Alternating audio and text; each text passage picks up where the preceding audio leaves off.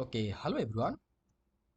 In this single video, we are going to discuss topics related to dielectric properties of material. That means these topics, all of these topics we are going to discuss belongs to your unit 3 of your solid state physics paper, that is your core paper 12.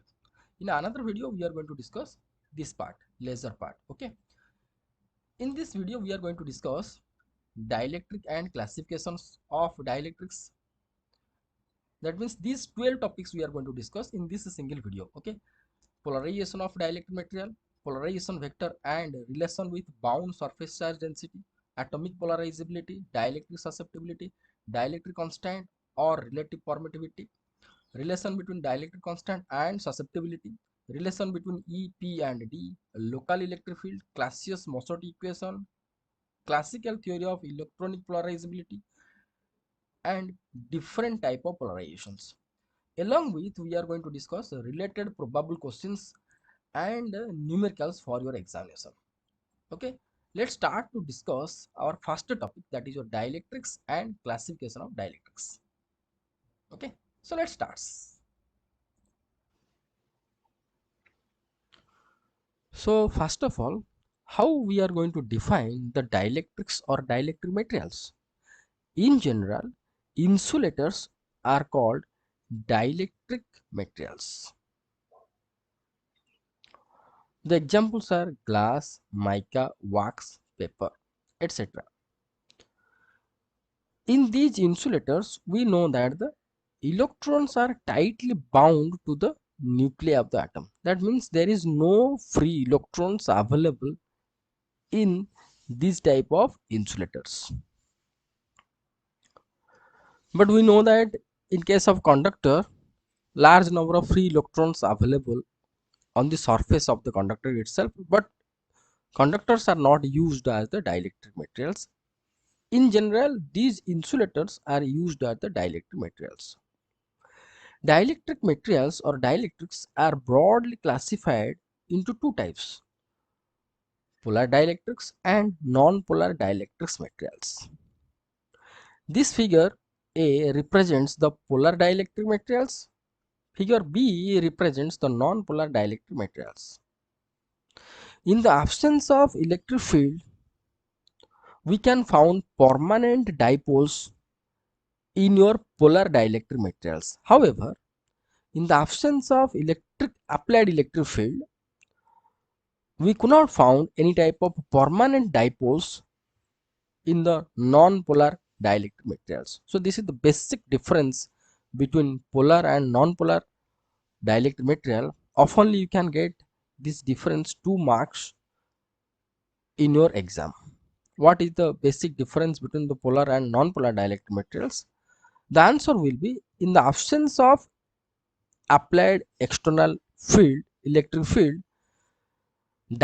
permanent dipoles are present in the polar dielectric materials, but permanent dipoles are not present in your non-polar dielectric materials. So here, dipoles or dipole moments is what that we know in our +2 level, that if a positive charge and a negative charge equal magnitude separated by a distance, then this is nothing but called as your dipole. And dipole moment direction always from the positive charge, like this. So this is the dipole moment direction. If the positive charge will be here and negative charge will be here, so this will be the direction of the dipole moment direction. So this is the scenario of polar dielectric materials and non-polar dielectric materials without any external applied electric field, with the example of the polar dielectric HCl, NaCl, H2O. These are the polar dielectric materials. Non-polar dielectric materials examples are H2O2, Cl2. In case of non-polar dielectric materials, we can found unpolarized atoms. That means center of gravity of nucleus, that is the whole positive charge center of gravity, and these are the so-called electron cloud, and the center of gravity of electron cloud both are coincided with each other at a particular point. At the center, both the center of gravity of nucleus, that is your whole positive charge, and electron center of gravity of electron cloud, that is your whole negative charge, are coincided with each other. So hence we can say that each and every atoms are unpolarized. So we could not found any type of dipoles in the nonpolar dielectric materials. Okay, now we are going to go for, if we are going to apply the external electric field on both polar and non-polar dielectric materials, then what is going to happen? Here you can see I am going to apply the external electric field on both polar and non-polar dielectric material, or we can say both polar and non-polar dielectric material I just inserted in between the parallel plate capacitor. So this is your positive side, positive potential, and this is your negative potential. So electric field will be applied in this direction, as this is your positive side, this is your negative side. So external electric field direction will be this, like this one.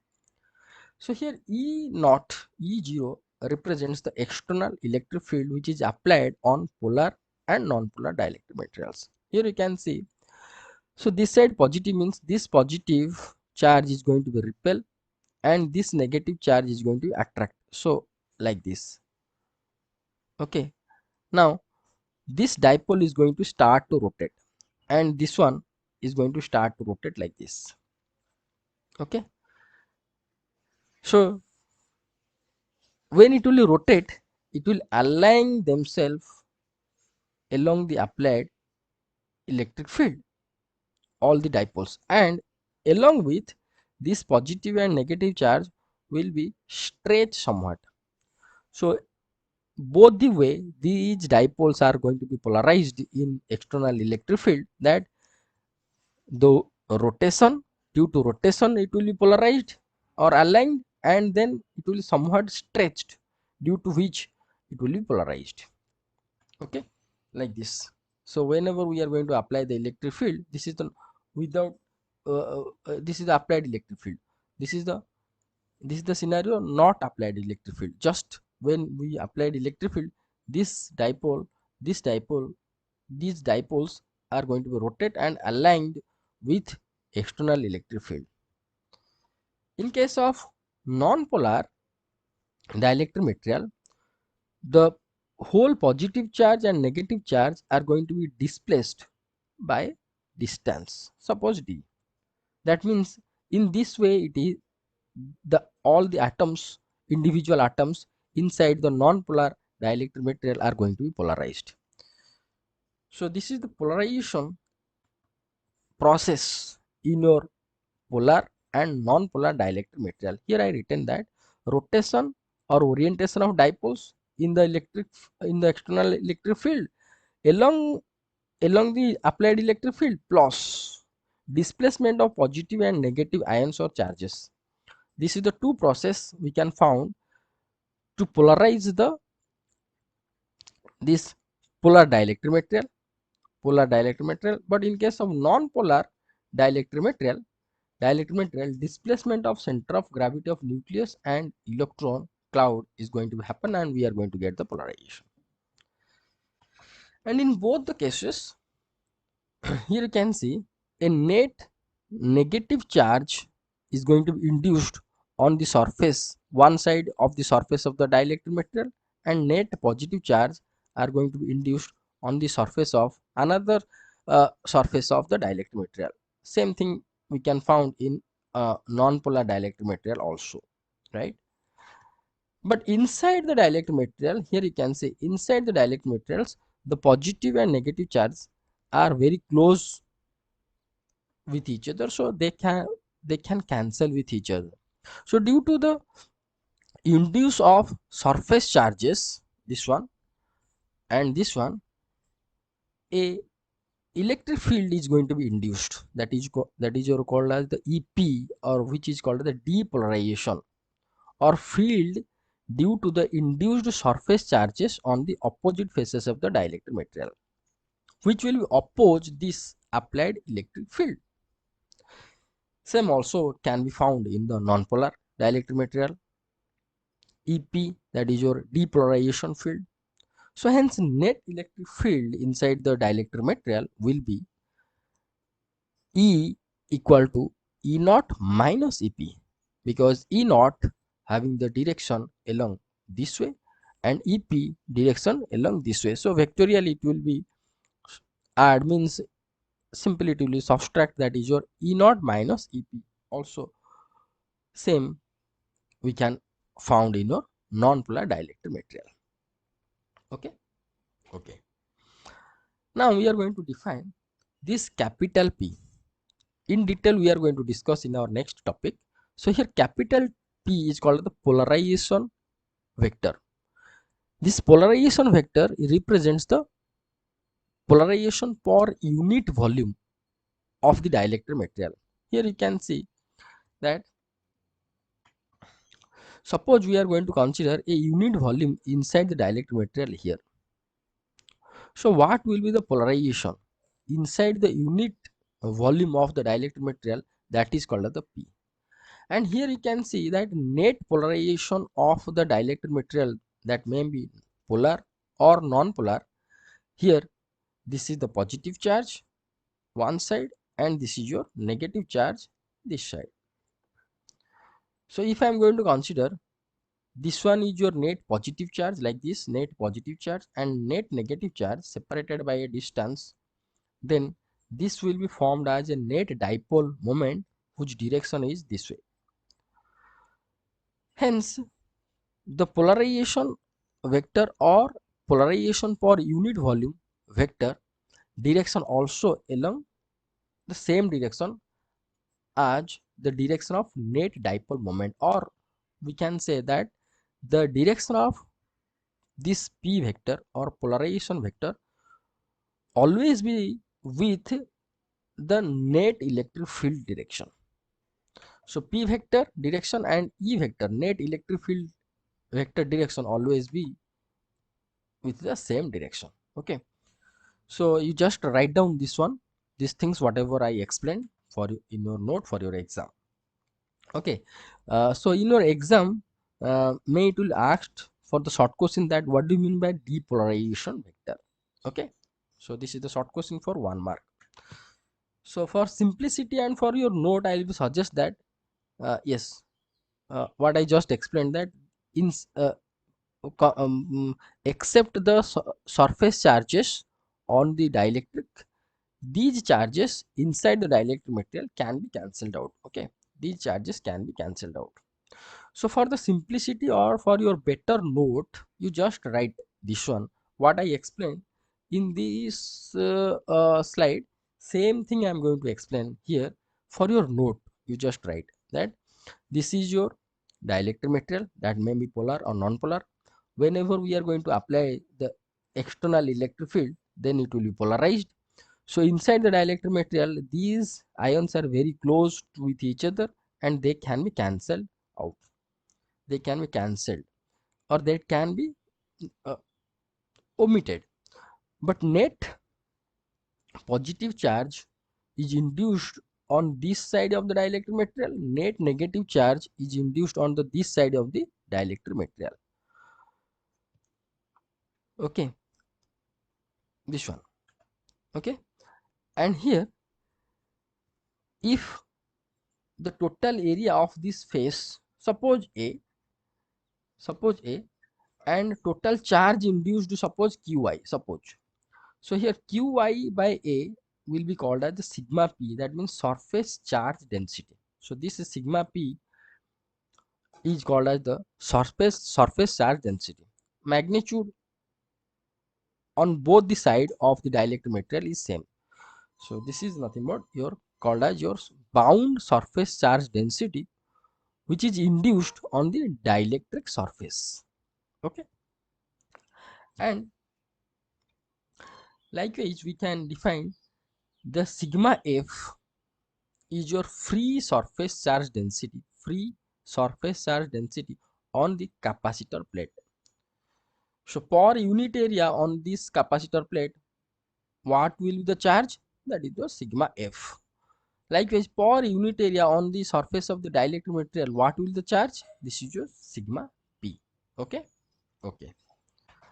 And here, due to this induced surface charges on the dielectric material, on the two sides of the dielectric material, we can found a depolarization field, or this is also called as the field due to induced surface charges on the surface of the dielectric material, due to which the net electric field inside the dielectric material will be E0 minus EP. That is your so-called your resultant electric field inside the dielectric. And here P represents the polarization vector, that means polarization per unit volume or dipole moments per unit volume. In detail we are going to discuss about P in our next topic. Per unit volume, what will the polarization of the dielectric material, that is called as the P, and the direction of P always with the net electric field inside the dielectric material. Okay. So this is all about your second topic. You just draw this figure and complete your note. And in the next topic we are going to discuss about polarization vector and relation with bound surface charge density, that is your sigma p. Okay. So in this topic, first of all we are going to define the polarization vector capital P, which is defined as the induced dipole moment per unit volume of a dielectric material or polarization of atoms or molecules per unit volume. To better understand the polarization vector, consider the 3D view of the dielectric polarization. This is your 2D view of the polarization, this is a 3D view. Okay. So polarization vector capital P is nothing but dipole moments per unit volume. So first of all we are going to find out net dipole moment by this dielectric material. Here you can see on this face net charge will be equal to net positive charge equal to net negative charge on the left hand side. Okay. Here we consider that Qi is the net induced charges on the dielectric face. So on the right hand side, the net positive charge will be induced how much? Plus Qi. Similarly, on the left hand face, net negative charge will be Qi. Both are separated by a distance d. Here, if the thickness of the dielectric material, if we are going to consider d, then this net positive and net negative charge are going to be separated by a distance d. And we know that if two opposite charges same magnitude plus q minus q separated by a distance, then dipole moment will be nothing but either magnitude into separation between them.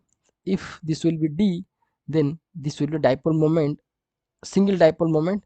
So here net charge induced on the right face of the dielectric material is Qi.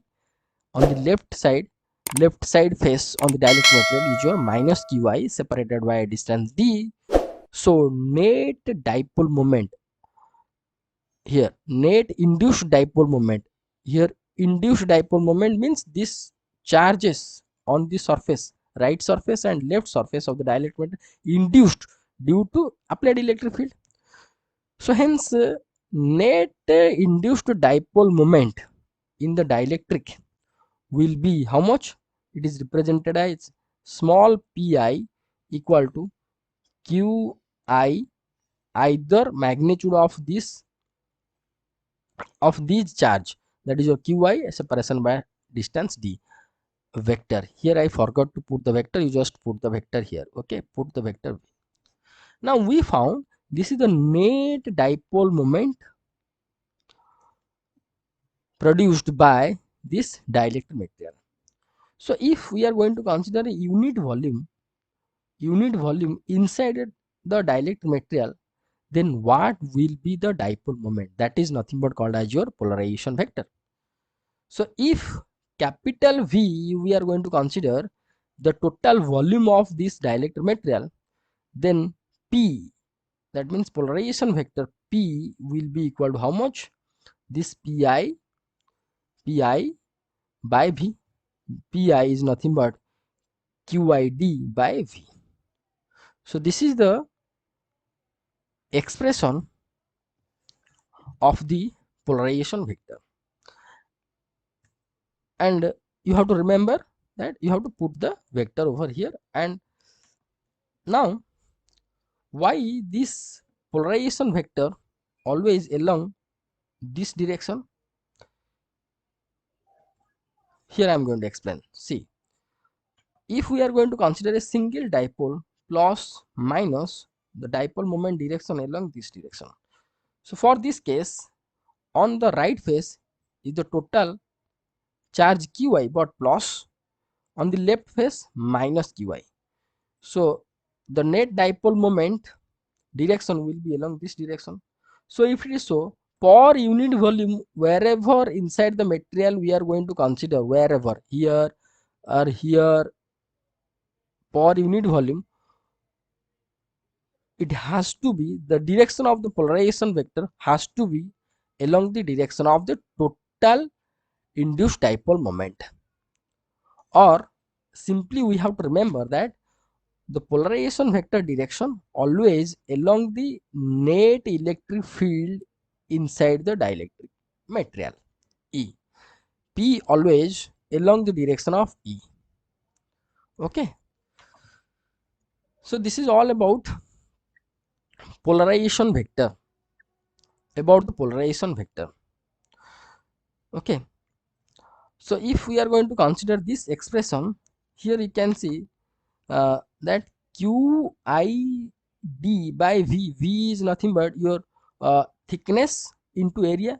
If this is your area A, if we are going to consider, then V will be written as D into QID by A into D. D got cancelled, so QI by A, charge by area. So unit of the polarization vector will be charge by area, that means coulomb by meter square. Now we are going to go for to find out the bound surface charge density, relation with bound surface charge density and polarization vector, which is most important.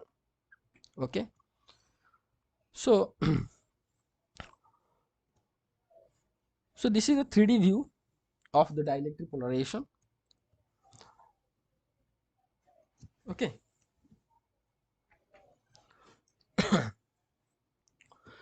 so the right side face is induced as positive charge, so net positive charge on the right side face will be plus Qi, and on the left side this will be minus Qi, what we have been discussed.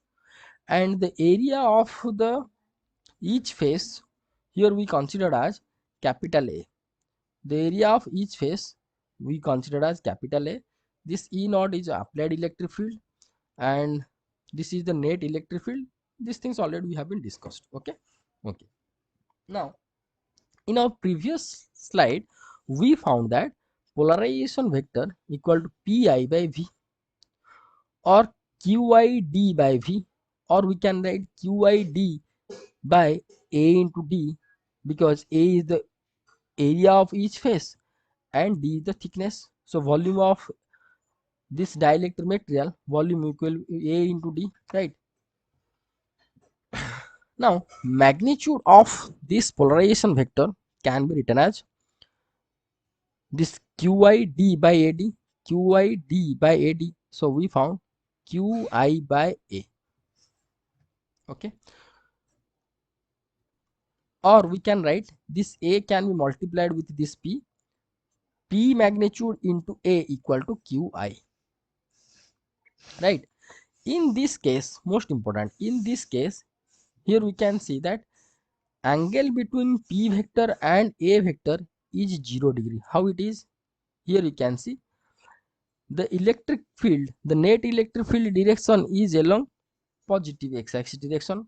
Obviously polarization vector direction along exactly positive x-axis direction. And if we are going to consider this area, it is the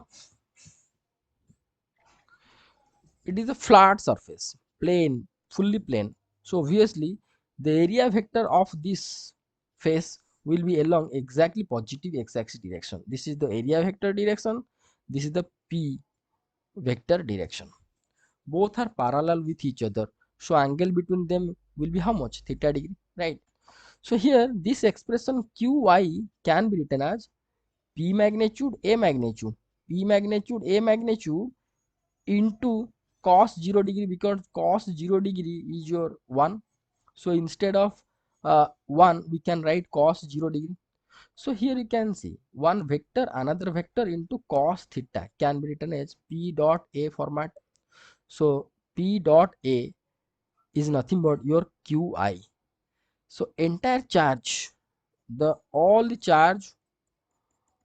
total charge which is induced on each face, magnitude, I'm telling you about magnitude, qi will be equal to p dot a, p vector dot a vector dot product.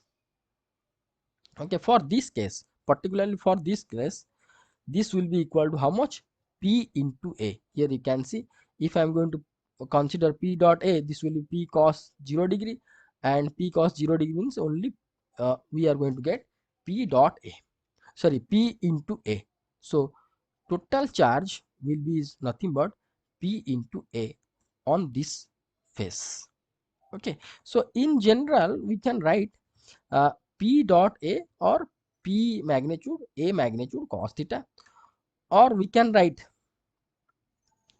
p dot a equal to q. Same thing I have been written once again systematically. This also can be written as p vector dot a magnitude into n cap. Most important, this expression is the most important, that p vector as such it has been written, instead of a vector it has been written a magnitude into n cap.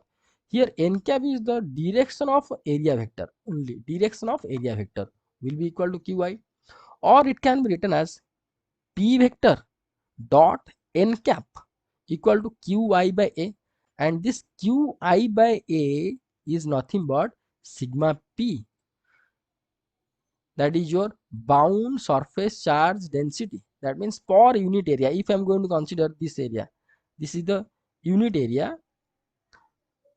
suppose on this unit area how much charge is going to be induced? Sigma p, that means qi by a. If it is a unit area, then what is the charge? Sigma p. Okay, so here sigma p value will be how much? P dot n cap, p vector dot direction of area vector. So in general this can be written as, here you can see this is only the direction, dot product with p can be written as p cos theta, p dot n cap can be written as p cos theta into sigma p. So this is the most important expression that you have to remember. On this expression we are going to solve a numerical, that only for that you have to remember this numerical and this, sorry, expression, and this expression also useful at the time of when we are going to discuss the local electric field and other numericals. This expression is very important, that surface charge density of any surface of a dielectric material will be equal to p cos theta. So magnitude of surface charge density will be equal to p cos theta. Here you can see that if I am going to consider, and here you can see this theta is the angle between area vector and p vector. For this case, area vector along this direction, p vector also same direction. That means angle between them will be 0.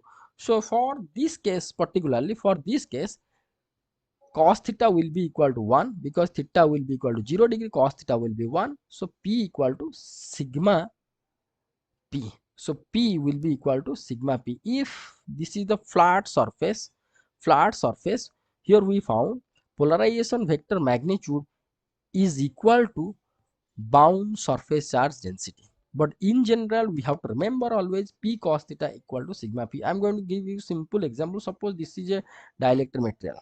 Suppose I'm going to say, suppose this is a dielectric material, okay, irregular shape. If and polarization vector applied electric field direction is this one, okay. So inside the dielectric material, the net electric field intensity along this directions, polarization vector direction will be along this direction, okay. Now we are going to consider a areas like this here, small area. Suppose we are going to consider unit area. Suppose this is your unit area, okay. Then on this unit area, how much charge is going to be induced by this dielectric material? So here you can see that this area has the direction along this way, and polarization vector direction along this way. The angle between your area vector, the unit area, suppose delta A is the unit area, and this is the polarization vector, angle between them is not 0 right now. If it will be theta will be equal to 60 degrees, suppose 60 degree, then the charge induced on this unit area will not be equal to P, will be equal to how much? P into cos 60, that will be 1/2. So sigma P, the surface charge density for this case, is not equal to P, it will P by 2.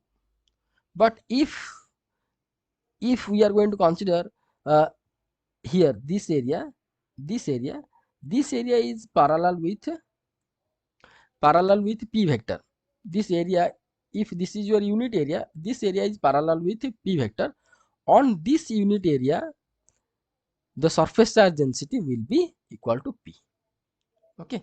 So here we concluded one thing, that if the surface is not surface vector or area vector not exactly parallel with P, accordingly the surface charge density is going to be changed. So to clarify on this, we are going to consider a curved surface, this one here, a curved surface, and these expressions we found in our last slide, that in general we found P cos theta equal to sigma P, that means surface charge density, that means in unit area how much charge is going to be induced, that is your P cos theta value, okay. Now we are going to estimate the charges are going to be induced on three different surfaces, unit surfaces. So here yellow is a unit surface, violet is another unit surface, but and red one is another unit surface, but area vector of these unit surface are different. So here if we are going to consider yellow, the area vector along this direction, this is your area vector direction of yellow. This one, if we are going to consider the area vector of violet, the area vector of violet along this direction, and for the red, the area vector direction is along this direction, right? Now what will the charge are going to be induced on these surfaces? So sigma P on yellow, if we are going to consider, will be how much? That in general P cos theta, and here theta is nothing but angle between area vector and P vector. Here P vector along exactly positive x-axis direction, okay. So for yellow area, the angle between area vector and P vector is 0. So here P cos 0 equal to P, right? The surface charge density on this yellow surface equal to capital P, that means magnitude of polarization vector. Now we are going to consider violet one. So how much surface charge density we are going to expect on violet surface will be how much? P cos theta is the theta is the angle between P vector and area vector. Here P is along this direction, so this is the angle. Let this angle is your 60 degree. So this will be P cos 60. Cos 60 will be equal to P by 2, because cos 60 equal to 1 by 2. And for red one, what will be the surface charge density for red surface? So sigma P means surface charge density on this red, for this red area, red unit area, will be P cos theta. And here you can see the angle between P vector is along x-axis direction, and here this delta AR along this direction. That means angle between them is your 90 degree. Okay, so here P cos 90 degree, that means the answer will be 0.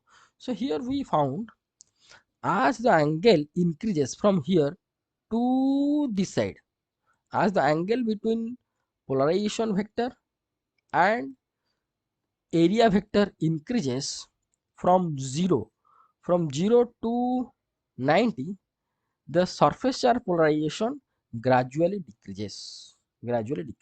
Okay, so here surface charge density on a dielectric surface solely depends upon the angle between polarization vector and corresponding area vector.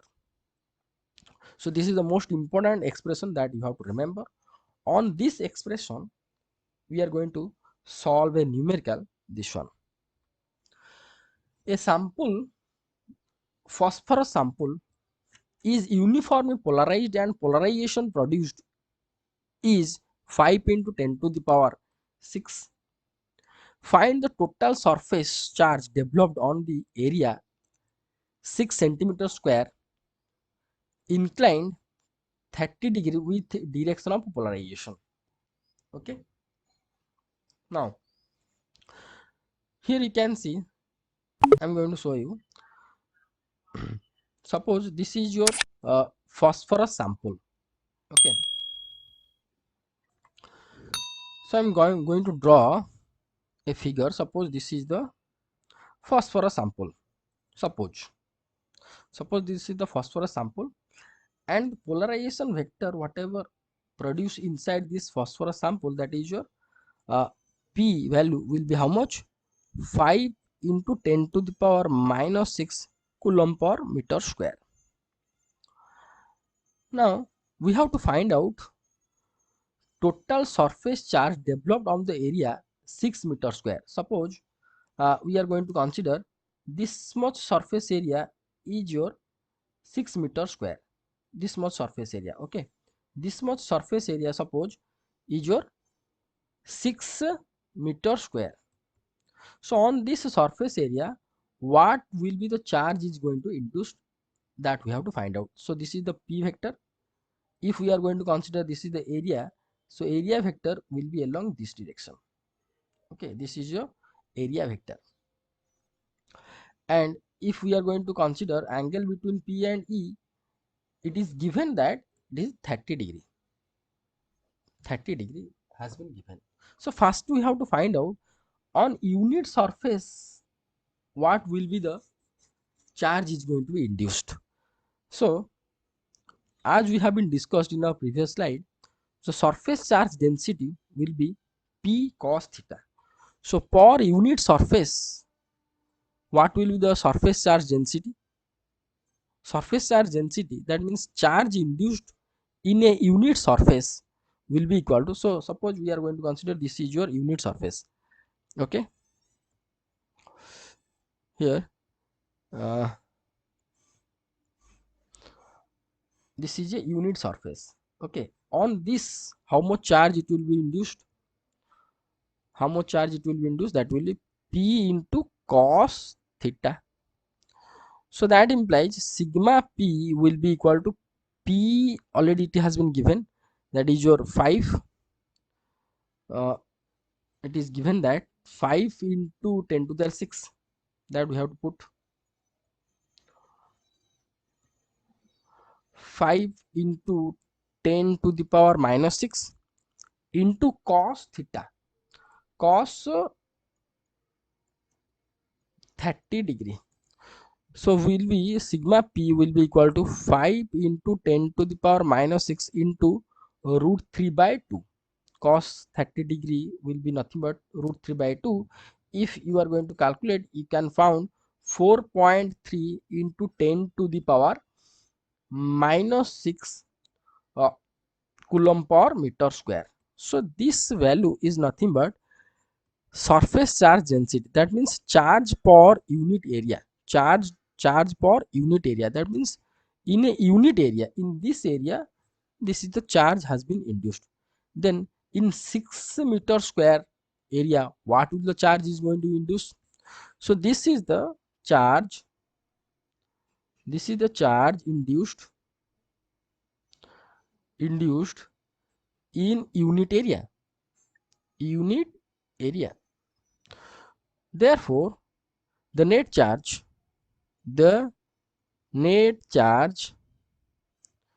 will be induced on area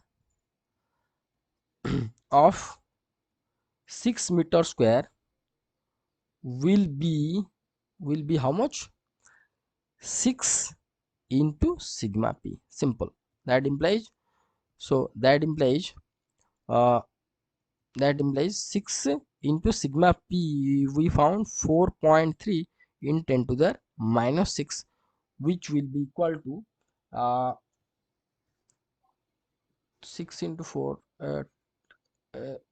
24, around 2 point something, 2 if you are going to calculate, it will be 2 point around 2.6 into 10 to the power minus 6 coulomb. So in this area of 6 meter square, so in this 6 meter square area, what will the net charge is going to be induced? The net charge will be 2.6 in 10 to the minus 6 is going to be induced. This is most important question that you have to practice for your exam. Okay, so this is all about our third topic, that is your polarization vector and relation with bound surface charge density.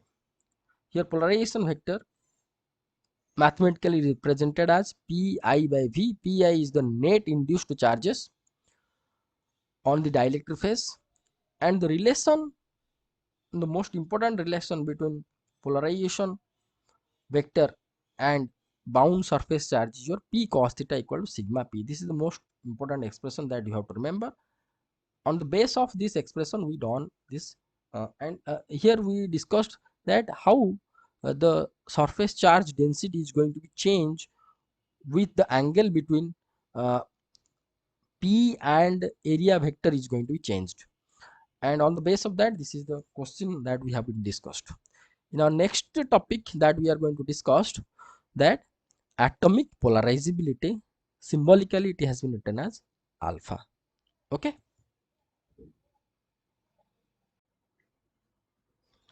so in this topic 4, to understand the atomic polarizability alpha, first of all we have been consider a neutral or unpolarized atom represented by figure 1. This is a neutral or unpolarized atom in which center of gravity of electron cloud, these are the electrons or entire this space, the distribution of the electrons are called as the electron cloud, and the center of gravity of electron cloud and center of gravity of nucleus both are coincided with each other. In this case, neutral or polarized unpolarized atom, the center of mass of electron cloud and nucleus coincided with each other.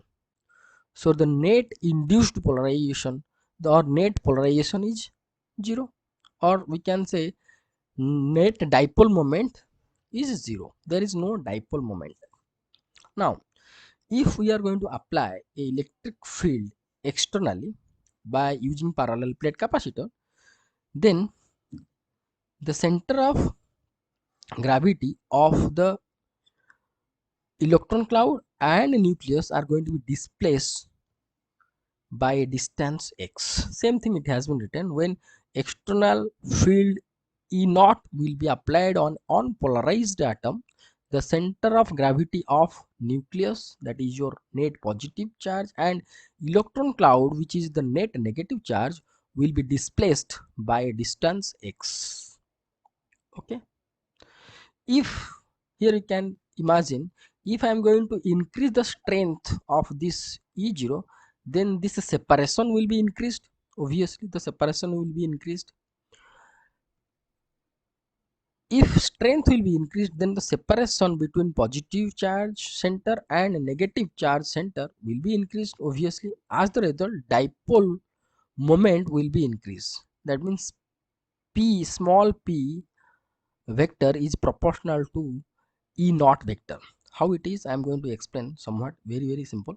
We know that the dipole moment, by considering two opposite charges separated by a distance d, is nothing but, if it is represented by p vector, it is equal to either charge magnitude into separation distance between them. If I am going to increase this electric field strength, then this separation is going to be increased. If this d will be increased, then dipole moment also will be increased. So hence p is directly proportional to the applied electric field. So it is written as p, dipole moment, is proportional to, directly proportional to E naught vector, right? That implies p equal to alpha into E naught vector, and here alpha is called as the atomic polarizability. That implies alpha can be written as p by E naught, in magnitudinal form p by E naught. So from this expression one can define the atomic polarizability, that induced dipole moment in an unpolarized atom per unit applied electric field. So this is the induced dipole moment in unpolarized atom. This is the unpolarized atom and this is the polarized atom, and the induced dipole moment is nothing but either charge plus or q magnitude into, this is the separation distance x, by E naught per unit applied electric field. This is the definition of atomic polarizability. Okay, now here you can see we considered a circle by considering the center as the negative center mass of the electron cloud. Here considering center, this one, we considered a this circle having the radius x to calculate the atomic polarizability. So now we are going to calculate the atomic polarizability. For that, here we consider most of the electrons are present inside this sphere, inside this red sphere, and outside of this sphere the electrons present, but that can be neglected. So net electronic charge, or charge due to the electron, or the total electronic charge is present inside this red sphere, that we are going to consider, which radius is x. This is our consideration to evaluate the atomic polarizability. Now we are going to go for the calculation of atomic polarizability, that is your alpha.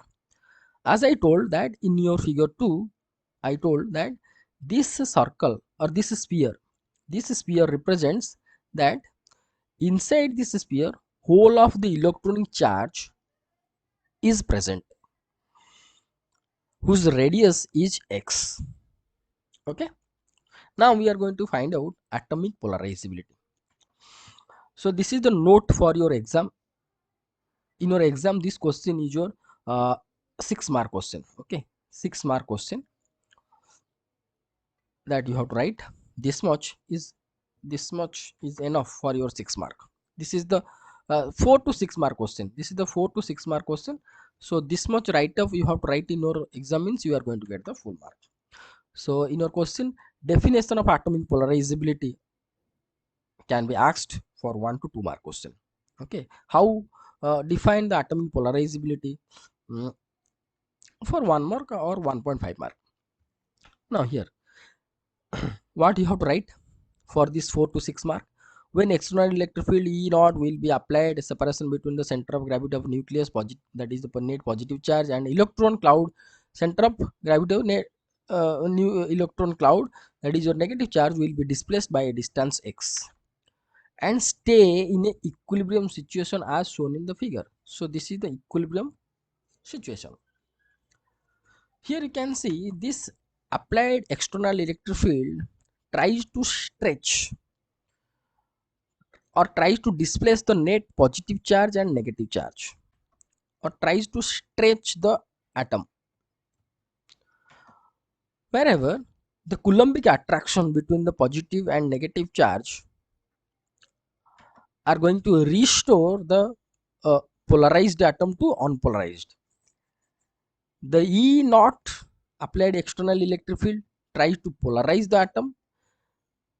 The Coulombic attraction between the two charges, or the two center of gravities of positive charge and negative charge, tries to fuse with one another or tries to unpolarize the atom. That means here Coulombic attraction between the two charges works oppositely with applied electric field. So this is the equilibrium situation. If we are going to say, then the external electric field will be equal to Coulombic attraction. So for equilibrium situation, force acting on nucleus by applied electric field, that is your E0, will be equal to Coulombic attraction between nucleus, that is your Ze charge, if nucleus charge plus Ze, and net electronic negative charge enclosed by the sphere having the radius x. This is somewhat something, this point that you have to understand, that as I told, we consider that in this red sphere all the electrons, most of the electrons present. So here Coulombic attraction will be between net positive charge, that is your plus Ze, and net negative charge, which will be inside the sphere having the radius x. Okay, now, and here Z is the atomic number of that particular atom. So what will be the force due to the applied electric field E0? This will be the force acting on the nucleus. Nucleus charge is Ze plus Ze, so plus Ze into E. That we know that force equal to Q into E. So if this is the electric field applied on this atom E0, then force on the positive charge will be positive, net positive charge, or the nucleus will be Ze into E0, will be equal to attraction between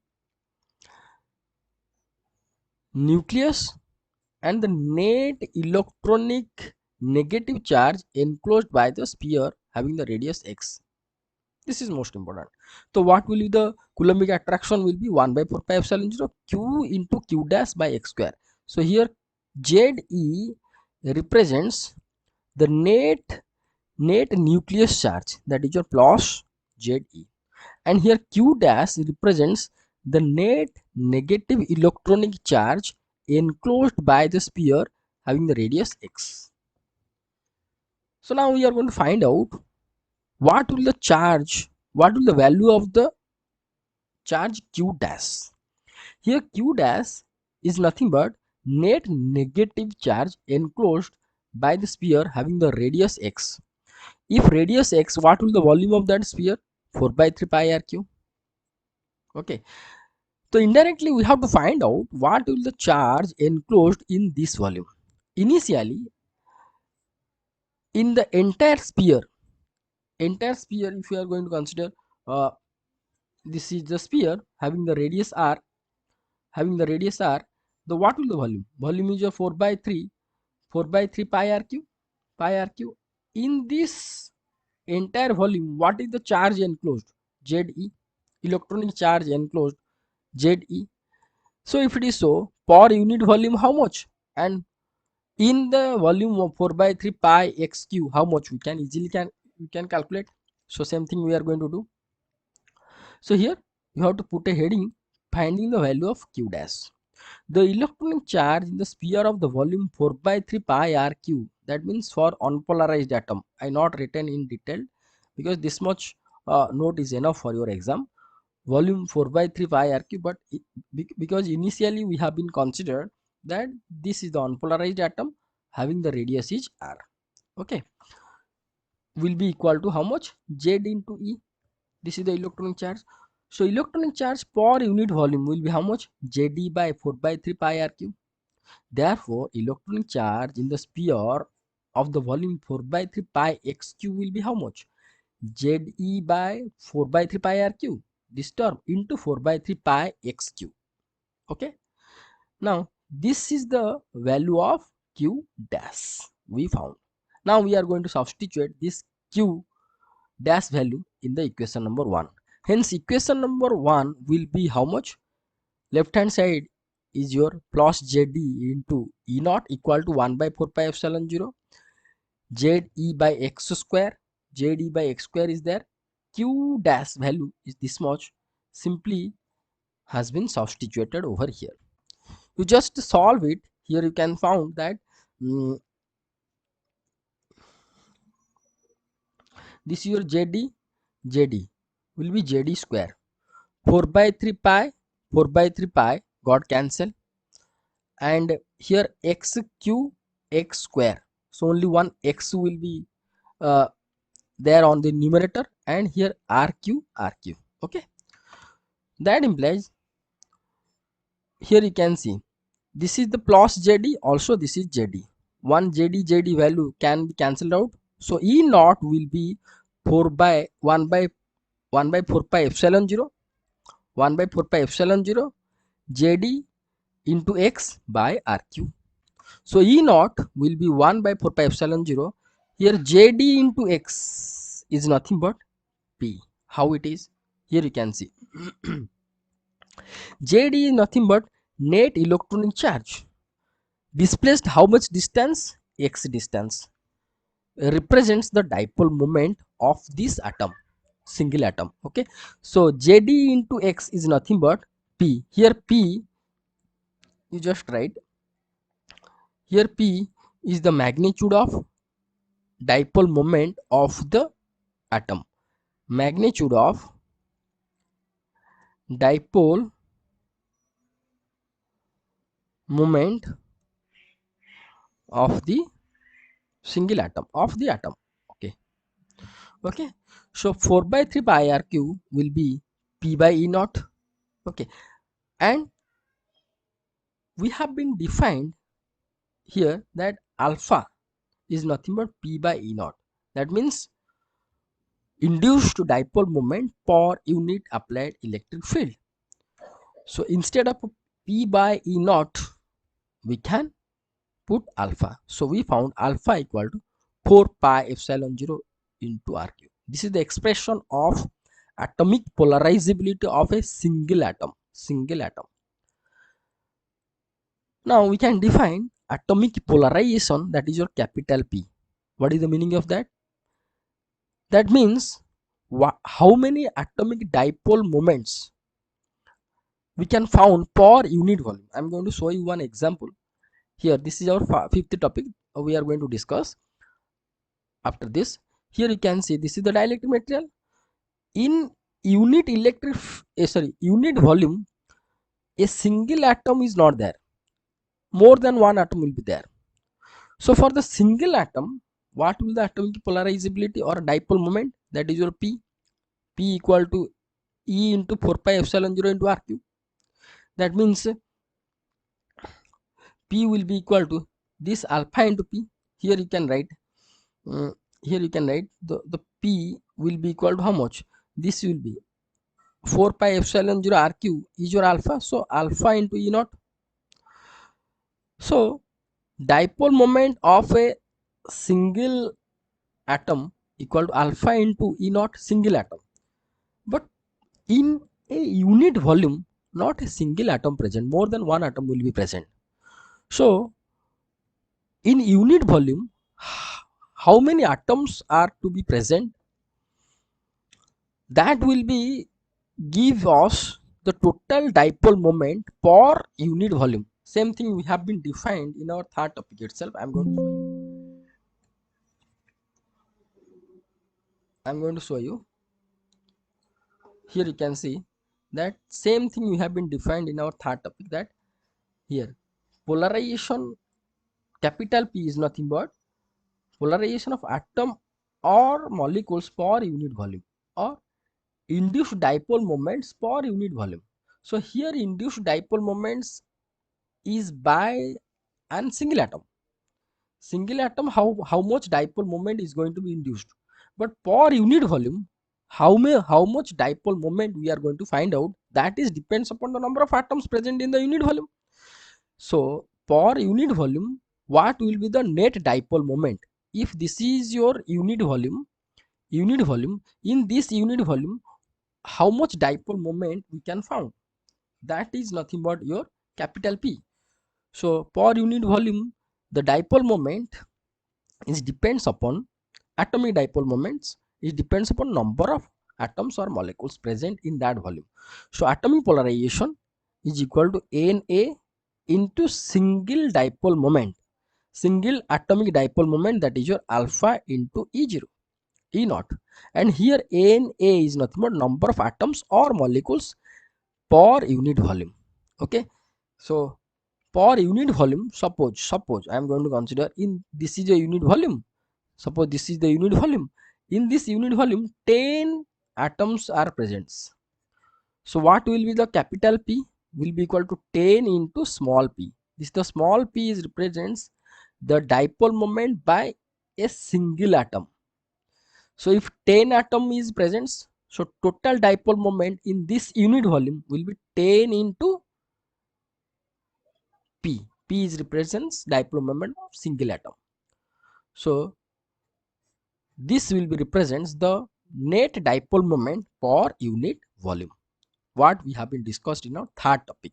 Net dipole moment per unit volume. Net dipole moment per unit volume. I'm going to show you once again.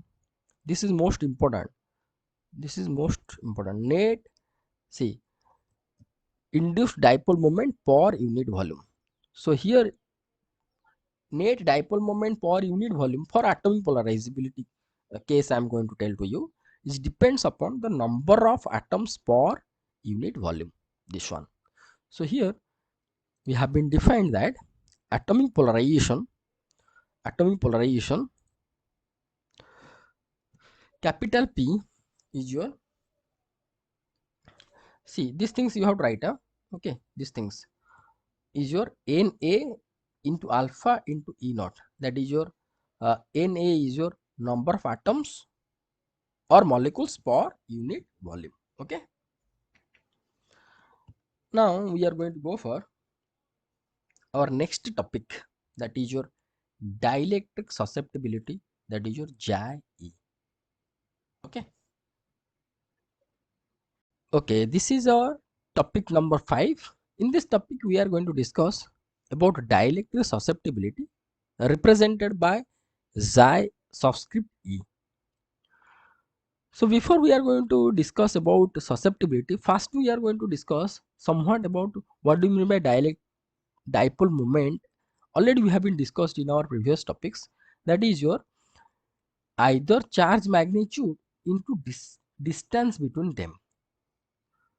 So this is the typical dipole moment where two opposite charges are separated by a distance and direction along this way, that we have been discussed. Okay, so here from this expression and figure one can observe that if d, the distance between the two charges, will be increased, this magnitude also will be increased. Likewise, if we are going to consider an polarized atom, here polarized atom, single polarized atom, if the strength of this electric field, if I am going to increase, then the separation between the charges, different charges, opposite charges are going to be increased. Same thing it has been written. Likewise, for an polarized atom, if strength of applied electric field will be increased, then separation between the center of gravity of nucleus, that is your net positive charge, and electron cloud, center of gravity of electron cloud, that is your negative charge of an atom, will be increased. As the result, dipole moment will be increased. That means atomic dipole moment will be increased, and we can write atomic dipole moment is proportional to applied electric field. Here, instead of E naught, it has been written only E. Why? Carefully you have to understand. This is the case of single atom, and we applied the electric field E naught. But actually, if we are going to apply the external electric field E naught, then the net electric field inside the dielectric material will be E, where E is nothing but E naught minus depolarization electric field. The depolarization electric field will be against the direction against the applied electric field. So E naught is the net electric field we can found inside the dielectric material. So inside this dielectric material, if each and every atom or molecule is polarized, then we can say that this atom or this atom inside the dielectric material, this atom are polarized due to this electric field. So if this electric field, that means E, will be increased, then the atomic polarization will be increased. So hence it is written that P is direct proportional to E, not E naught. Okay, E naught is your external electric field, but here E is your net electric field strength inside the dielectric material. So a particular atomic polarizability, if we are going to consider inside the dielectric material, then it will be proportional to the E. Okay, therefore polarization density or polarization of atoms or molecules per unit volume is directly proportional to the resultant electric field E inside the dielectric material. That means if we are going to consider unit volume inside the dielectric material, suppose this is your unit volume. So inside this unit volume, the polarization is depends also on this electric field strength. If this electric field strength will be increased, then the polarization, net polarization in this unit volume also will be increased. Same thing it has been written. That means polarization density means what? Polarization per unit volume will be increased if this E will be increased or proportional to the P. So hence capital P, that is your polarization density or polarization of atoms or molecules per unit volume, will be proportional to epsilon naught E in SI unit, or some books also written in the CGS unit, that is your capital P, that is your polarization density vector, is proportional to the net or resultant electric field inside the dielectric material. That implies P equal to 𝐶𝑖, a proportionality constant, epsilon naught into E, written in SI format. So here we are going to consider both SI and CGS unit, because in our coming topics we need the uh, two units expressions. So we have to, here we are going to study, we have to study both the expressions, and also you have to remember both the expressions. But most of the time we are going to use the SI unit expression, that P proportional to epsilon naught E, that implies P polarization density vector equal to xi epsilon naught into E. Okay, this expression is most important, that you have to remember. Here xi is called as the dielectric susceptibility. So 𝐻𝐸 will be equal to P by epsilon naught into E in SI unit, in CGS unit P by E. Okay, so here from this expression and from this expression, 𝐻𝐸 can be defined as polarization of atoms or molecules per unit volume, per unit applied electric field. How it is? See, this is nothing but polarization per unit volume divided by E. So what we have to write? Polarization per unit volume per unit applied electric field. Okay, so dielectric susceptibility is defined as polarization of atoms or molecules per unit volume per unit applied electric field. Okay, sometimes oftenly you can ask in your exam, a question is asking in your exam that what is the physical significance of 𝐻𝐸? What is the physical significance? So what you have to write? The physical significance of the 𝐻𝐸 is the how well a dielectric material is going to be polarized. So 𝐻𝐸 is represents how well a dielectric dielectric material will be polarized will be polarized will be polarized. So for this I'm going to give you a simple example. Suppose we are going to consider NaCl. Okay, so Na plus Cl minus, and suppose another dipole, suppose HCl we are going to consider H plus Cl minus. So two materials, two molecules, NaCl one molecule and HCl one molecule. I am going to apply the same electric field strength, that is your E. Suppose we applied same electric field strength on this material and on this material. So per unit volume, if this NaCl is polarized larger than HCl, then we can say that the susceptibility of NaCl is greater than that of the susceptibility of HCl. So how well it will be polarized? That means suppose we are going to apply the electric field on NaCl, and NaCl is stretched more distance than HCl. HCl suppose stretched a small distance, so dipole moment induced or increased in HCl material is less than that of NaCl.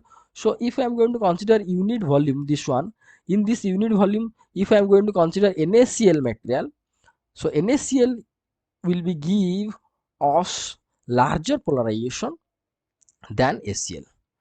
So hence we can say that NaCl easily polarized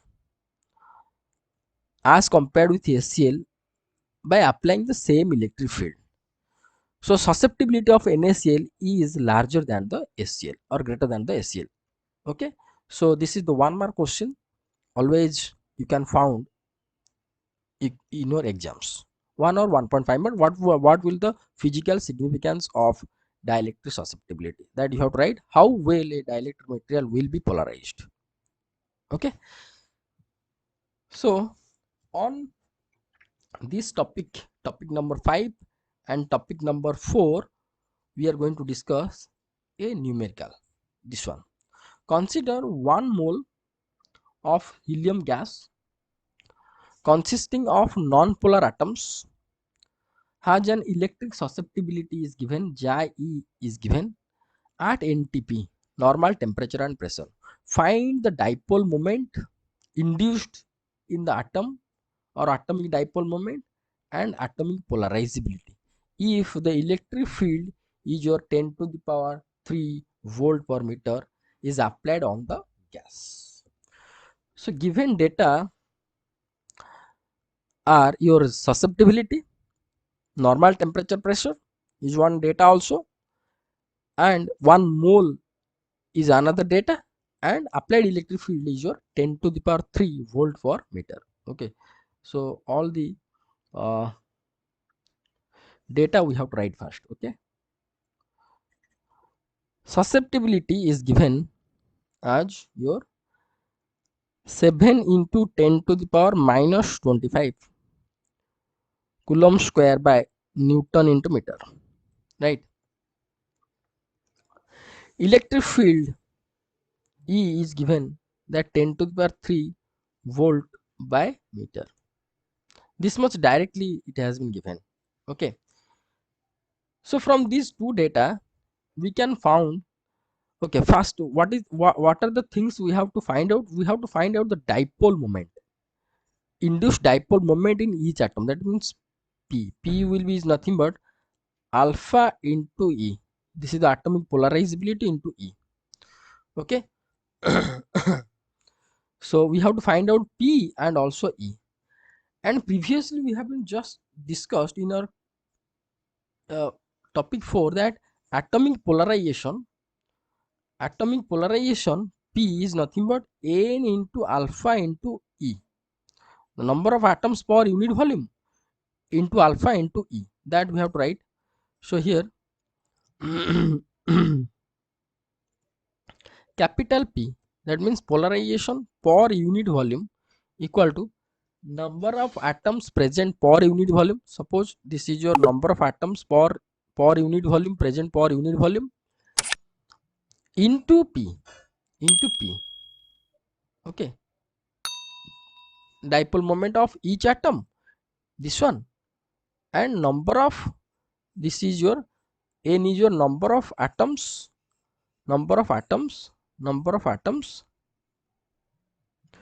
per volume, per unit volume. Okay, now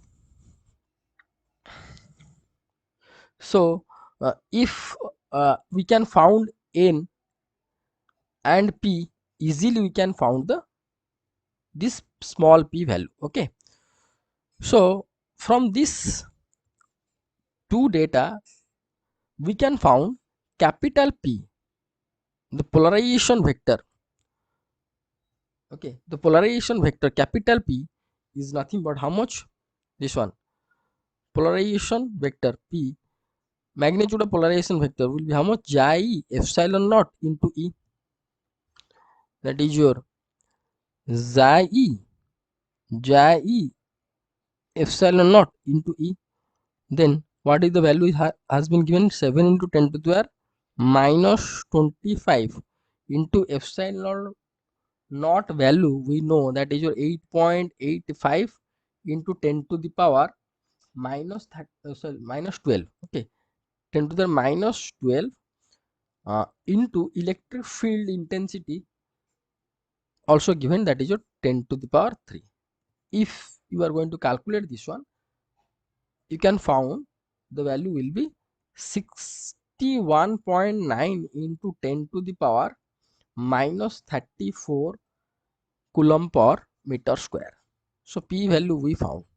So if we can determine, or if we can estimate this n value, number of atoms per unit volume, easily we can found this P value, atomic polarizability, atomic polarization, atomic dipole moment. This one, atomic dipole moment. This one is your atomic dipole moment. Okay, atomic dipole moment, and this one is your atomic polarizability. Atomic polarizability.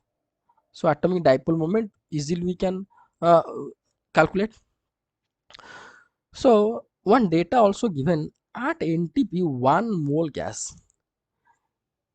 It is known, or it is well known, that at NTP, at normal temperature and pressure,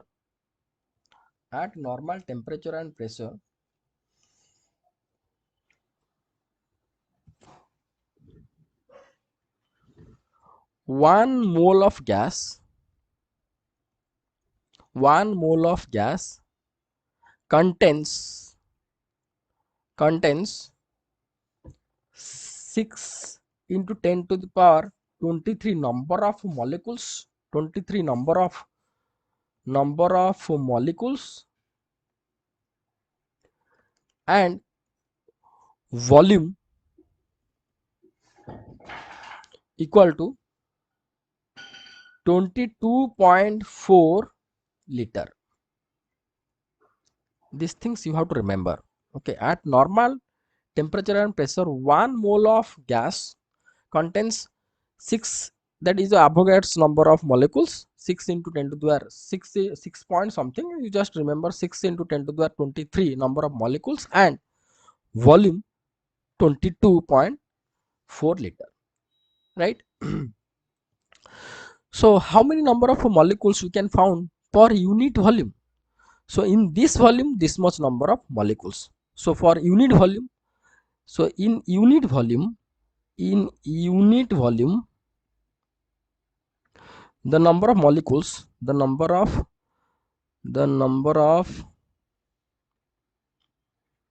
molecules, suppose that is your n, that is your, this is what, number of atoms or molecules, the atoms or molecules, you just write atoms or molecules. Okay, atoms or molecules per unit volume.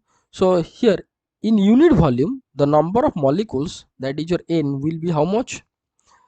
6 into 10 to the power 23 divided by 22.4.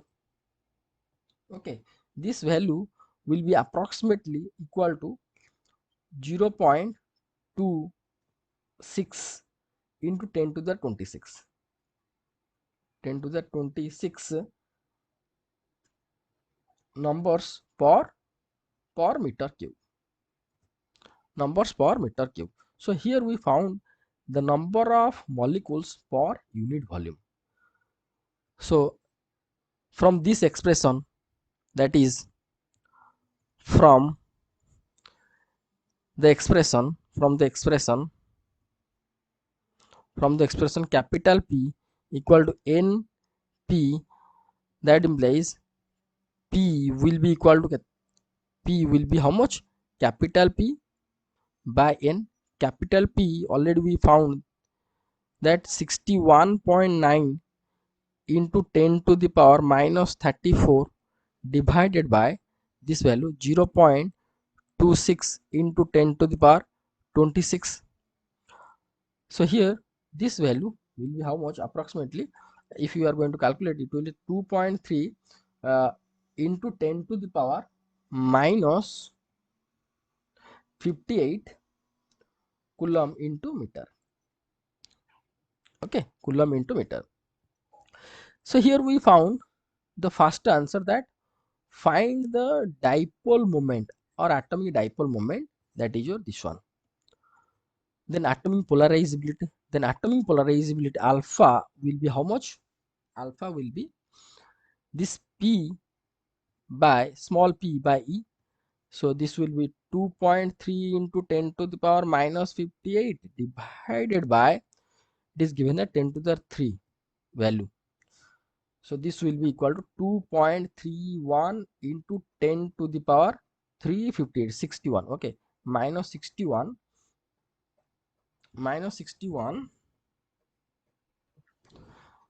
here. This unit is your coulomb into meter divided by electric field, that is your volt per meter. Okay, so this is the value of atomic polarizability, and this is the value of atomic dipole moment, what is asked in your question. So you just carefully watch this numerical and write down in your notes for your exam point of view. Now we are going to go for our next topic, that is your dielectric constant or relative permittivity, that is your epsilon r. Okay, so to understand about dielectric constant or relative permittivity, here we are going to consider two situations. First one is this one, that consider air or vacuum medium in between parallel plate capacitor which is charged by Q. So this is your parallel plate capacitor. One plate is charged by plus Q and another plate is charged by minus Q, and we are going to consider that air or vacuum inside this dielectric parallel plate capacitor. So what will be the electric field intensity? the electric field intensity will be E0. So the uniform electric field inside in between parallel plate capacitor will be, that means for the situation if we are going to consider air or vacuum medium in between parallel plate capacitor, the electric field intensity in between parallel plate capacitor will be E0. Okay, now we are going to replace another situation. Another situation is that this one, we are going to replace the air or vacuum by dielectric material. So here in this place we are going to be insert a dielectric material. So we know that if we are going to do so, the dielectric material is going to be polarized like this. If it will be polarized, then a depolarization field will be induced which will oppose the applied electric field E0. So net electric field inside the dielectric material E will be E0 minus EP. Let this is your equation number 1. These things already we have been discussed in our previous topics.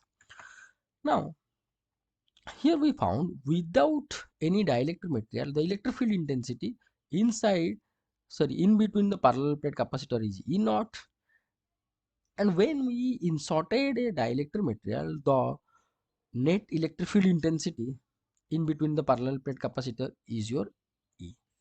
So here we are going to define the dielectric constant of the dielectric material is dielectric constant is defined as the ratio of the electric field inside the parallel plate capacitor without dielectric or without dielectric material, that is your E0, to the electric field inside the parallel plate capacitor or in between the parallel plate capacitor with dielectric material, that is your E.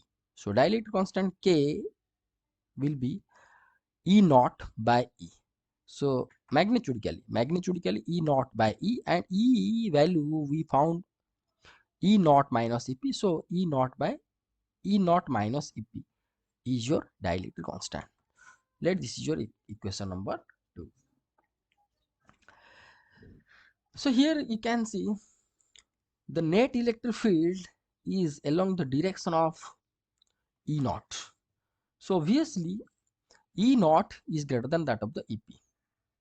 So something, if I am going to subtract and we get the direction along the E0, so obviously E0 is greater than that of the EP. So if it is so, then from this expression we can easily estimate that K is greater than that of the 1. So here you can take the simple example. Suppose E0 value is your 10 and EP value is your 5. So here from this expression 10 by 10 minus 5 will be equal to 2. So always K will be greater than 1, right? So this is the expression that you have to remember for your numerical and other expressions about dielectric constant that we are going to derive in this video also. Here you can see, to find out the other expressions of dielectric constant, we consider the it can be found that magnitude of electric field intensity E0 in between parallel plate capacitor with air or vacuum as the medium is your sigma F by epsilon naught. So here, if we are going to consider a simple parallel plate capacitor charged by plus and minus q, and suppose surface charge density, suppose sigma F surface charge density. So at any point here, anywhere, the electric field intensity will be how much? It will be sigma F by epsilon 0. So for this case, when we are going to consider vacuum in between the parallel plate capacitor, what will be the electric field intensity? That is your E0. So here E0 will be surface charge density by epsilon 0. So how it will be? For that I have a separate video. The link here I am going to show you. The link of that video I'll give in the description. You can go through that video. Here, this is the video. That is your Gauss law and applications. In that video, you can find that for a non-conducting charged flat sheet, electric field intensity at any point from this charge sheet is your sigma by 2 epsilon 0. So if we are going to consider parallel plate capacitor, that is a plus charged, this is a minus charged, and at this point, any point in between the two parallel plate capacitor, then electric field intensity will be sigma by epsilon 0. Here sigma is nothing but your uh, surface charge density of either plate. And if we are going to consider the point outside of the parallel plate capacitor, then this value will be 0. So how this will be sigma by epsilon 0 in detail I have been discussed in this video. You can go through this video. Okay, now we are going to go to our discussion, that in between parallel plate capacitor, the electric field intensity will be sigma f by epsilon 0 if we are going to consider vacuum medium. Now we are going to consider another situation, that uh, parallel plate capacitor is inserted by the dielectric material. So if it is so, then dielectric material is going to be polarized. So this side will be the negative charged and this side will be positive charge, as shown in this figure. You can see here. I'm going to show you here. So this side is your positive charge and this side is your negative charge.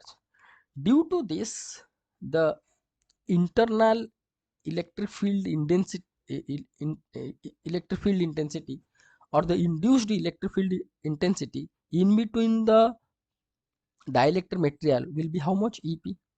Okay, so this dielectric material or this polarized dielectric material is equivalent to a what, to a parallel plate capacitor, like this. Here this side is your negative and this side is your positive, like this. So in between this, what will the electric field intensity? This is the induced electric field intensity, EP. So EP will be how much? Surface charge density, that is your sigma P by epsilon 0. So for the dielectric material, when it will be charged or polarized at the two surface of the dielectric material, the induced charge is your net induced charge. This side is your plus and net induced charge will be this side is your negative, plus charge or minus charge, and corresponding surface charge density is your sigma P. So hence EP, which is the induced depolarization field inside this material, will be how much? Sigma P by epsilon 0, by using the concept of this one.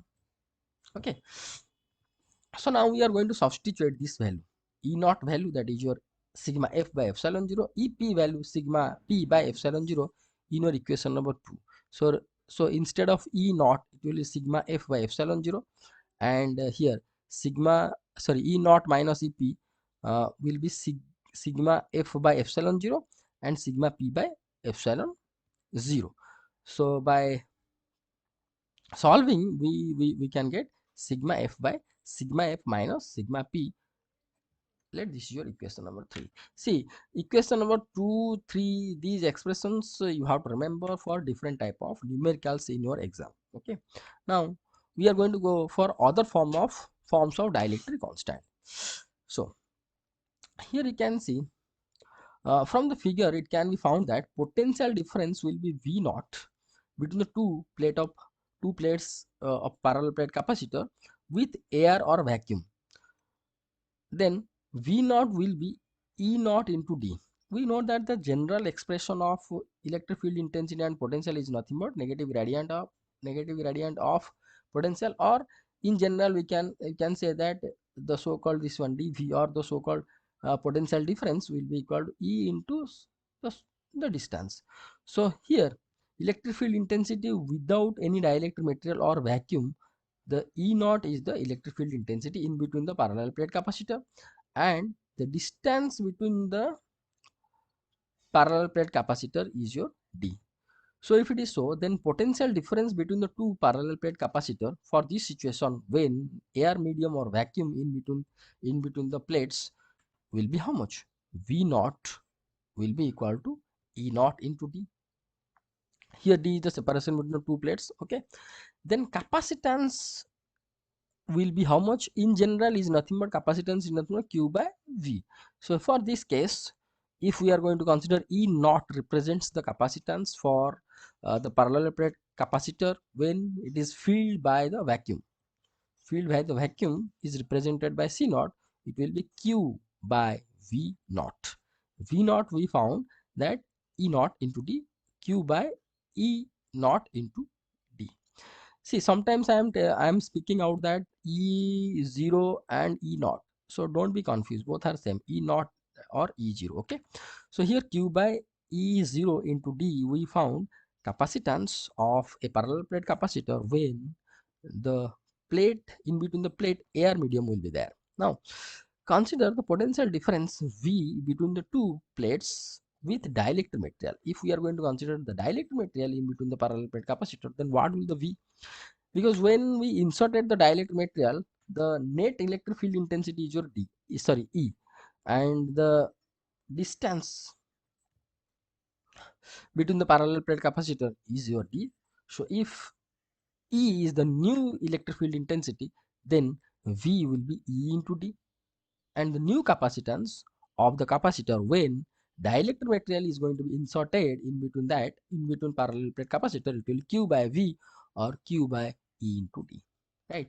So if we are going to divide this one, C0 by C, we can found Q by E D by Q by E naught into D. So E naught by E is equal to, here you can found E naught equal to V naught by D, and here E equal to V by D. So dd got cancelled and we found V naught by V.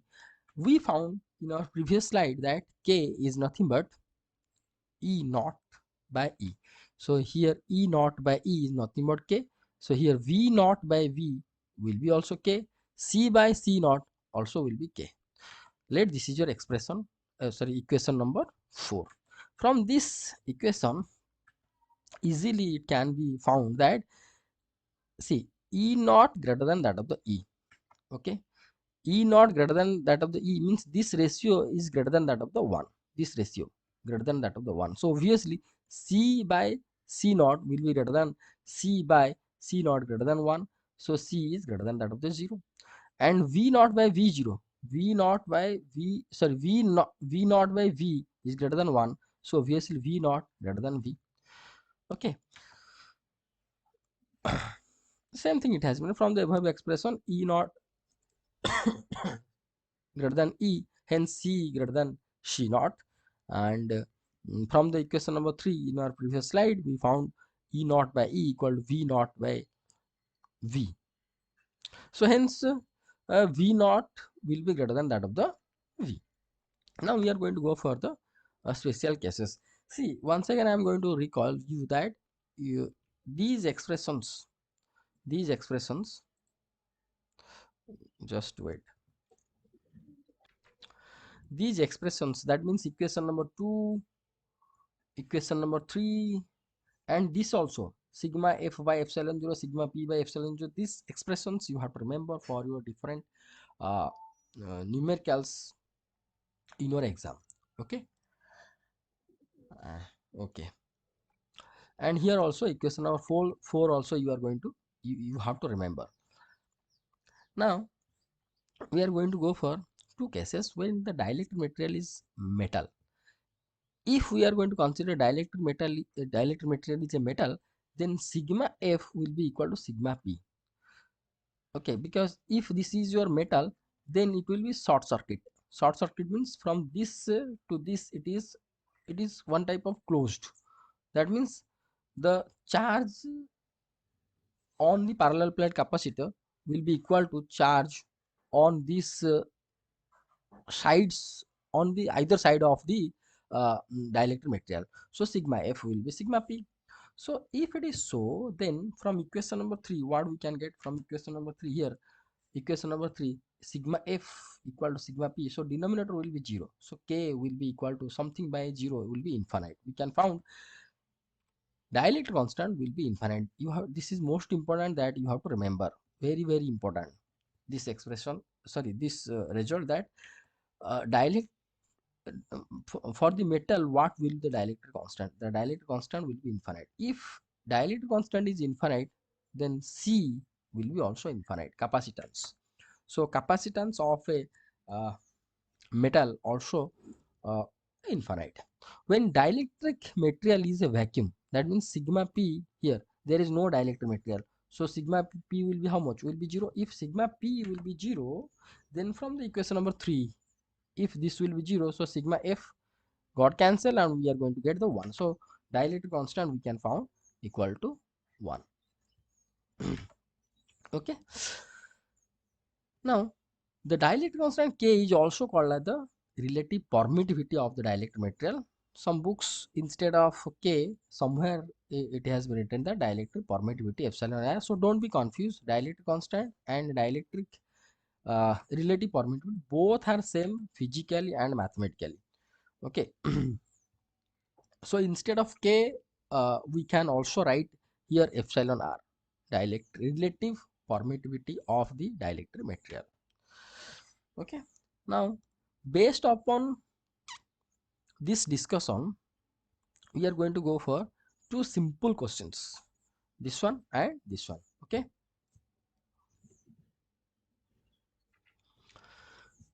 So here in your first question, it has been given that a capacitor has capacitance 100 picofarad. When it is filled with dielectric, its capacitance increased to 250 picofarad. Then we have to find out the dielectric constant or relative permittivity of the dielectric material. Okay. So this is a very simple question, that this is 100 picofarad of a capacitor, parallel plate capacitor. When it is vacuum, when in between the parallel plate capacitor, it is vacuum. Okay. So this is the parallel plate capacitor. When it is vacuum, that means in between parallel plate capacitor, if vacuum or air medium, air or vacuum, then what is the capacitance of this capacitor? Is your 100 picofarad. 100 picofarad, picofarad equal to 100 into 10 to the power 1 picofarad equal to 10 to the minus 12. So minus 12 farad.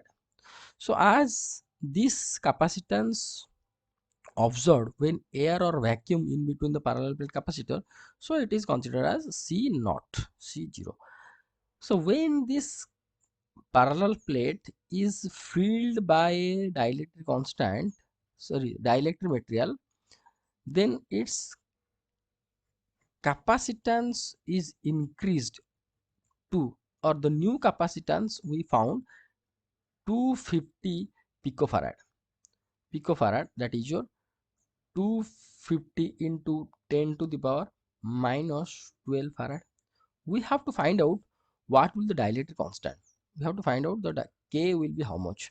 From this expression here you can see K is nothing but C by C0. Direct we have to use this expression, that is your K will be equal to C by C0, that is your 250 into 10 to the power minus 12 upon 100 into 10 to the minus 12. So 10 to the minus 12 got cancelled, and we are going to here 0 got cancelled. 25 by 10, that is your 2.5. It is a constant value. Okay. This is a short question. Okay. This question, if it will ask in your exam, it will be 1 or 1.5 mark question. Okay. Okay. 1 or 1.5 mark. Now we are going to go for the second question, that the potential difference between the plates of the capacitor is given as V. Potential difference in between these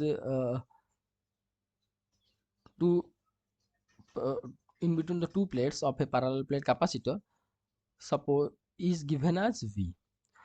If the capacitor is completely filled by dielectric material of the dielectric constant K, then what will the potential difference? See, from this question one can easily understand that this V is the situation when the plate is filled by air or vacuum. Then when this parallel plate is going to filled with a dielectric material having the dielectric constant K, okay, dielectric constant K, then what will the new value of the potential difference? New value of the potential difference, suppose V dash. Okay, so this is the case when air or vacuum in between the parallel plate capacitor, and this is the case when the dielectric material is inserted. Suppose this is the new value is your V dash and V. If we are going to consider this expression, so this is the V naught by V equal to K. So this is your new potential, this is your old, means considering air or vacuum. For air or vacuum, if we are if you are going to consider air or vacuum in between parallel plate capacitor, here this is the V naught and this is the new potential difference when we consider the dielectric material. So if I will compare this question, here same uh, expression we are going to use, that K is nothing but potential difference considering air or vacuum medium, air or vacuum, divided by potential difference considering dielectric material. So that implies, here we can write K equal to, for this question, V is your potential difference for air or vacuum case, V dash is the new one when dielectric material is inserted.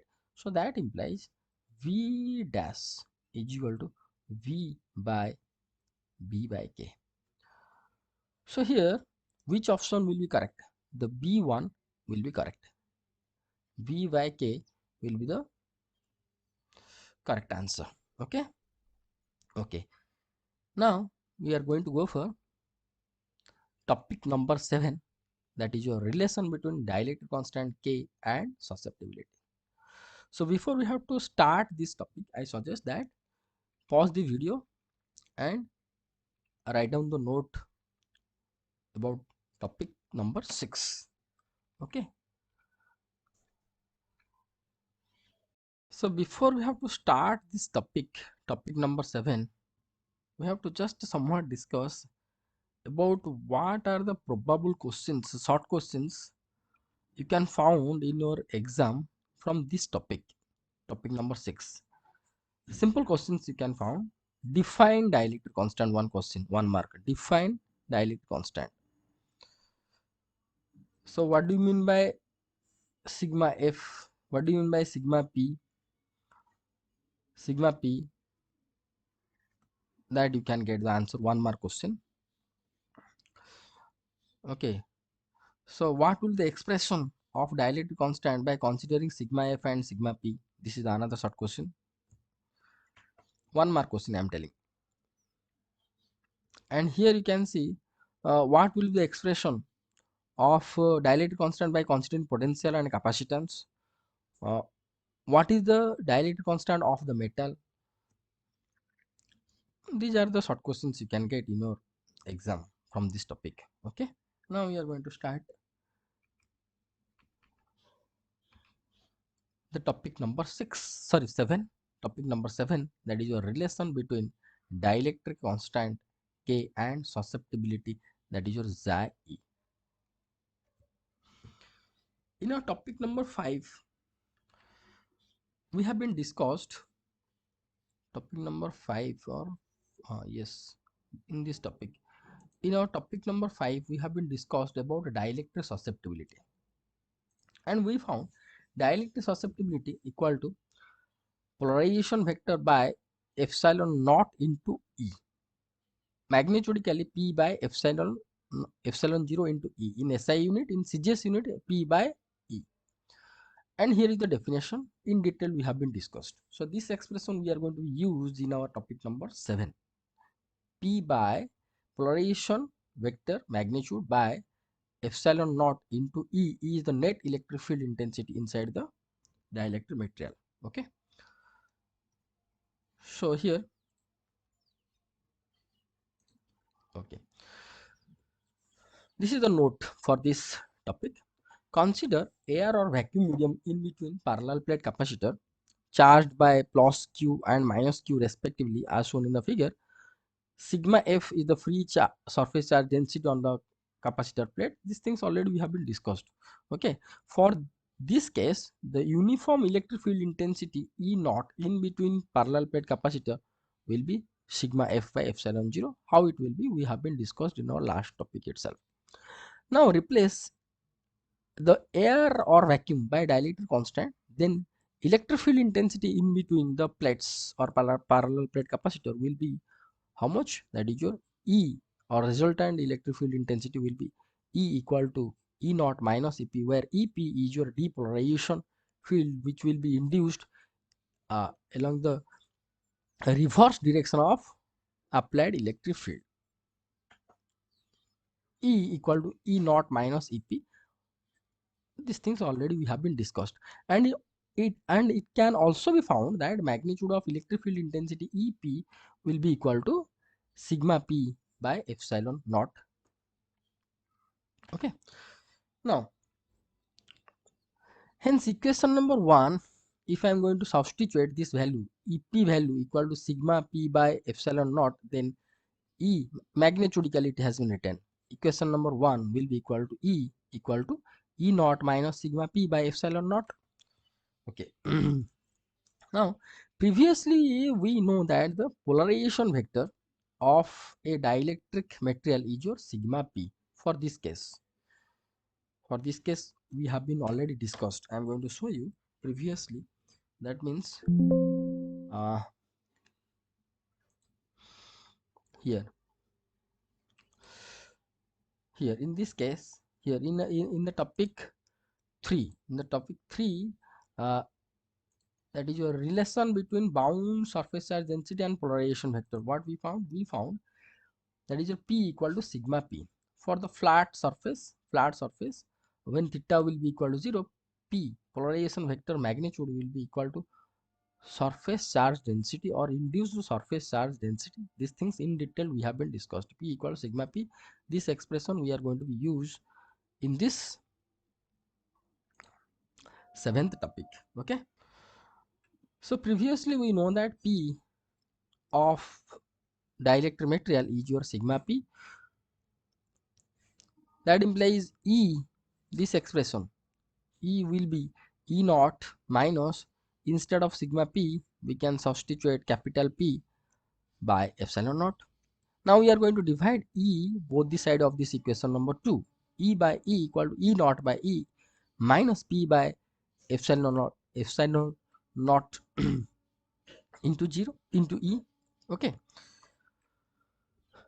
so here you can see, take this term to this side and this term will be 1.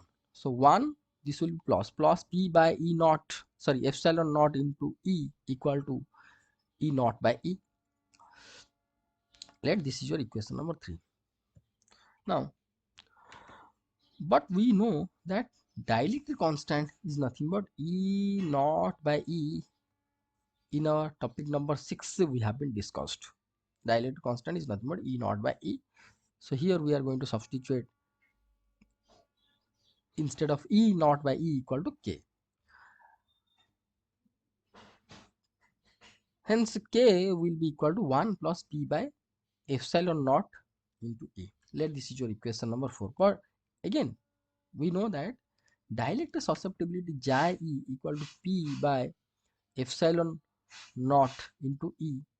What I just before I told to you in your topic number 5, that things we have been discussed in detail. This one, 𝛏 equal to P by epsilon naught into E. Same thing we are going to substitute over here. Okay, so if we are going to substitute this one here, 𝛏, then we found dielectric constant equal to 1 plus 𝛏. This is the most important expression. Most of the time this question asked in your exam, most of the 1 mark. K dielectric constant will be equal to 1 plus dash, or 𝛏 equal to dash, 𝐴𝑖 will be equal to k minus 1. Okay. We have to remember this one. And as we have been discussed in our last topic, k dielectric constant also can be written in the form of relative permittivity epsilon r. So epsilon r also will be equal to 1 plus 𝐴𝑖, or the so-called susceptibility of the dielectric material. So on this theory, we are going to go for these two numericals. Okay.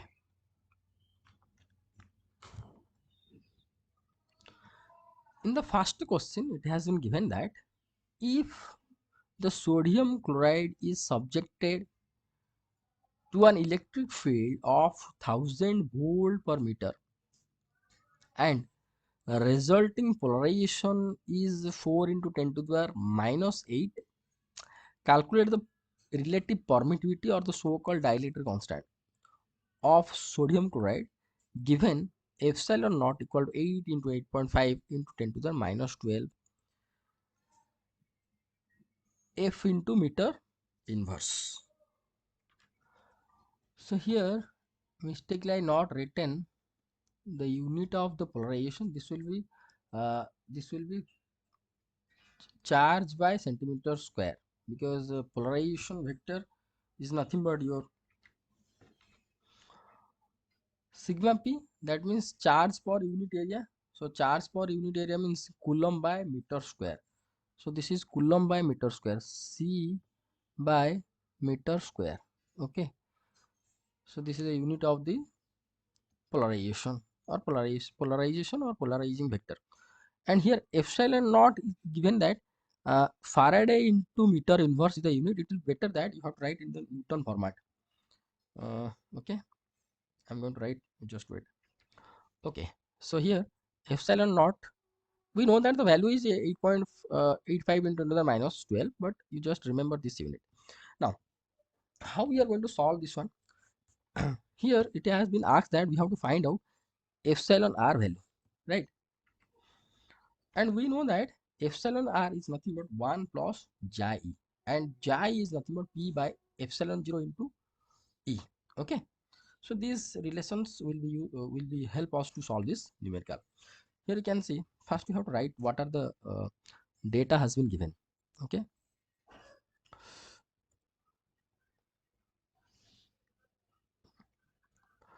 solution. E value, electric field intensity, applied electric field intensity value given that 1000 volt per meter. Okay, that is your capital P value is given that 4 into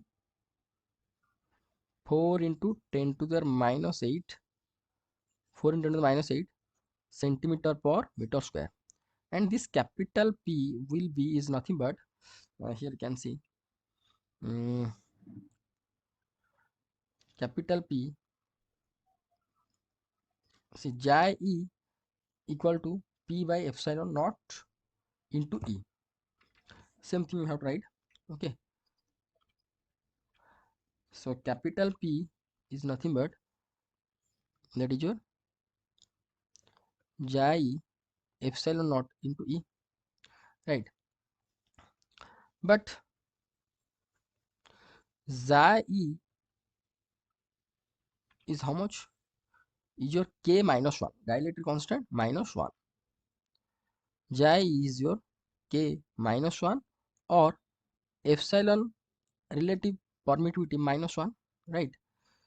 So here you can see that implies P is nothing but, instead of 𝐴𝑖 we can write epsilon r minus 1 into epsilon naught into E. So here that implies epsilon r minus 1 will be equal to capital P by epsilon naught into E. So that implies epsilon r, what we intend to find out, relative permittivity, will be equal to this minus 1 will be go this side, right hand side, 1 plus P by epsilon naught into E. Now we are going to substitute all the values. 1 plus P value has been given as 4 into 10 to the power minus 8 coulomb per centimeter square divided by epsilon naught value is your 8 into 85 into 10 to the power minus 12 into E naught value is your how much? 1000 volt per meter. Okay, so that implies epsilon r will be equal to C. If you are going to consider all the units, then it will be cancelled with each other. You are going to get only the values 1 plus 4 into 10 to the power minus 8 divided by 8 into 8 8.5 8.85 into 10 to the power minus 12 into 1000. If you are going to calculate this one, you can found the dielectric value will be equal to 5.52. Okay, you just calculate it. Okay, so here we found dielectric constant or relative permittivity equal to 5.52. Now we are going to go for another question. It has been given that a dielectric constant of the helium, here given that k value equal to 1.000074, dielectric constant of the helium. Find the dipole moment of each atom when the gas is subjected by the electric field intensity E, applied electric field intensity 1500 volt per centimeter. It has been given. Given number of atoms per unit meter cube is given as 6.023 into 10 to the 23. So we have to find out dipole moment of each atom. Dipole moment of each atom. This is important question. Carefully you have to watch. Okay. So here 1500 volt per centimeter means 1 centimeter 10 to the minus 2 meter. So it will be moved to up. Means we can found only how much? We can found 15 into 10 to the power 4 volt per meter. And here n is the number of particles, n is the number of atoms per unit unit meter cube per cube meter, so per unit volume. So n is the number of atoms per unit volume is your 6.023 into 10 to the 23 has been given. Okay, so we have to find out the dipole moment of each atom. So to solve this question, I want to show you what we have been discussed in the in topic number 5. Okay, topic number 5 or 6. Okay, here atomic polarizability. Same type of question. This type of question already we have been done. Here you can see this is polarization. Polarization per unit volume is nothing but a number of atoms per unit volume into dipole moment of each atom. So this expression is here. Capital P here. Capital P is nothing but your number of atom per unit volume into alpha E naught. Alpha E naught is nothing but dipole moment of each atom. So capital P equal to number of atom per unit volume. In our question it has been given, and this alpha is the atomic polarizability into E naught. Alpha E naught is nothing but dipole moment of each atom. So first we have to write this one. We have to write that one, that we know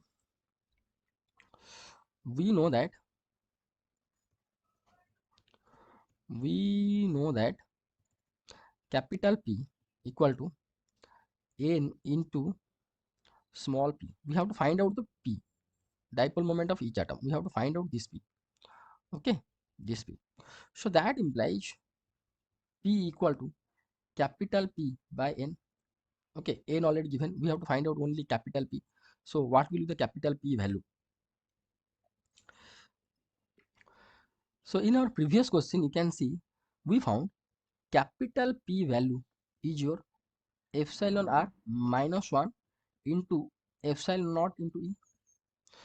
That implies capital P, instead of epsilon r we can write k minus 1 epsilon naught into E.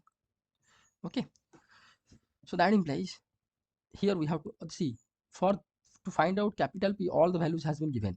K given and E value also given. Epsilon naught, we have to remember this one. So if we put all the value, we can found the capital P, that means polarization per unit volume. You just remember, this is most important. Polarization per unit volume. Per unit volume, I have to write, it will be better. Per unit volume, okay. Per unit volume. These things already we have been discussed in our topic number 5. So dipole moment of each atom, that is a small p, will be equal to capital P by N, that is your k minus 1 epsilon naught E whole divided by N. So we have to just substitute all the values. So that will be 1.0000074 minus 1 into epsilon naught, value is how much, into 8.85 into 10 to the power minus 12 into E value already given, that is your 15 into 10 to the power 4 whole divided by N, number of atoms per unit volume. Per cubic meter means per unit volume, okay, is given as 6.023 into 10 to the power 23. You just calculate it and you can find out this value will be equal to approximately 1.6, approximately 1.6 into 10 to the power, I have to write it in the green, okay, 1.6 into 10 to the power 10 to the power around 10 to the minus 34. Dipole moment means P your Q into D. So unit will be charge into a distance. So it will be coulomb into meter. So this will be the answer. Now consider another question, that is this one. Dielectric constant of the helium gas at NTP is given that 1.0000684, and we have to calculate the electronic polarizability of the gas containing is 2.7 into 10 to the 25 atoms per meter cube. You just do by yourself. I'm going to give you the hints that we have to find out the electronic polarizability, that means alpha. Okay, so we know that polarization is nothing but the net polarization per unit volume equal to number of atom per unit volume into each and every dipole moment. So that implies capital P equal to number of atoms per unit volume. Atoms or molecules. P is nothing but polarizability into applied electric field. This one. This is the expression of the polarization per unit volume, capital P. And capital P expression also we found this one. Epsilon R minus 1 epsilon naught into E, or K minus 1 into E naught into, sorry, epsilon naught into E. So also here you have to also we know capital P equal to how much, K minus 1 equal to epsilon naught into E. So suppose we are going to consider this equation number 2, comparing equation number 1 and 2, what we can found, alpha, you just alpha will be equal to how much, here E got cancel, and this will be K minus 1 epsilon naught by N. Okay, you just substitute all the values. K value already given, this one, and epsilon naught you have to remember always, epsilon naught value equal to 8.85 into 10 to the minus 12 coulomb square Newton inverse meter minus 2, meter to the power minus 2. Epsilon naught value you have to remember, and N value, that is your gas contain this much, 2.7 into 10 to the 25 atoms per per meter cube or per unit volume this much atoms are present. You just substitute all the values, and you are going to get the answer approximately. Check by yourself, okay? uh, Approximately you can get 1.4 into 10 to the power minus 40, and here you put the unit as such that here epsilon naught the unit go coulomb square Newton inverse meter to the minus 2 divided by, here you can see n is nothing but atoms, number of atoms per unit cube. Per unit cube means this will be 1 by meter cube, so it will be multiplied with meter cube. So finally we can found 1.5 into 10 to the power minus 40 coulomb square Newton inverse meter. So this will be the answer. Okay, in our next topic we are going to discuss relation between E, P and D. E is nothing but your electric field intensity inside the dielectric material. P is the polarization per unit volume or dipole moment per unit volume. D is the displacement vector inside the dielectric material. Okay, before we are going to start to discuss this topic, I want to suggest to all of you one thing, that in each and every topic at the time of discussing, I'm discussing all the short questions. That means all the probable short questions, whatever you can face from that topic in your exam. So my suggestion is that you just write down those short questions in your note, which will help you in your exam. Now you are going to think that for the long question how much you have to write. I'm going to give you one example. Here you can see, suppose in your exam you found that these questions, atomic polarizability, asked for the 6-mark question. How much you have to write? Here you can see, from here you have to write, and up to this much, from here to this much is enough for the 6-mark question. So you should not be bothered that how much extra you have to write. This much is enough, okay? No need to write extra. That means you can say that this is your exam note. I strictly prepared this slide or note by focusing your exam, okay? So you should not be bothered about the note. Now we are going to go for our next topic, that is your relation between EPD. Okay, so let's start. Now to find out the relation between EPD, consider a parallel plate capacitor which is charged by Q. So this plate is charged by plus Q, and this plate of the parallel plate capacitor is charged by minus Q. So if we are going to consider in between these two plates air or vacuum medium, the electric field in between the parallel plate capacitor will be E0. These things already have been discussed, and the value of the magnitude of E0 will be sigma F by epsilon 0, because here sigma F is your free surface charge density on capacitor plate. These things already we have been discussed in our previous topics, and also I prepared a separate video from which you can found, or you can conclude that if a parallel plate capacitor filled by air or vacuum, this is air or vacuum, and surface charge density is your sigma, then electric field intensity in between the parallel plate capacitor at any point is nothing but surface charge density divided by epsilon 0. Separate video I have been done for this one, you can watch. So here in this case, the surface charge density on the parallel plate capacitor is your sigma F. So hence E0 magnitude will be sigma F by epsilon 0. Okay.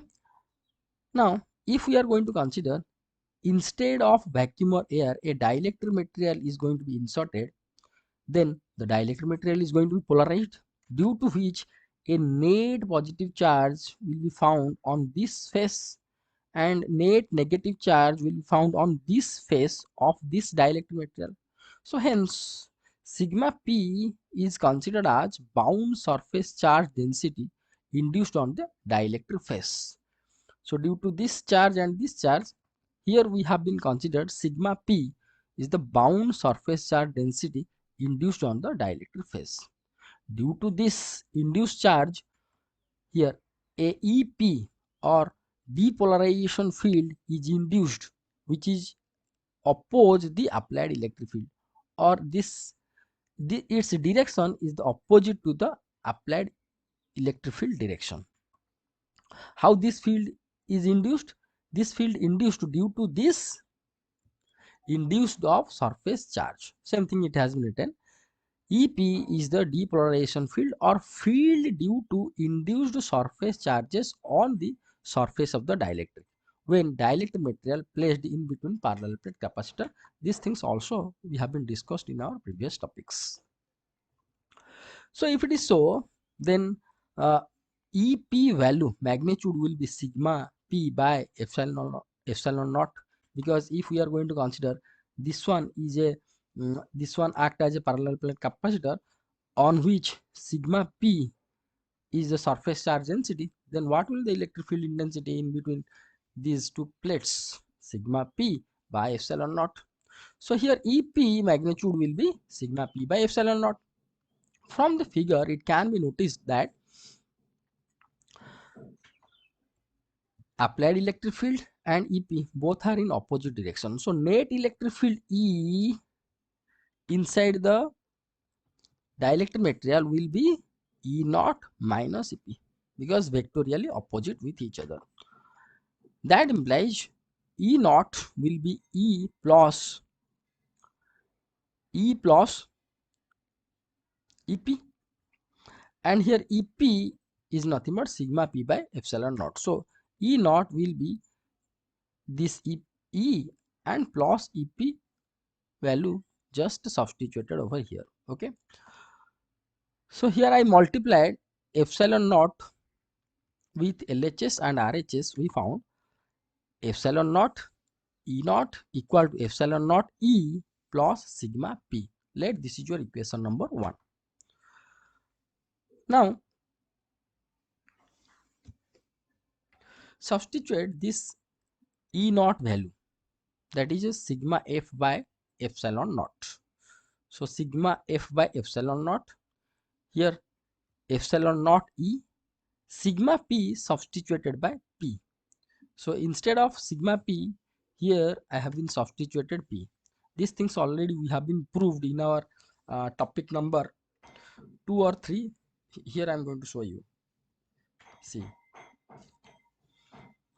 sigma P is your polarization vector magnitude, this one. Here, sigma P is your P. Sigma P is your P, polarization vector magnitude. In the topic 3, we have been discussed in detail. Okay. So instead of sigma P, here I have been substitute P, that is your polarization vector magnitude. Same thing it has been written that previously we know sigma P equal to P. Now this epsilon naught got cancelled, and we found sigma F equal to epsilon naught into E plus P. Now here we have been considered that sigma F equal to D. Vectorially, this D is called as displacement vector inside the dielectric material. So instead of sigma F, if we are going to substitute capital D, we can found the expression D equal to epsilon naught E plus P. In the vector form, this can be written as D vector equal to epsilon naught E plus P. This is one of the most important expression that you have to remember, and this one also can be called as relation between E, P and D. So if in your exam it will ask for 3-mark question, you have to write up to this much. If it will ask for 6 mark, then you have to write down somewhat extra. That means you have to also write down relation between D and D and E, then P and D, whatever we are going to derive. Okay, so relation between D and E, what it will be? We found this one, D equal to epsilon naught E plus P. Previously we know that polarization vector is your dielectric susceptibility into epsilon naught into E. I'm going to show you here in the topic number, here topic number 5, we found P vector equal to xi epsilon naught into E vector. Okay, same thing, it has been substituted over there, this one. Okay, that implies D will be epsilon naught. So here instead of P we have tried this much. Okay, so epsilon naught E taken common from these two terms, we found 1 plus xi, and 1 plus xi we know that your dielectric constant. So here we found D, or your displacement vector, will be equal to epsilon naught. This one is your dielectric constant K and E vector. Okay, so D we found epsilon naught K into E vector, or we can write epsilon naught, instead of K we can write relative permittivity, that is your epsilon R. And we know that epsilon naught into epsilon R is nothing but dielectric permittivity of a dielectric material. So D, in general, D equal to epsilon into E. Okay, you just remember this expression and this expression. Using these two expressions we are going to do one numerical, okay, in this topic itself. Okay, so here this is called as your dielectric permittivity. Okay, now we are going to go for another relation, that is your relation between P and D. Okay, here P represents the polarization vector and E represents the electric field intensity, net electric field intensity inside the dielectric material. From the equation number 1 we found this one, that is your epsilon naught E naught equal to epsilon into E plus sigma P, and sigma P is nothing but your magnitude of the polarization vector that we found in your equation number 1 here. Okay, same thing, it has been substituted over here. Okay, and from our previous topic we found dielectric constant K equal to E naught by E. That implies E naught equal to K into E. So this value E naught equal to Ke has been substituted over here. We found epsilon naught Ke equal to epsilon naught E plus P. That implies P will be equal to epsilon naught into Ke minus epsilon naught into E. So that implies P will be equal to epsilon naught E into K minus 1. So instead of K dielectric constant, we can write a relative permittivity of the material. Now we are going to consider if K equal to 1, that means capacitor filled with vacuum, then this expression P will be how much? P will be 0, because if we are going to put 1 over here, 1 minus 1 will be 0, so P will be 0. That means it indicates without any dielectric material there is no polarization in between the parallel plate capacitor. Okay, so these are the three expressions that you have to remember for your exam. Okay, this expression, this one, and this one. If in your exam this question asked for 6 mark question or 4 mark, you have to write up to this much, right? Now here I am going to just recall you about polarization vector, which is most important, and this also is required to solve the numerical what we are going to do just after this discussion. Okay, so polarization vector already we have been discussed in our topic number 3, that is your, it is defined as induced dipole moment per unit volume of a dielectric material. Suppose this is the dielectric material, these are the induced dipoles, this is the unit volume. Inside this inside the unit volume, how much dipole moment has been induced, or we can say that the polarization or net polarization of atoms and molecules per unit volume.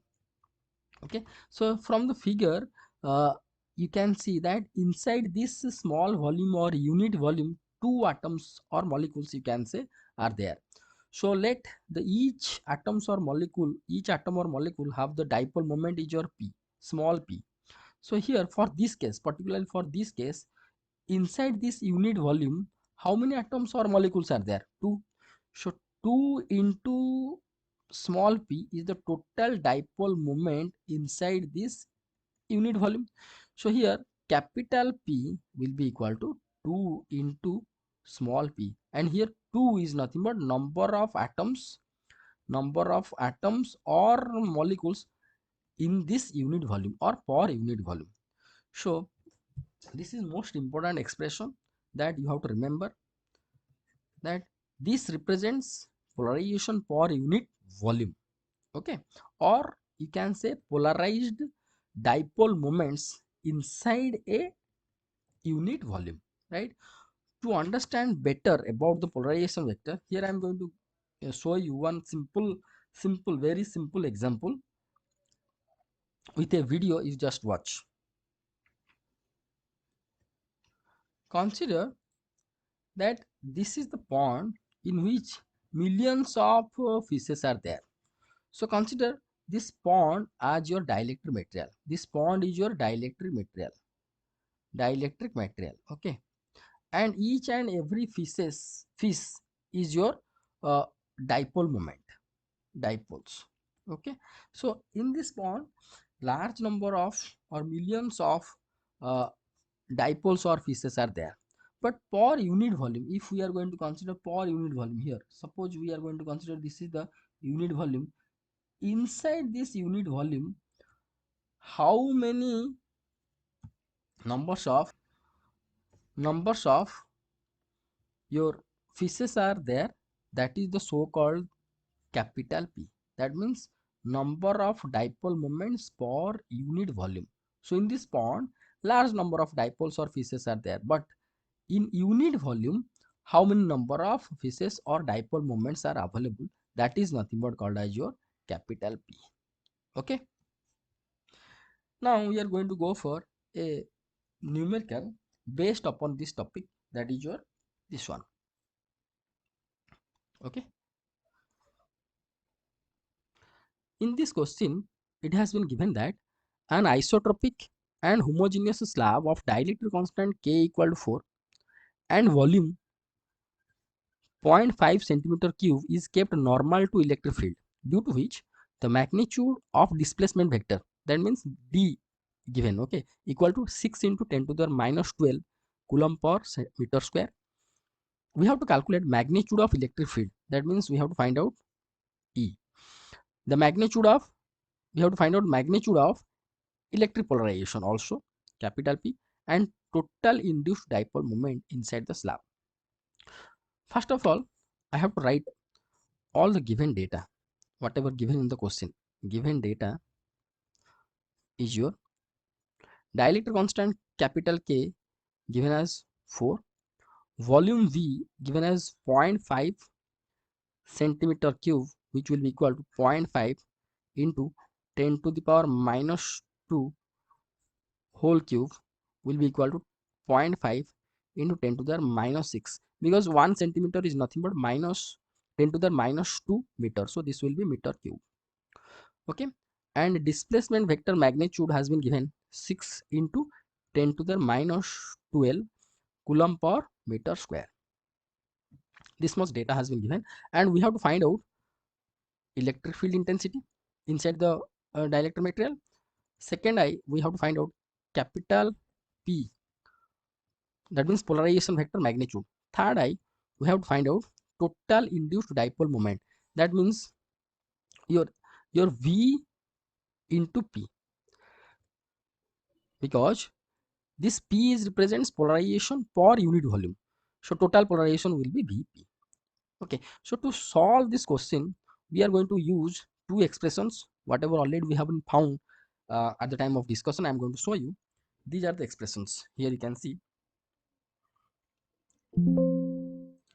that this is the expression.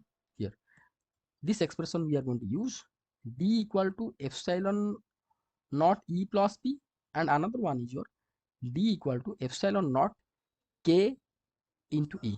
These two expressions that we are going to use to solve the numerical. This one d equal to epsilon naught k into e, d equal to epsilon naught e plus p.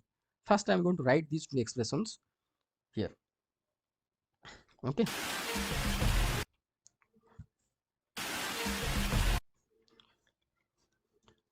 so we are going to use the two expressions that are d equal to epsilon naught k into e and d equal to epsilon naught e plus p. First we are going to use this expression to find out the electric field intensity. So here we have, you have to write, we know that capital D equal to epsilon naught k into e. That implies E will be equal to capital D by epsilon naught into k. Capital D value given that 6 into 10 to the minus 12 whole divided by epsilon naught value we know 8.85 into 10 to the minus 12, and k value is given as 4. If you are going to calculate this one, you can found approximately 0.15, approximately 0.15 volt per meter electric field intensity. Now we are going to calculate the second I, that means finding the P. Likewise you have to write, we know that capital D equal to epsilon naught E plus capital P.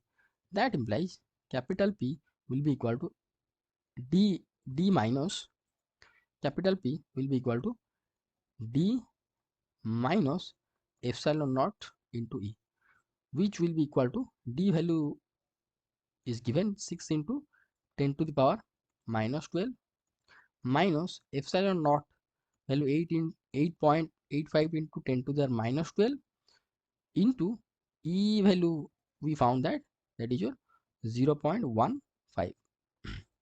You just calculate it and you can found approximately value is your 4.5 into 10 to the power minus 12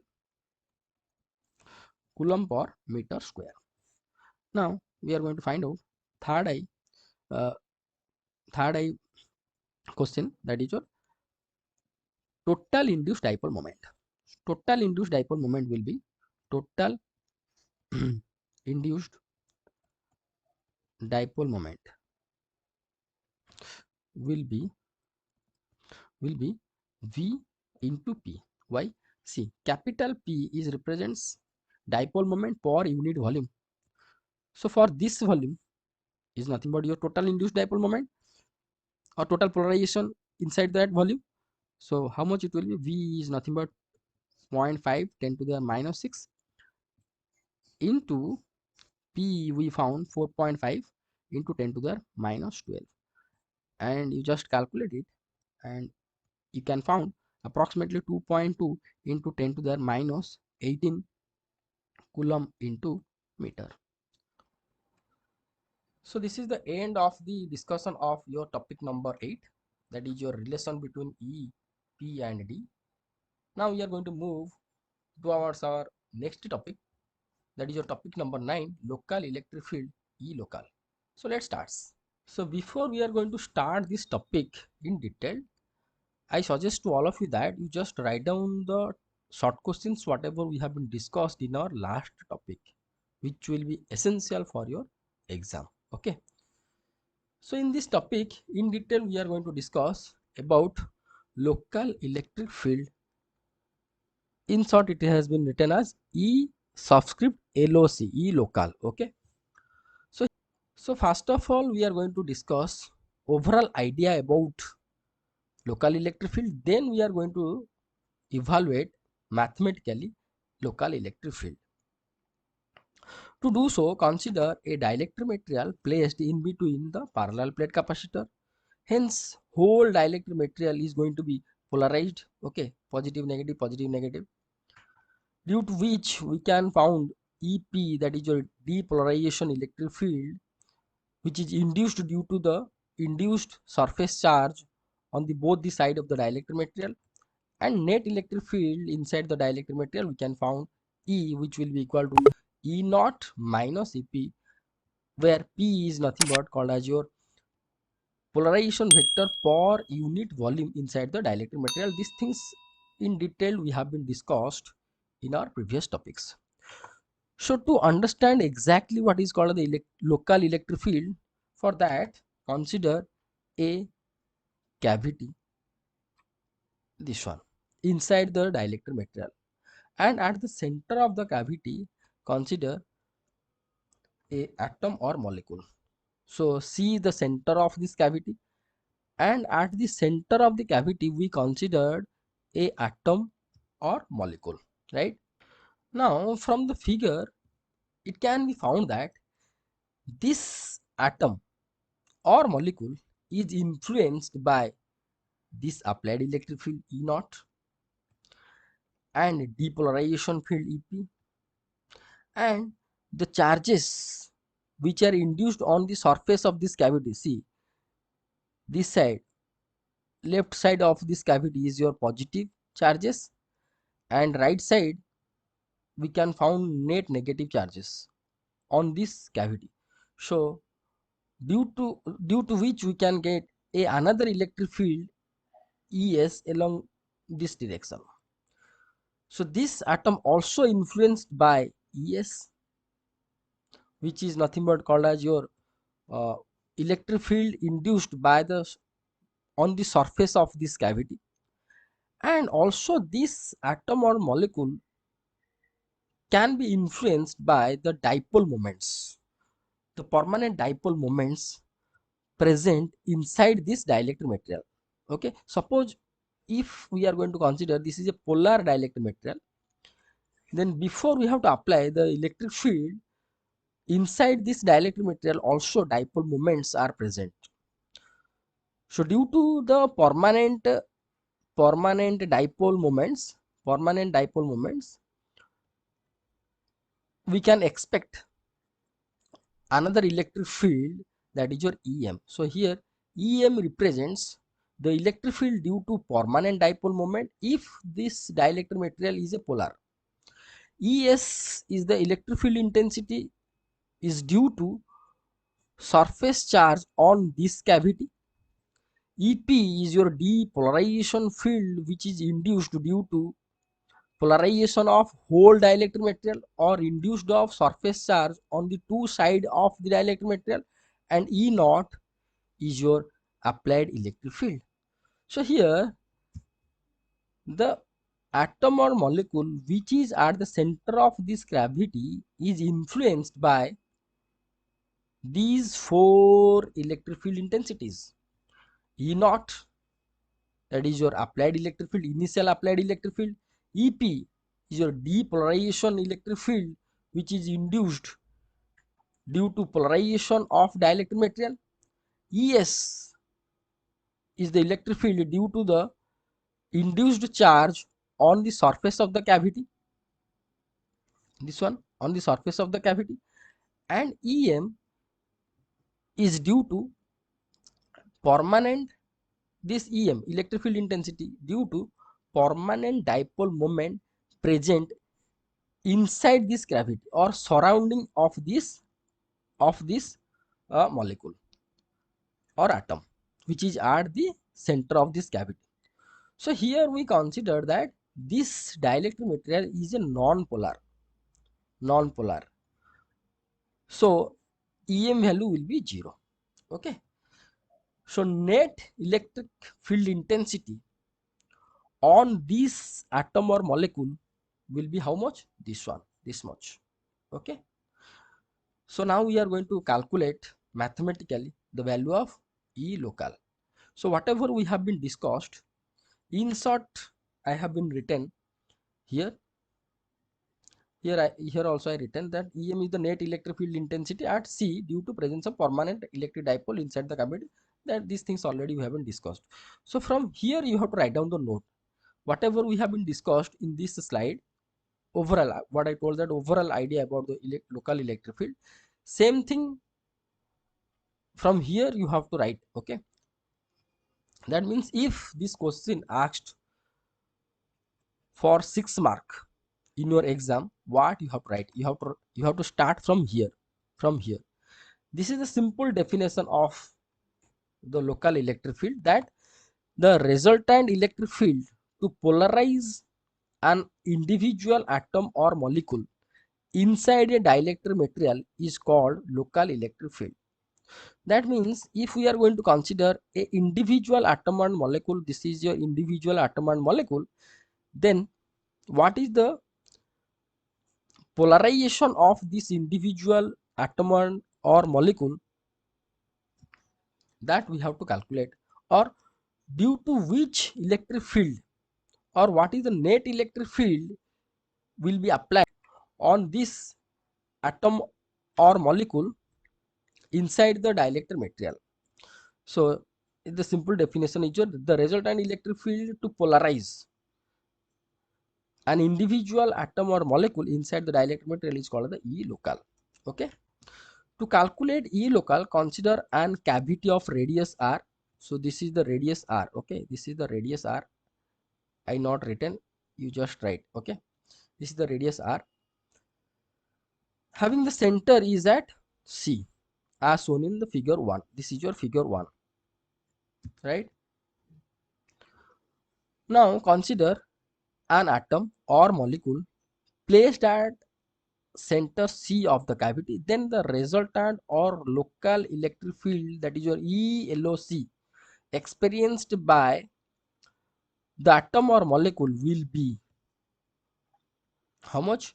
E local will be E naught plus EP plus ES plus EM, where E naught is your external applied electric field, EP is your depolarization field or field due to induced surface charges sigma p on the opposite faces of dielectric material, ES is the net electric field intensity at C due to surface charges on the cavity, this surface charges on the cavity, EM is the net electric field intensity at C due to presence of permanent electric dipoles inside the cavity. That means if we are going to consider the dielectric material is a polar dielectric material, then EM can be found. If we are going to consider non-polar dielectric material, then there is no permanent electric dipoles will be found, so EM will be 0. So for this case, here we consider this is a non-polar dielectric material, so hence EM value will be how much? 0, because for this case non-polar dielectric is considered. Okay, hence equation number 1 will be how much? E local will be E naught plus EP plus ES, and we know that E naught plus EP, vectorially they are going to be, these both the electric field intensity is going to be subtract, but the resultant, if we are going to consider E naught plus EP, see here it is written that E naught plus EP, but actually this will be vectorially they are going to be subtract, will be how much? Will be E, that we know. So resultant electric field intensity by considering E naught and EP is your E plus ES. So hence we found the local electric field on this atom or molecule, or the atom, individual atom or molecule inside the dielectric material is experienced by the net electric field, that is your E plus ES for a non-polar dielectric material. If it will be polar, then EM another term will be considered, but in this case we considered a non-polar dielectric material. So now we are going to go for the evaluation of ES. Okay, so why we are going to evaluate this ES? Because here you can see that we know this value, E naught value we know that is your sigma f by epsilon 0, and EP value is nothing but your sigma p by epsilon 0. So here E value already we know, E value equal to, this is your EF by epsilon naught minus EP by epsilon naught, that we know. These things already we have been evaluated in our last topics. These things we discussed in detail. Okay, so here to find out the local electric field, we have to evaluate only this ES. That means electric field due to charge on this spherical cavity. Okay, so electric field intensity due to this charged spherical cavity, ES, we have to evaluate, and then whenever we are going to add with E, we can found local electric field. Okay,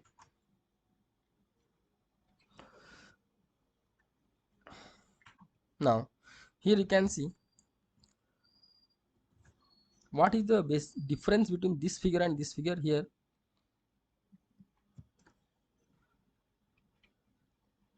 Here you can see that this is the small surface ds we have been considered, and ds direction along this perpendicular to this surface along this direction towards the center, and this side is charged by positive, this side is charged by negative on this cavity, whatever we have been discussed here in this slide.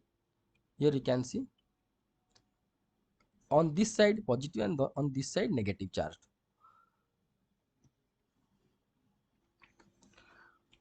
Now we are going to discuss in detail to find out the value of ES. So here you can see that if this whole cavity is charged by positive charge on the left face and negative charge on the right face, then net electric field intensity will be along this direction, because if we know this is the positive charge and negative charge will be separated by a distance, so electric field intensity will be like this. So here this side is your positive, this side is your negative, so net electric field intensity will be along this direction. That means we can predict that ES direction will be along this direction. Okay, so here also I drawn this one itself in your figure 2. Now we have to find out the magnitude of ES. So this is one of the important topic of your syllabus. Always 90% chances is there that you are going to get this question in your exam. 90% chances. So watch carefully and write down your note. Okay, so to evaluate this magnitude of this ES, consider a small area ds on this cavity, on the surface of this cavity, this one.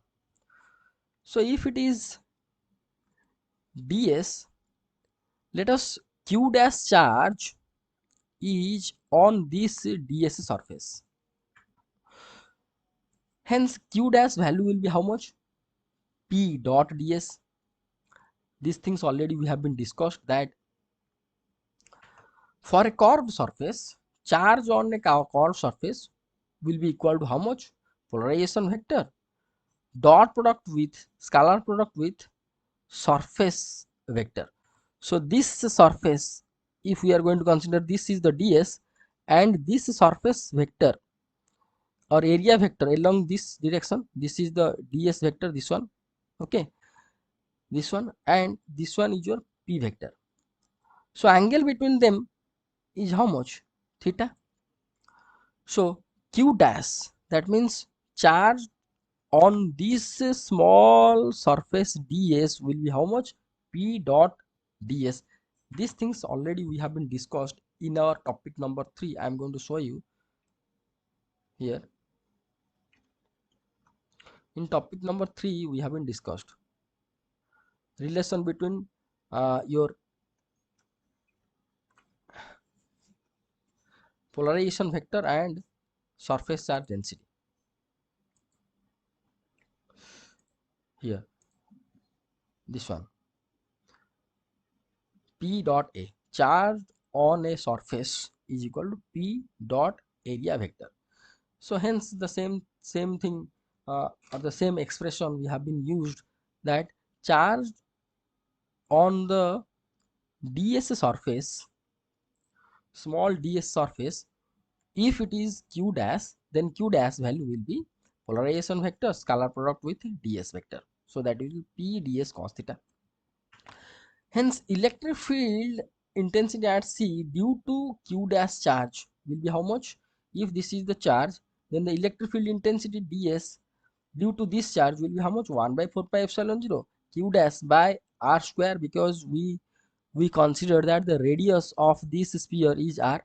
So from here to this distance is your r. So hence electric field intensity, that is your des, electric field intensity due to this charge on this surface at C will be equal to this much, 1 by 4 pi epsilon 0 q dash. So here q dash is found as P ds cos theta, we just substituted here. Okay, so but at C, des has two components. Here you can see at C, see, this is your positive charge.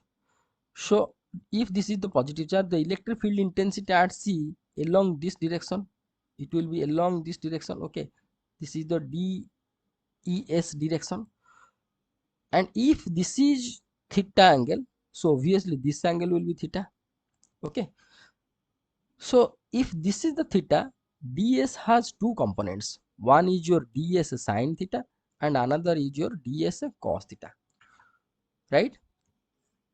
Same thing it has been written, but at C, ds has two components, ds cos theta and ds sin theta.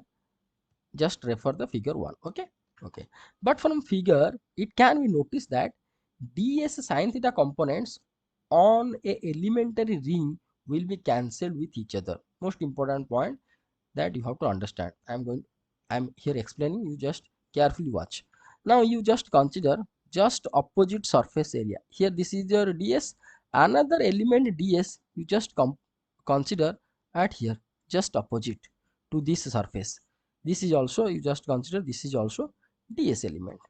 So due to this ds element, electric field intensity at C will be along this direction, So if it is so, then as we consider that this surface area is just opposite to this one, so if this is theta, so obviously this angle will be theta. Okay, if this angle will be theta, so this angle also will be theta. So hence this ds has two components, one ds sin theta along positive y-axis direction this way, and another your ds cos theta along positive x-axis direction. Clearly I have been mentioned in the figure.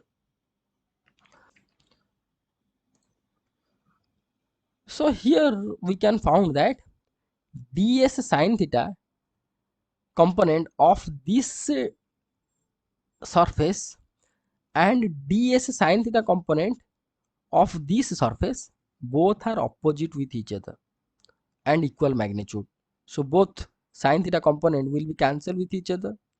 Due to these two surfaces, the net electric field intensity is nothing but addition of these two components.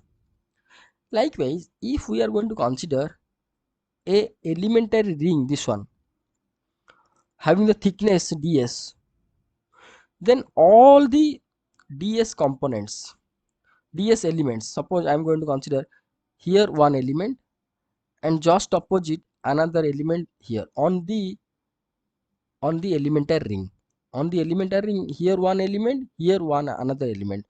So due to this element at C, two component we are going to find out, one along positive x-axis direction use your cos theta component, and another will be along this, along y-axis sin theta component along this negative y-axis direction. Due to this surface which is exactly opposite to this surface at C, electric field intensity also has two components, one will be along positive x-axis and another will be along positive y-axis. So considering these two surfaces, the cos theta component will be add up, whereas sin theta components are going to be cancelled with each other. So if we are going to consider the entire surface area of this ring and corresponding electric field intensity at point C, the net electric field intensity due to this elementary ring will be addition of cos theta component, and whereas your sin theta component is going to be cancelled. So if we are going to consider this elementary ring and its corresponding electric field intensity at, this is the elementary ring and its corresponding electric field intensity at C, then mathematically we are going to add all the cos theta components. Okay, same thing it has been written here, that ds components on the elementary ring will be cancelled with each other, where ds cos theta components is going to be add up. So same thing it has been written figure 1. From figure 1 it can be observed that the addition of all the ds cos theta components is equal to the electric field intensity at C due to elementary ring having radius r sin theta. Here you can see net electric field intensity at C or on this atom or molecule due to this elementary ring is the addition of all the cos theta components. Okay, and radius of this elementary ring will be r sin theta. How? Here you can see this is the elementary ring. Okay, this is the theta and this length is your r. So obviously here you can see this is the radius of this elementary ring. So if we are going to consider this right angle triangle, this is the right angle, this is the right angle triangle, if this is the r distance and this is the theta, so obviously this is value will be how much? R sin theta. So the radius of this elementary ring is your r sin theta.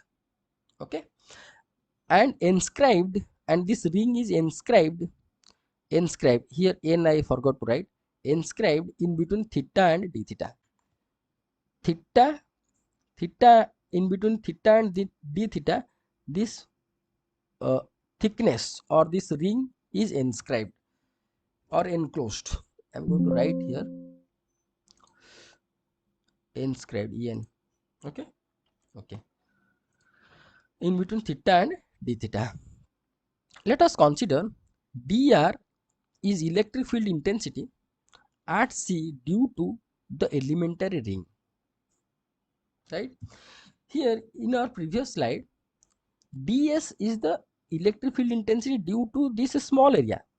Now we are going to consider der, r for the ring. dr is the electric field intensity at C due to the elementary ring. Then what will the value? The value will be the addition of all the ds cos theta, that is your due to all the elementary areas electric field intensity at C, that cos theta component of all the elementary areas is going to be add up, and it will give the net or resultant electric field intensity of this entire ring. Okay, so der, which is represents the electric field intensity at C due to the elementary ring, will be des cos theta. Des value here we found this one, 1 by 4 pi epsilon 0 p ds cos theta by r square. This much value we are going to be substitute over here, this one 1 by 4 pi epsilon 0 p ds cos theta by r square. Okay, into another cos theta is there, cos theta. Now der will be equal to 1 by 4 pi epsilon 0 p cos square theta. Here cos theta it will be cos square theta by r square. by r square into summation over ds. What is the meaning of this summation over ds? The summation over ds means is the total surface area of the elementary ring. Okay, so here you can see that des cos theta is the value of electric field intensity of a particular elementary area, this one. If this is your ds, then due to this es, what is the electric field intensity at here? Des cos theta, because sin theta component is going to be cancelled out. Okay, so here des value we found this much, just substituted. Cos theta is there, so cos square theta we found, but into summation over des means we are going to consider all the ds on this elementary circle, so on this elementary circular strip or a ring. Okay, so for this particular ds, what is the electric field intensity at c is this one. If we are going to consider all the ds on this ring or elementary ring, then what will be the electric field intensity at c? Then I have to just add all the electric field intensity of each and every individual ds. Okay, so for one ds if this value, then for all we have to add it. So this ds is nothing but what? Total surface area of this ring. Simple. So this summation over ds is represents total surface area of the elementary ring. Now our work is to find out the total surface area of this elementary ring. Here you can see, we know that if this is a circle, then the circumference, that means total length of this circle, will be equal to 2 pi r if r is the radius. Okay, so for this circular strip, the circumference will be how much? 2 pi r is your r sin theta. This is your r sin theta. Radius is your r sin theta. Okay, so 2 pi r is your total circumference of this elementary ring, and thickness into this thickness will be give us the surface, total surface area of this elementary ring. So this much thickness is nothing but how much?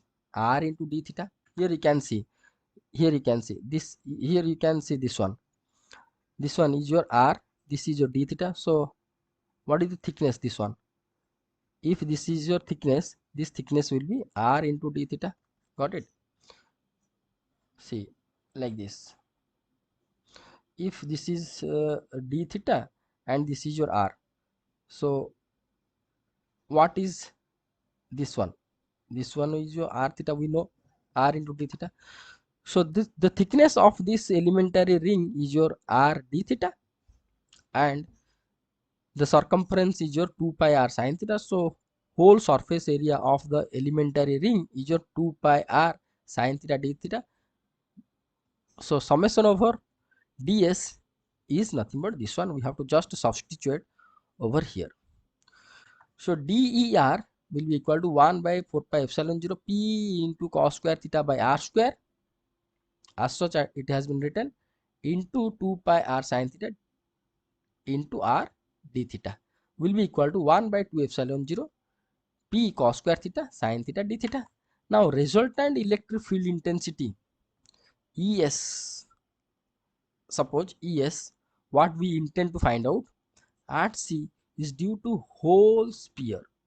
See here, this value is the net electric field intensity due to this elementary circular strip, but we want to find out the resultant electric field intensity at c due to this whole sphere, that is your es, we want to find out. So for the whole sphere, what we have to do? So same thing, it has been written that the resultant electric field intensity es at c due to the whole sphere or whole spherical cavity, whole sphere or whole cavity, you can write, will be how much? that is your addition or integration of electric field intensities of all possible elementary rings to cover the whole sphere. So this is one sphere.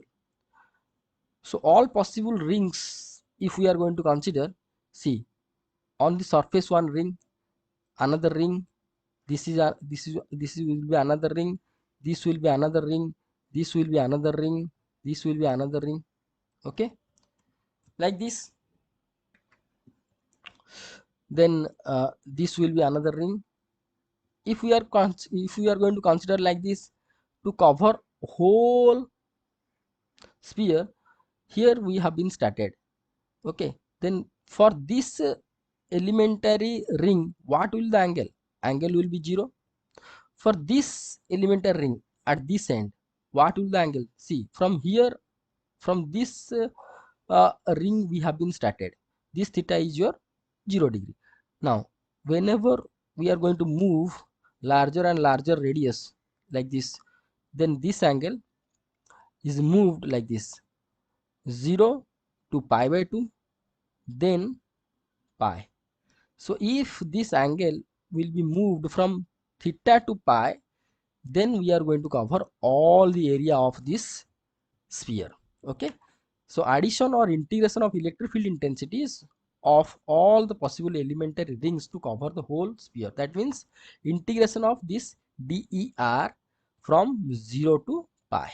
So ES is nothing but your resultant electric field intensity at C due to whole sphere will be 0 to pi 1. So here we have to just put DER value this much, 1 by 2 epsilon 0 p cos square theta sin theta d theta. So next mathematical work is this one. So this much we found. To integrate, here we put x equal to cos theta, dx equal to minus sin theta d theta, sin theta d theta will be minus dx. So considering the limit, if we are going to put theta equal to 0 degree, see here I considered x equal to cos theta, so only for that we have to also change the limit. So for theta equal to 0 degree, lower limit is 0, so x will be how much? Cos 0 will be 1. So theta, for theta equal to pi, higher limit, cos theta will be minus 1, so limit will be changed from 1 to minus 1. So es, this one will be equal to 1 by 2 epsilon 0 p, integration limit from 1 to minus 1. This one cos theta considered as x, so it will be x square, and sin theta d theta is nothing but minus dx. Okay, simple. So es will be 1 by 2 epsilon 0 p minus 1 to 1 x square dx. Just integrate it, it will be x cube by 3, and limit is minus 1 to 1. So you just put the limit and you can found that es equal to p by 3 epsilon 0. So here p is nothing but polarization vector magnitude, that is your polarization per unit volume or dipole moment per unit volume. This is most important, you have to remember. This is the dipole moments, induced dipole moments per unit volume inside the dielectric material by 3 epsilon 0. But we know that E local equal to E plus ES, this one. Okay, E local, we have to find out E plus ES for a particular atom or molecule inside the dielectric material. So therefore E local will be E plus this value P by 3 epsilon 0. So in vector form it can be written as E local equal to E plus P by 3 epsilon 0. See, for this E value, some books it has been written that sigma, because E is nothing but E naught minus EP. No, so E value equal to E epsilon F sigma F by epsilon naught minus sigma P by epsilon naught. This much also you can substitute over here. These things already we found, but here no need. The magnitudically E local will be this one, and in vector form this will be the answer. Okay, so if this question asked in your exam for 6 mark, you have to start from here. You have to draw this figure. So see, this figure no need to draw this one, you have to draw this one figure directly. This one is your figure 1 and this one is your figure 2. This figure is required to find out the R. sin theta value, and all the things whatever I written, this one, these all the lines you have to write, and these all the lines you have to write, not much more than that you have to write for the 6 mark question. Okay, this much is enough, because uh, what I prepared the note focusing to your exam. Okay, focusing for the 6 to 7 mark question. So you should not be bothered about the note. You can consider this is your exam note itself. Okay, so we found E local equal to this much. So up to this much you have to write in your exam, no need to write the extra. Okay, now we are going to move towards our next topic, that is your topic number 10, Clausius-Mosotti equation. This is also one of the important topic of your solid state physics. In your exam, most of the time you can found this question for 4 to 6 mark, and also some numericals you can found from this topic also. So in this topic we are going to discuss theoretical part, and at last we are going to do a numerical. Okay, so let us start this topic. According to Clausius-Mosotti equation, or Clausius-Mosotti equation provides the relationship between dielectric constant K, which represents dielectric constant represents the macroscopic parameter or macroscopic properties of whole dielectric material. Okay, whole dielectric material with atomic or molecular polarizability, that is your alpha. This alpha is nothing but your microscopic parameter or microscopic properties of the dielectric material, because this represents, alpha represents the atomic polarizability or molecular polarizability. So Clausius-Mosotti equation giving the bridge between K and alpha, or the so-called macroscopic and microscopic property or parameter of the dielectric material. So at the end we are going to derive what will be the relation between atomic polarizability and dielectric constant. So this is the last expression of this derivation. Okay, for that first we have to just discuss what we already discussed in our previous topics, that if we are going to insert a dielectric material in between the parallel plate capacitor, then it will be polarized. Hence EP is the depolarization field is going to be induced, due to which the net electric field will be capital E, and the local field for a particular atom or molecule, if we are going to consider, the local field for a atom or molecule will be E0 plus EP plus ES, what we just derived in our last topic. So this single atom or molecule is influenced by these electric fields. If this is a non-polar, if polar, then plus EM is going to be add up. So here we consider this is a non-polar dielectric material. Okay, now E local value we found E plus P by 3 epsilon 0, where P is the polarization vector induced, or polarization vector which is nothing but induced dipole moments per unit volume of a dielectric material. That means if we are going to consider this is a unit volume, inside this unit volume how many dipole moments are present, that is the representation of this P. So from the figure you can see 1 2 3, approximately 3 dipole moments are there. So for if one dipole moment value is P, then small p, single dipole moment small p, then for this unit volume capital P will be how much, as 3 atoms are there or molecules are there, so this will be 3 into P. So again and again I am going to suggest you that this capital P concept is most important. You just go through the topic number 3 and clarify yourself about this about capital P.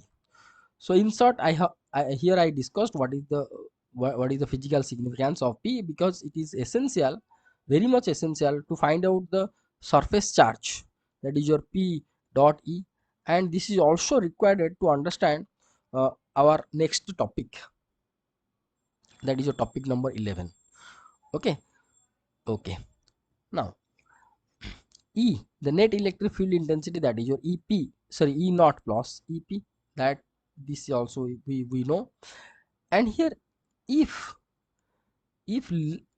P, small p be the electric dipole moment of each atom or molecule, then P is proportional to how much? Proportional to E local. Because if we are going to consider a single atom and molecule at here inside the dielectric material, then this atom or molecule is influenced by local electric field. So if P is represents the atomic polarizability, so hence this P is directly proportional to this local electric field. That implies P equal to alpha into E local. Here alpha is called atomic or molecular polarizability. Let N is the atoms or molecules per unit volume of the dielectric material, then capital P equal to NP. Just I discussed that inside this volume 3 atoms are there. If each atom or molecule have dipole moment P, then for this case, for this figure, it will be 3 into P equal to capital P. So if n number of small n number of atoms or molecule will be present inside this unit volume, then capital P value will be how much? N into small p, which is most important, that you have to understand and remember also. Okay. So that implies P will be equal to NP. 2 times I have been written. So you just delete. Therefore, P equal to N into small p, where N is your atoms or molecules per unit volume. P is your this one, alpha E local. Alpha is the atomic polarizability. So hence that implies P will be equal to, instead of P we can substitute this value. Let this is your equation number 2. From equation number 1, E local value has been substituted over here. So we found P equal to N alpha E vector plus P vector by 3 epsilon 0. That implies P N alpha taken to this side. So P by N alpha equal to E plus P vector by 3 epsilon 0. Let this equation is your equation number 3. Previously we found that the displacement vector D inside the dielectric material is D equal to epsilon naught E plus P and D equal to epsilon naught K into E. These two expressions we found in your topic number 5. I am going to show you. Here you can see, sorry, these two equations we found in topic number 8.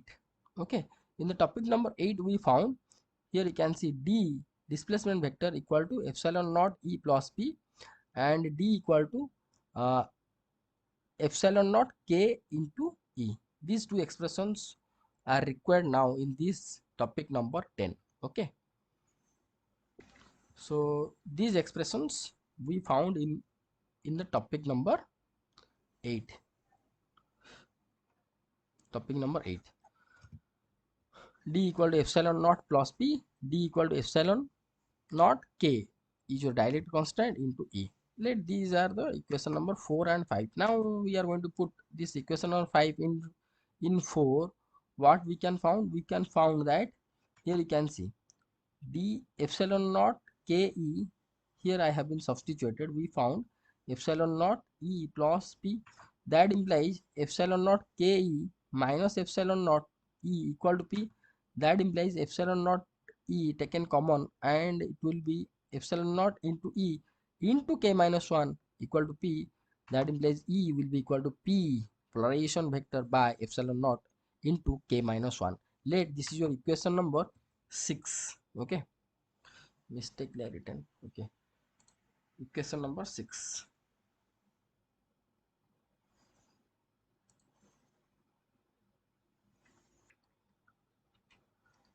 Now put equation number 6 in 3. We get here, this is your equation number 6. we have to put this value, E value, at here. We can find P by N alpha. P by N alpha equal to, here instead of E we have to put P by epsilon naught k minus 1. P by epsilon naught k minus 1 plus P by 3 epsilon 0 plus P by 3 epsilon 0. So we can find P by N alpha equal to P by 3 epsilon 0 whole into 1 by k minus 1 plus 1 by 3. P by N alpha equal to P by epsilon naught into 3 plus k minus 1 by 3 into k minus 1. P by N alpha equal to P by 3 epsilon in whole into k plus 2 by k minus 1, 1 by N alpha. So here P got cancelled. So 1 by N alpha will be equal to 1 by 3 epsilon naught into k plus 2 by k minus 1. So that implies alpha here. Alpha equal to this just you just cross multiplication. Consider the cross multiplication. So alpha will be equal to how much? 3 epsilon naught by n. 3 epsilon naught by n. This k minus 1 will be moved to the numerator, k minus 1 by k plus 2. Let this is your equation number 7, and instead of k we can write relative permittivity. We know that k is nothing but also called as relative permittivity. So alpha equal to 3 epsilon naught. This is your permittivity of the free space. This is the number of atoms or molecules present per unit volume. This is your dielectric constant or relative permittivity minus 1 by relative permittivity plus 2. This is your equation number 7. And this equation number 7 is called as your famous classical Mosotti equation, which provides the relation between microscopic property, that is your atomic or molecular polarizability, that is your alpha, with macroscopic property, that is your dielectric constant of a dielectric material. Okay, so here you have to remember always that alpha is represents the atomic or molecular polarizability, single atom, considering single atom or single molecule. But N alpha represents the polarization by atoms and molecules. That means represents the polarization in unit volume of the dielectric material. What we have been here, you can see we discussed that P equal to NP, that is your for atoms, for single atomic polarizability or molecular polarizability, your small p. N is the number of atoms or molecules present in the unit volume. So capital P represents the polarization, net polarization in unit volume. Okay, so here alpha, as I told, alpha is representation of the atomic or molecular polarizability, but here N alpha represents the polarization of atoms or molecules present in the unit volume of the dielectric material. So if you found this question 4 to 6 mark in your exam, so you have to start from here and up to this much you have to write. Okay, up to this. Now we are going to derive different forms of this Clausius-Mosotti equation, which is required to solve the different type of numericals. So from equation number 7 we found this one. Okay, same thing here, it has been equation number 7. This equation also can be written as, here you can see, you just multiply n with this one, n alpha by epsilon 0. N alpha by epsilon 0 will be equal to 3 into epsilon r minus 1 by epsilon r plus 2. Let this is your equation number 7. This is another form of the Clausius-Mosotti equation. Now here alpha is what? Your atomic or molecular polarization per unit applied electric field. We know this one because if dipole moment of single atom or molecule will be P, will be equal to atomic or molecular polarizability into applied electric field. So alpha, atomic polarizability, is nothing but dipole moment by applied electric field. So this is nothing but what? Atomic polarizability is nothing but polarization or dipole moment per applied per unit applied electric field. These things already we have been discussed in our uh, previous topic. Okay, whenever we are discussed the atomic polarization, in that topic we have been discussed in detail. So alpha is the atomic or molecular polarization per unit applied electric field, and here n is what, number of atoms per or molecules per unit volume. Now this term is represents what, n alpha by epsilon naught is what, is the polarization of atoms or molecules per unit volume per unit applied electric field. Got it?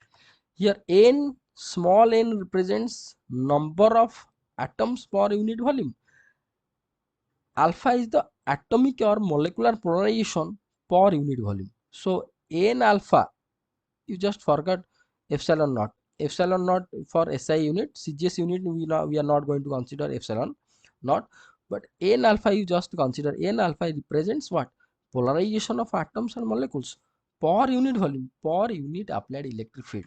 And this expression already we discussed in our equation, in our topic number 7. This expression is nothing but your 𝐲𝐸, dielectric susceptibility. I'm going to show you. You can refer that topic for detailed explanation. Here I'm going to show you topic number 7. Here topic number 7. This is topic number 7. This topic number 7 here you can found dielectric susceptibility. Dielectric susceptibility is nothing but P by epsilon naught into E. Okay, and what is P here? What is P? P is nothing but dipole moments per unit volume. This P is nothing but dipole moments per unit volume. P, capital P, is nothing but n into small p by epsilon naught into E, whatever written over there. That means this can also be written as n into, here, small p by E is nothing but alpha by epsilon naught. Okay, same thing it has been written over there, that here we found in your topic number 7 we found that 𝐲𝐸 equal to P by epsilon naught into E. Epsilon naught P by epsilon naught into E. P by epsilon naught into E. And here P is nothing but dipole moments per unit volume. That means we can write small n, number of atoms or molecules per unit volume, into dipole moment of each atom or molecule divided by epsilon naught into E. And here small p by capital E is nothing but atomic or molecular polarizability. So we can write n into alpha by epsilon naught. Got it? So this n alpha by epsilon naught is nothing but your dielectric susceptibility. Okay, so you just remember this one. This is the most important required to discuss in our next topic, this concept. Okay. Now other forms of the Clausius-Mosotti equation we are going to discuss in detail here. Here you can see this equation number 8 can be written as, instead of n alpha by epsilon naught will be 𝐶𝐸, that means 3 into epsilon r minus 1 by epsilon r plus 2 will be equal to 𝐶𝐸. Let this is your equation number 9, another form of Clausius-Mosotti equation. Okay, now this is most important. It can be expected that different types of atoms or molecules are to be present in the material. So hence equation number 8 or 9 can be written as, here you can see in equation number 8 this side value 9, this side value same. So here I written equation number 8 or 9, both are same. So 3 into epsilon r minus 1 by epsilon r plus 2 will be equal to summation over Ni into alpha I divided by epsilon naught. What is the meaning of this summation over Ni alpha I? This represents addition of different types of atomic or molecular polarization present per unit volume in the dielectric material. Per unit volume, per unit applied electric field, I not written, no need to write. Here you can see N alpha, Ni alpha I. Here N alpha represents what? Polarization of atoms or molecules per unit volume per unit applied electric field. So here summation over Ni alpha I represents the addition of different types of atomic or molecular polarizations present per unit volume per unit electric field in the dielectric material. It is better that I have to write per unit volume per unit electric field, applied electric field in the dielectric material. So I am going to give you an example. Consider NaCl is the material. Suppose this dielectric material is NaCl. So for the NaCl, we can found two types of polarization. One is your electronic polarization and another is your ionic. So as it is your Na plus Cl minus, we can found. So electronic polarization of individual molecule and atom we can found, and itself ionic polarization also we can found for this type of material. So here this summation is represents, here you can see this summation Ni alpha I will be Ne alpha E plus Ni alpha I. That means Ne and Ni are the number of electrons and number of atoms per unit volume, where alpha E and alpha I represents the electronic and ionic polarizability respectively. Okay. Now, and alpha E is what? Alpha is nothing but electronic polarization per unit of applied electric field as per the definition. Alpha I is the ionic polarization per unit applied electric field, right? So, if a dielectric material at the time of polarization has two types of polarizations, electronic and ionic, then the Clausius-Mosotti equation will be written as 3 into epsilon r minus 1 by epsilon r plus 2 equal to Ne alpha I plus Ni alpha I by epsilon naught. Okay. Now we are going to go for another expression or representation of Clausius-Mosotti equation. That is your question number 11. How we can found it? From electromagnetic theory, it can be found that optical refractive index, that is your mu, is related with the dielectric constant or relative permittivity epsilon r as mu equal to root over of epsilon r. That implies epsilon r will be nothing but mu square. Okay, and this relation is valid only for the electronic polarization. Okay, hence equation number 8 can be written as, instead of epsilon r we can put mu square. So mu square minus 1 by mu square plus 2 will be equal to, here in alpha, here instead of alpha we can write alpha E, that is your electronic polarization, polarizability due to the electronic polarization, by 3 epsilon 0. This 3 will be come over here. Okay, so I suggest that you just remember all the expressions whatever we have been discussed in this topic, which are most essential to do the different type of numericals. Now we are going to go for a numerical, which is this one. Okay, determine the percentage of ionic polarizability in sodium chloride crystal which has optical refractive index and dielectric constant as 1.5 and 5.6 respectively. So this question will be solved by using this relation and this relation. Okay, so let's do this question. So as per the question, we have to find out what is the percentage of ionic polarizability, right? Ionic polarizability that means alpha e alpha I we have to find out. In a sodium chloride crystal where refractive index, optical refractive index mu is given as 1.5, dielectric constant capital K or epsilon r is given as 5.6. So given data are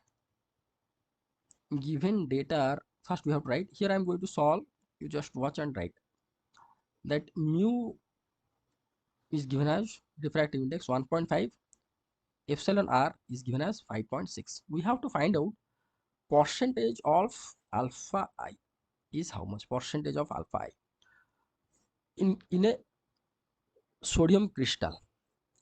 Just before we have been discussed that for the sodium crystal or material, two types of polarization are there, Ne alpha E, that means electronic and ionic polarization are present. This is the expression considering different type of polarization of Clausius-Mosotti equation, and this is another expression of Clausius-Mosotti equation by considering refractive index. We are going to use these two expressions to solve this question. So first we have to write these two expressions. So here you can write, you can get epsilon r minus 1 by epsilon r plus 2 equal to this much by 3 epsilon 0. So you have to write as per the Clausius-Mosotti equation. I just written shortly Clausius-Mosotti equation. We can found what, that is your epsilon r minus 1 by epsilon r plus 2 will be equal to Ne alpha e plus Ni alpha I whole divided by 3 epsilon naught. Okay, so here Ne represents what, number of atoms and or molecules gone through the electronic polarizability, and Ni represents the number of atoms or molecules gone through the ionic polarization. But here we consider only single material. So single material means per unit volume, wherever we are going to consider inside the material. Suppose this is the whole material, wherever we are going to consider the unit volume, inside the unit volume we can get Ne value and Ni value will be equal. So this can be written as N into alpha E plus alpha I divided by 3 epsilon 0. You just write Ne equal to Ni equal to N as single material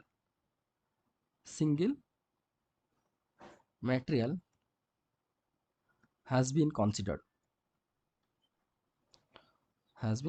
Okay, let this is your equation number 1. Now another expression is your mu square minus 1 by mu square plus 2 is equal to here this one, equation number 11. Mu square plus minus 1 by mu square plus 2 equal to N alpha E by 3 epsilon 0. N alpha E by 3 epsilon naught. Let this is your equation number 2. Okay, now you just divide the equation number 1 and 2. What we can get? See, you just divide equation number 1 by 2 like this, 2 by 1.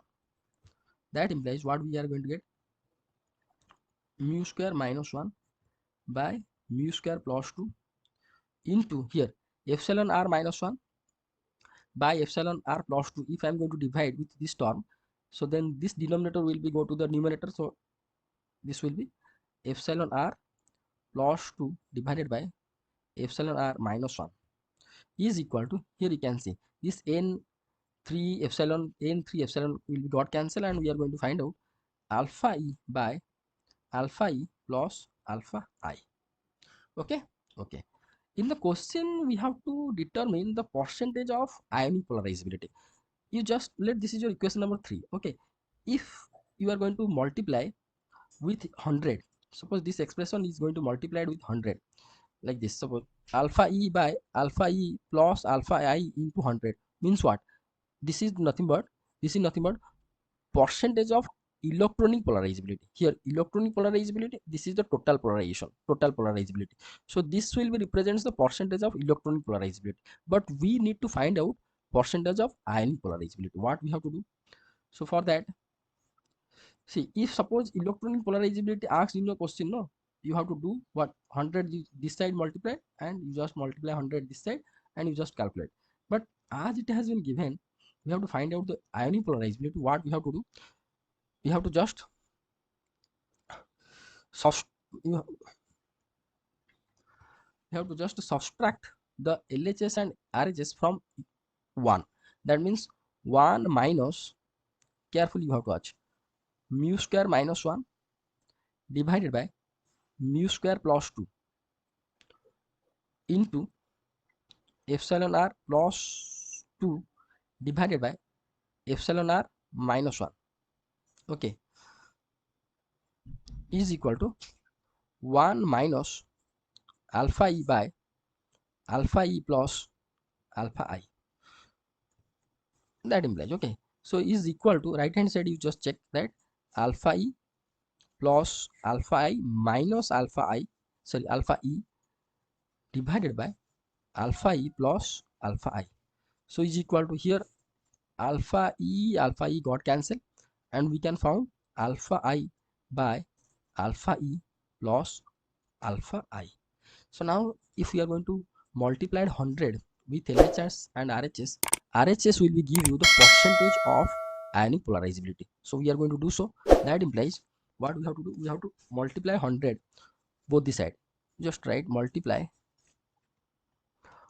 100 both side. What we can get? 1 minus mu square minus 1 by mu square plus 2 whole into epsilon r plus 2 by epsilon r minus 1 whole into 100 is equal to alpha I by alpha e plus alpha I into 100. Okay, okay. So this is nothing but, right hand side represents the percentage of ionic polarizability, okay. So that implies we have to just substitute the values. That means 1 minus, here mu has been given as 1.5, 1.5 square minus 1 by 1.5 square plus 2 into 5.6, epsilon r value is given as what? 5.6 plus 2 by 5.6 minus 1, okay, into 100. You just calculate it, you can found approximately 51.4 percentage. So this is all about this question. This is one of the important question. You just watch it carefully and write down in your note. So here we are completed the topic number 10, that is your Clausius Mosotti equation. Now we are going to go for our topic number 11,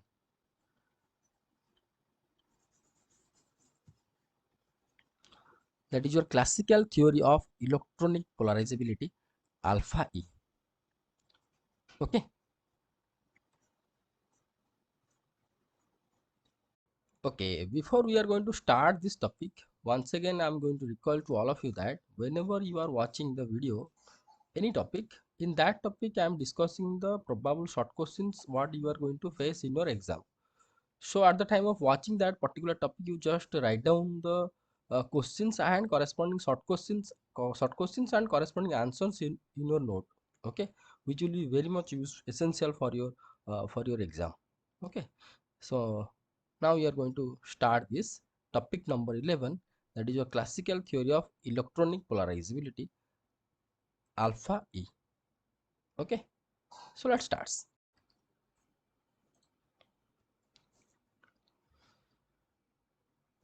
So in this topic we are going to discuss electronic polarizability of an atom when it will be placed in a AC field, or when a AC field is going to be applied on a atom, then what will be its electronic polarizability, that we are going to derive here.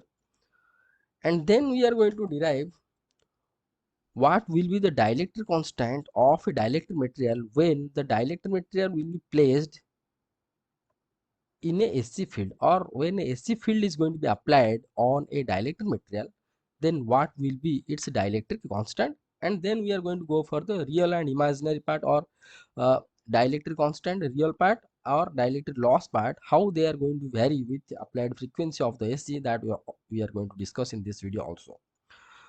So let us first, we are going to discuss what this figure explains to us. Okay, here you can see that this figure is represents a unpolarized atom. That means center of gravity of electron cloud and nucleus both are coincided with each other. When we are going to apply a DC field, then it is polarized but unidirectional polarization. That means electron cloud is attracted towards this side or displaced towards the left side, and nucleus displaced towards the right side. This is the unidirectional displacement when a DC field is going to be applied on this atom. However, when AC field is going to be applied on this atom, then the polarization will be in either direction. See, for for first half cycle, suppose the electron cloud is displaced towards left side. For the second half cycle of AC, the electron cloud is going to be displaced towards the right side. We know that for a AC field, one is your positive half cycle, one is your negative half cycle. For the positive half cycle, we are going to consider parallel plate capacitor. This side is your positive and this side is your negative. For another half cycle, this side is your negative and this side is your positive. Only for that, the electron cloud is going to be oscillate for a whole cycle. For half cycle, electron cloud is going to be displaced towards this side, and for next half cycle, electron cloud is going to be displaced towards this side. So if we are going to consider, or if we are going to apply the continuous AC on a particular atom, then the electron cloud or the nucleus, or the center of gravity of the new electron cloud and center of gravity of the nucleus are going to be oscillate continuously. Okay, or we can say that the polarization inside the atom is going to be oscillate with applied AC field with the frequency of AC. What we have been discussed, same thing it has been written. First, I am reading this one, you just watch, and also you have to write down in your note.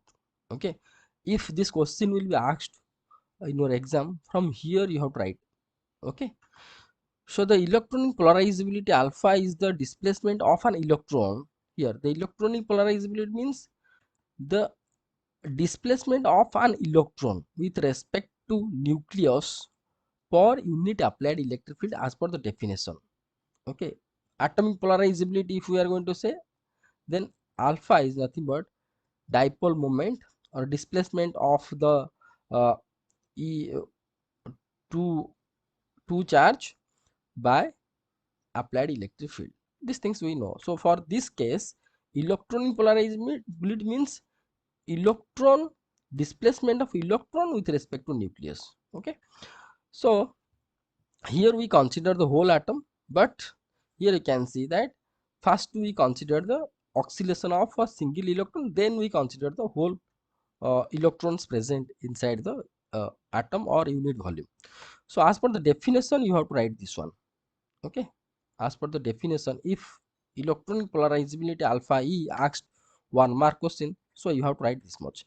Then what we discussed for this figure, same thing it has been written over here. You can see, considering the displacement of center of gravity of nucleus positive charge and electron cloud negative charge, it is called as the atomic polarization.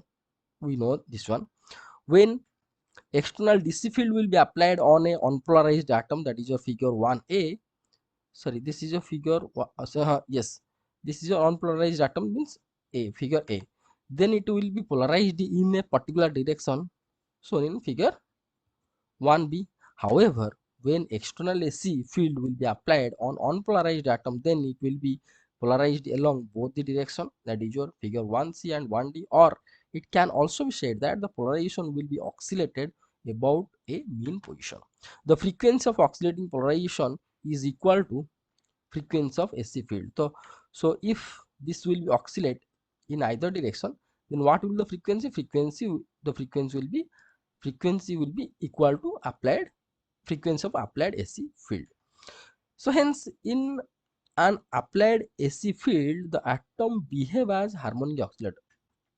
So here you can see, if this AC field we are going to apply on a particular atom continuously, then this atom is going to oscillate about its mean position. That means electron cloud is going to oscillate about its mean position, or you can say that the net positive charge is going to oscillate about its mean position. Or overall we can say that the atom behave as a harmonic oscillator. So for continuous oscillation, AC act as external force. So if we are going to expect that the atom is going to oscillate continuously, that means we have to apply the AC field on this atom continuously. So uh, here same thing it has been written, for continuous oscillation AC act as external force.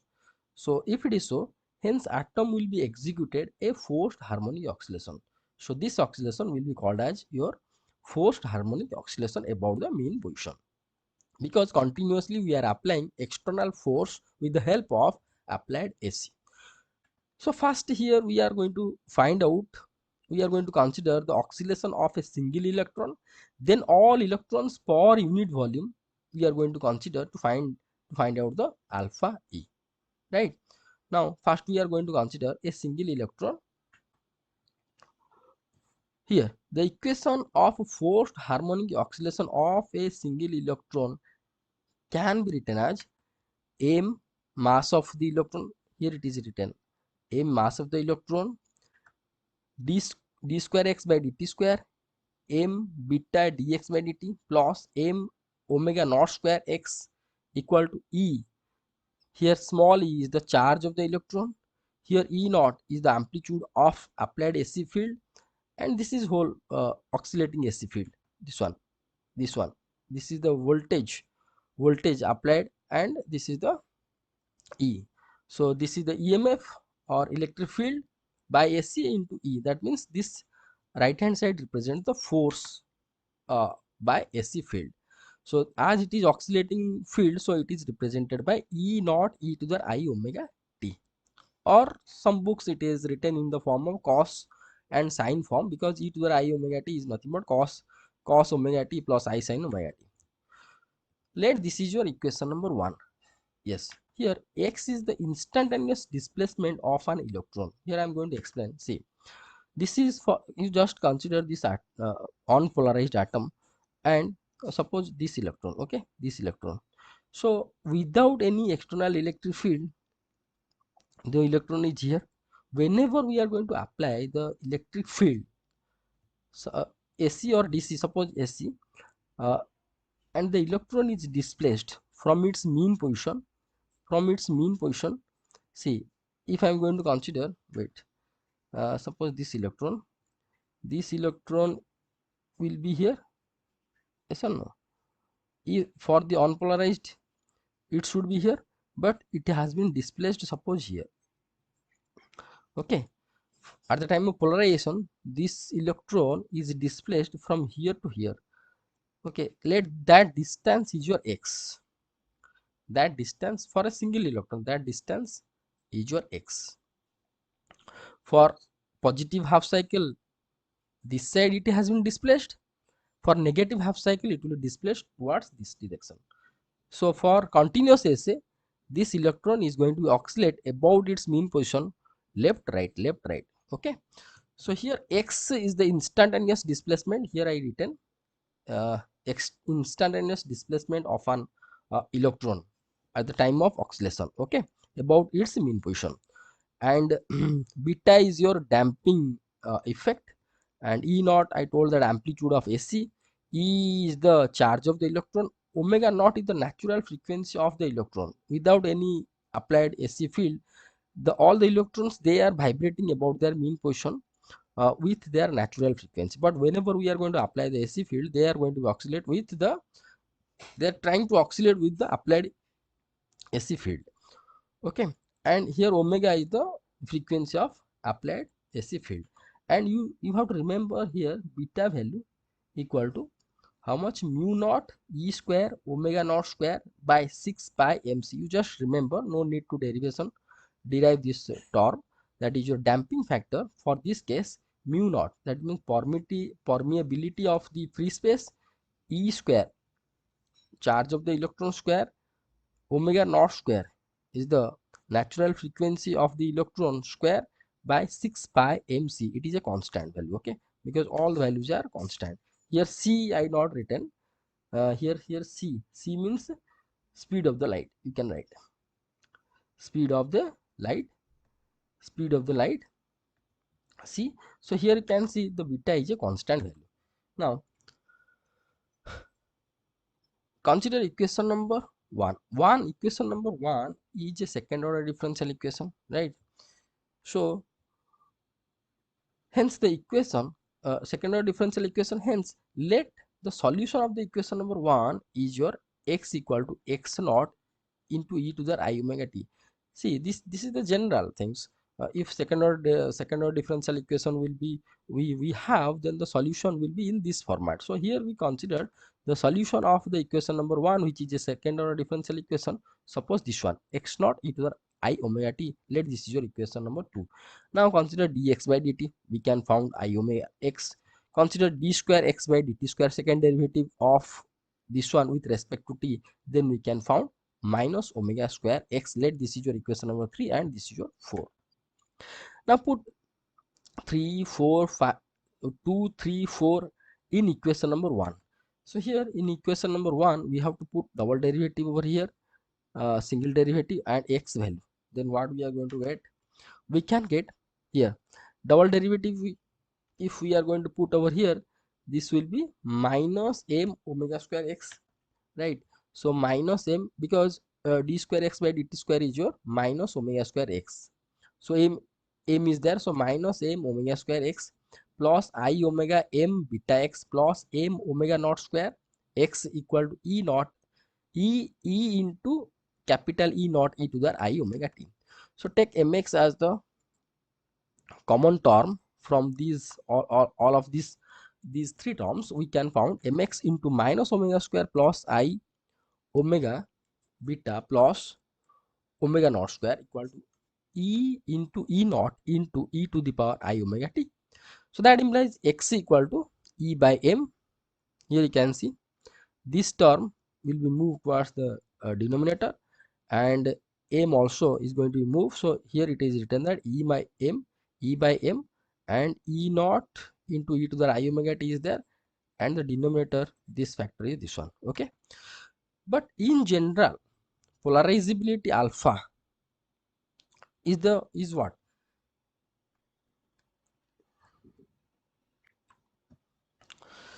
is the induced single dipole moment, that is a charge into displacement. This is the magnitude of a single dipole.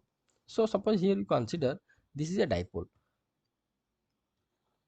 two opposite charges separated by a distance. So this is your dipole moment equal to qd. So qd by e, that is, this is nothing but p by e, is equal to the polarizability. In general we can say for a particular simple dipole, okay. So here you can see the displacement of a single electron is your x. Single electron, suppose here is this is your electron. When we are going to consider unpolarized case, and it is suppose displaced this much distance, okay, this much distance. uh, so this is your x, what we found. Now how it will be called as a dipole, here you can see, here we can consider, suppose electron is here. If electron moved See, uh, if electron moved from here to here, then a vacant place has been created. So, or we can say a surplus of a positive charge we can expect or we can consider over here. So if one negative charge moved from here to here, same amount of positive charge we can expect induced, or we can say deficiency of electron is nothing but so called a positive. So here it will be act as a dipole. So when the electron is going to be displaced from here to here, then here at this place a deficiency of electron is going to be developed. So we can say that this is a dipole of displacement of a single electron. So this is due to displacement of a single electron by a distance x. What we found this value, the electronic polarizability, that means for a single electron, when the single electron here, when this single electron has been displaced this much distance, due to this displacement, what will be the polarization or polarizability we are going to write in general this one. For dipole moment we know that charge displacement, uh, and in case of polarizability, alpha is nothing but dipole moment per unit applied electric field. So for this case, what will the dipole moment will be the either charge here. For the single electron, charge is what, E, and this much displacement is your x. So this is the dipole moment of a single electron. Here I written divided by applied electric field. Consider once again here, if we are going to consider this dipole moment by applying this electric field E naught, then what is the polarizability of this dipole? It will be P by E naught, or Q into D by E naught. For this case, electron displaced by a distance x, electronic charge your E, so Ex your dipole moment divided by applied electric field E naught I omega t. So this expression is represents your electronic polarizability of a single electron. Again, I am telling electronic polarizability of a single electron. Okay. So now we are going to simplify it by substituting the value of x. You just consider this x here, this term simple I have been substituted. What we can found here, E by E naught e to the I omega t as such has been written. X value is nothing but this one, E by this much value I have been substituted, and finally we can found E square charge, electron charge square by m omega naught square minus omega square plus I omega beta. Let this is your equation number 5. So here we found the electronic polarizability of a single electron is this value, right? Now here you just consider this figure. Consider this is your unit volume. Okay, this is your unit volume, and in this unit volume, these are the number of atoms or molecules which are polarized, because this dielectric material placed inside the AC field. This is the AC field. Okay, we have been applied the AC field. You just draw it. AC field. Suppose at a particular instant, these atoms or molecules are polarized. That means what? That means electron cloud of electron clouds of a particular atom has been displaced. Center of gravity of electron cloud. Likewise, another atom or molecule have the same situation. Electron cloud has been displaced. So if electron cloud has been displaced some distance, that means each and every electron also displaced. So in our previous slide, we found for displacement of each and every single electron, what is the electronic polarizability? This is your alpha E. Now consider a unit volume. How many numbers of atoms and molecules are present? We do not know. consider a unit volume. In that unit volume, consider capital N is the number of electrons present per unit volume. We should not bother about the how many numbers of atoms and molecules, maybe 2, maybe 3 numbers of atoms or molecules are there, but in that particular volume, suppose capital N number of electrons are present, that in that particular unit volume. Okay, so here you can imagine that if in that particular unit volume, if the number of atoms or molecules is going to be increased, then this N value will be increased. Yes or no? If number of atom is going to here, suppose for this figure, for this figure 3 atoms or molecules are present inside this unit volume. So number of electrons, suppose 100. If number of atoms is going to be increased by any means, from 3 to 5, suppose you just add another 2, then this number is going to be increased. So here same thing, it has been written that N is directly proportional to Ne. Ne means what? Ne here is the number of atoms per volume. That means if inside this volume, inside this unit volume, if the number of atoms are going to be increased, so therefore number of electrons also is going to be increased. So this capital N is directly proportional to here small ne, which represents the number of atoms or molecules per unit volume. Okay, now then dielectric susceptibility 𝐴𝑒 will be equal to n into alpha e. Why it is? See, in our topic number 5, we have been discussed that this one 𝐴𝑒 equal to capital P by epsilon naught, capital P by epsilon naught into E in your SI unit, capital P by E in your CGS unit. That means polarization vector per unit applied electric field. CGS unit only for the SI unit we have to just consider the epsilon naught. These things we have been discussed in our topic number 5. Okay, you can check. Okay, so, and we know that capital P is what? Capital P is your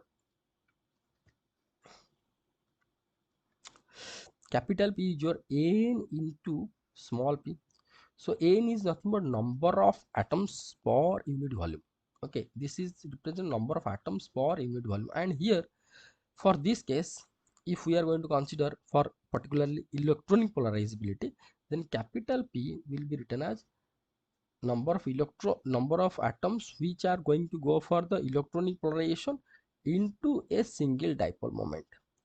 So this will be capital P, right? So if we are going to consider capital P by E, then for capital P by E we can write as I. Yes or no? Yes. Now here you can consider that alpha E is what? Alpha is E is your dipole moment, single dipole moment per unit applied electric field, that we know. If I am going to multiply n into alpha E, what is the meaning of that? Total number of electrons and its corresponding polarization by E. So this n is nothing but number of electrons per unit volume, and this n is proportional to small n. So here also we can write, instead of see meaning is same. If we are going to consider n into p by E is equivalent to ne into p by E, ne into small p. So that means it can be written as capital P by E. Okay, so that means here this is represents what? Capital P by E. Okay, so if we are going to consider n into alpha E is represents capital E by E, in our topic number 5 we found capital E by E is your 𝐶𝐸, susceptibility of dielectric material. So instead of n into alpha E can be written as 𝐶𝐸. Okay, so Xi, that is your dielectric susceptibility. Dielectric susceptibility will be equal to n into alpha E. Okay, see, this is very simple, don't be confused. N, capital N into alpha E, what we can write, we can write for this one. Capital N, alpha is nothing but single dipole moment by applied electric field. So capital N into single dipole moment is nothing but, that means this is the capital N represents the number of electrons per unit volume, and this capital N is directly proportional to Ne, number of atoms per unit volume. Okay, so here if we are going to consider small n e into p is nothing but capital P, that is your polarization per or net dipole moment per unit volume. So if we are going to consider only the electrons, and here capital N is represents the number of electrons per unit volume and corresponding the electronic polarization, then n into small p, and here small p, for this case small p is your single dipole moment formed by a single electron, then n into p will be represents what, capital P, capital P by E, capital P by E. Okay, capital P by E. So here this capital P by E is nothing but your xi E. Got it? So n into alpha E is nothing but your xi E for this case. Okay, that is your dielectric susceptibility xi E. And alpha E in our previous slide we found in your equation number 5, and you just substitute here, we found this one. And the complex dielectric constant k omega, k dielectric constant, which is a function of frequency, applied frequency, or a relative permittivity of the dielectric material, that is your epsilon r, also function of omega, applied AC frequency omega of a dielectric material, will be written as what, epsilon r omega equal to 1 plus xi. See, this relation we found in our topic number 7. You just go through the topic number 7, you can found dielectric constant or relative permittivity of a dielectric material is nothing but 1 plus xi. So if it is so, then uh, dielectric permittivity, relative dielectric permittivity will be how much for this case, 1, and here xi value I just substituted here. Okay, so 1 plus I written as such, and here I multiplied this factor on with the numerator and denominator with this one. So n e square by this much written as such here, and I multiplied omega naught square minus omega square minus I omega beta. Here same thing I have been also divided, that is your omega naught square minus omega square minus I omega beta. Okay, so this is 1 plus as such it has been written. uh, Here you can see n e square by m, n e square by m, n e square by m, it has been written. Now you can watch carefully that in the denominator, two terms act as a plus b and a minus b form. See, this will be considered as your a, and this is considered as your b. So this will be a plus b format, and this will be a minus b format, and we know that a plus b into a minus b is nothing but a square minus b square. So same thing it has been written, that here you can see denominator will be a square. Square means omega naught square minus omega square whole square is there, then I omega beta square. So I omega beta square is nothing but I square omega square beta square. I square is your minus 1, so minus omega square beta square we can found, and here a square minus b square, so here another minus, so it will be plus, so plus omega square beta square, so plus omega square beta square it has been written. Okay, so here you can see In the numerator it has two terms, omega naught square minus omega square, and the denominator we found this one. So this term divided by this one, again minus I omega is there, I omega beta into n e square by m. So I is there, I omega beta n e square by m. In this format I have been written, divided by this one, uh, this term, this your a square minus b square term, that is your omega naught square minus omega square whole square plus omega square beta square. Okay, okay.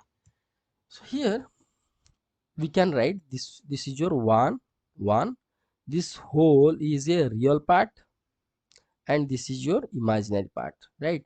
We can write in general that epsilon r omega relative permittivity of a dielectric material, which is depends upon the or the function of the applied AC frequency, is equal to 1 plus one real part minus one imaginary part. Let this is your equation number 6. So from equation number 6 it can be found that this is your so-called real part of equation number 6, which represents the dielectric constant, the real dielectric constant of the material. Okay, but here epsilon double prime represents the dielectric loss of the material, and also this is a frequency dependent, both real part and imaginary part both are the frequency dependent. Okay, here you can see, here if we are going to consider this term also frequency is that this term also frequency dependent.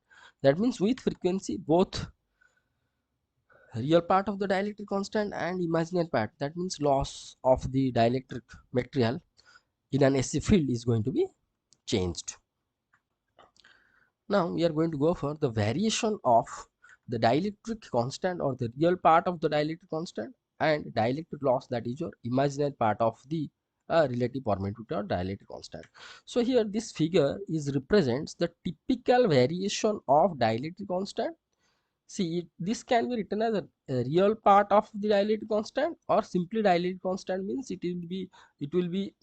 represents the polarization part only. Dielectric constant means the polarization part. See, if we are going to put a dielectric material, then it will polarize plus minus plus minus plus minus. Whenever it will polarize, no, that means whenever it will stretch a atom or molecule, whenever it will stretch, that means some energy is going to be released. Okay, some energy is going to be released, and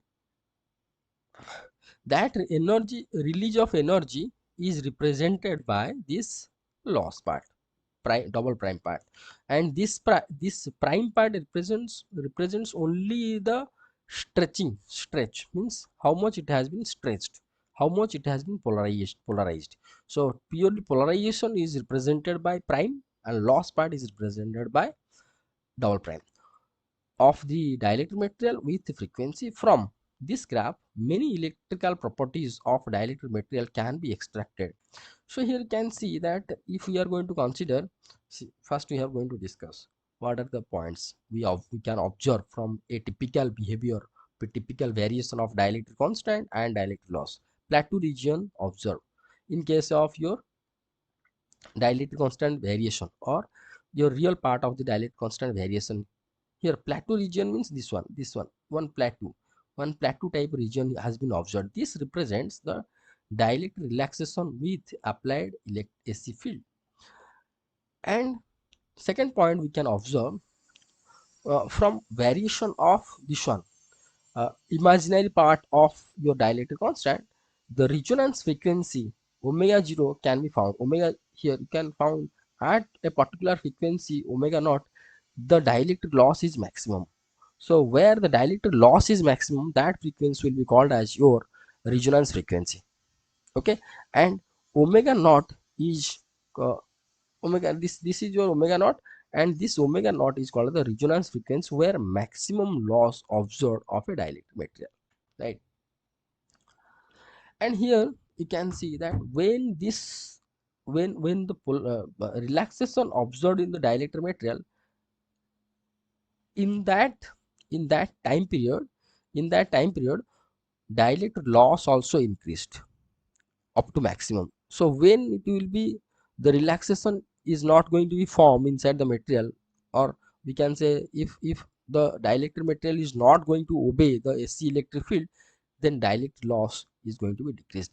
Here I am going to uh, mm, in short, I am going to discuss about the relaxation inside the dielectric material, which is not required for your syllabus, BSc syllabus, but you just carefully watch.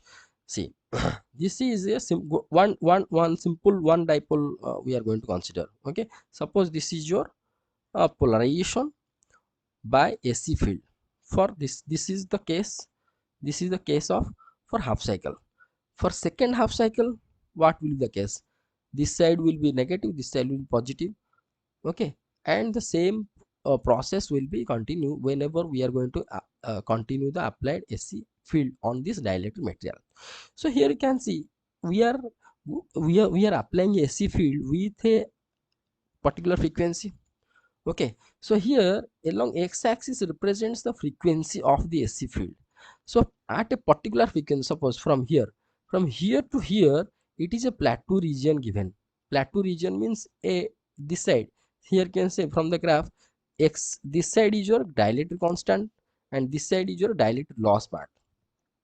So from the dielectric constant, what we can observe?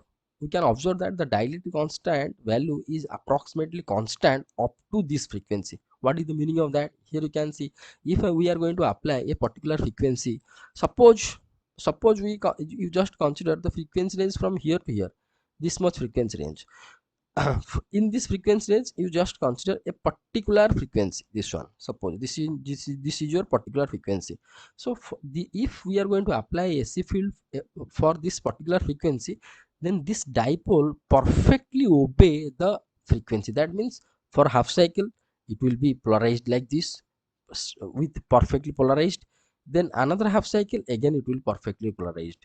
That means polarization and depolarization. So see, in between, see, this is your half cycle, positive half cycle and negative half cycle. So positive half cycle, when reaches the maximum, this polarization happens. But negative half cycle, when maximum observed, then this will be rotate, and we are going to get this situation.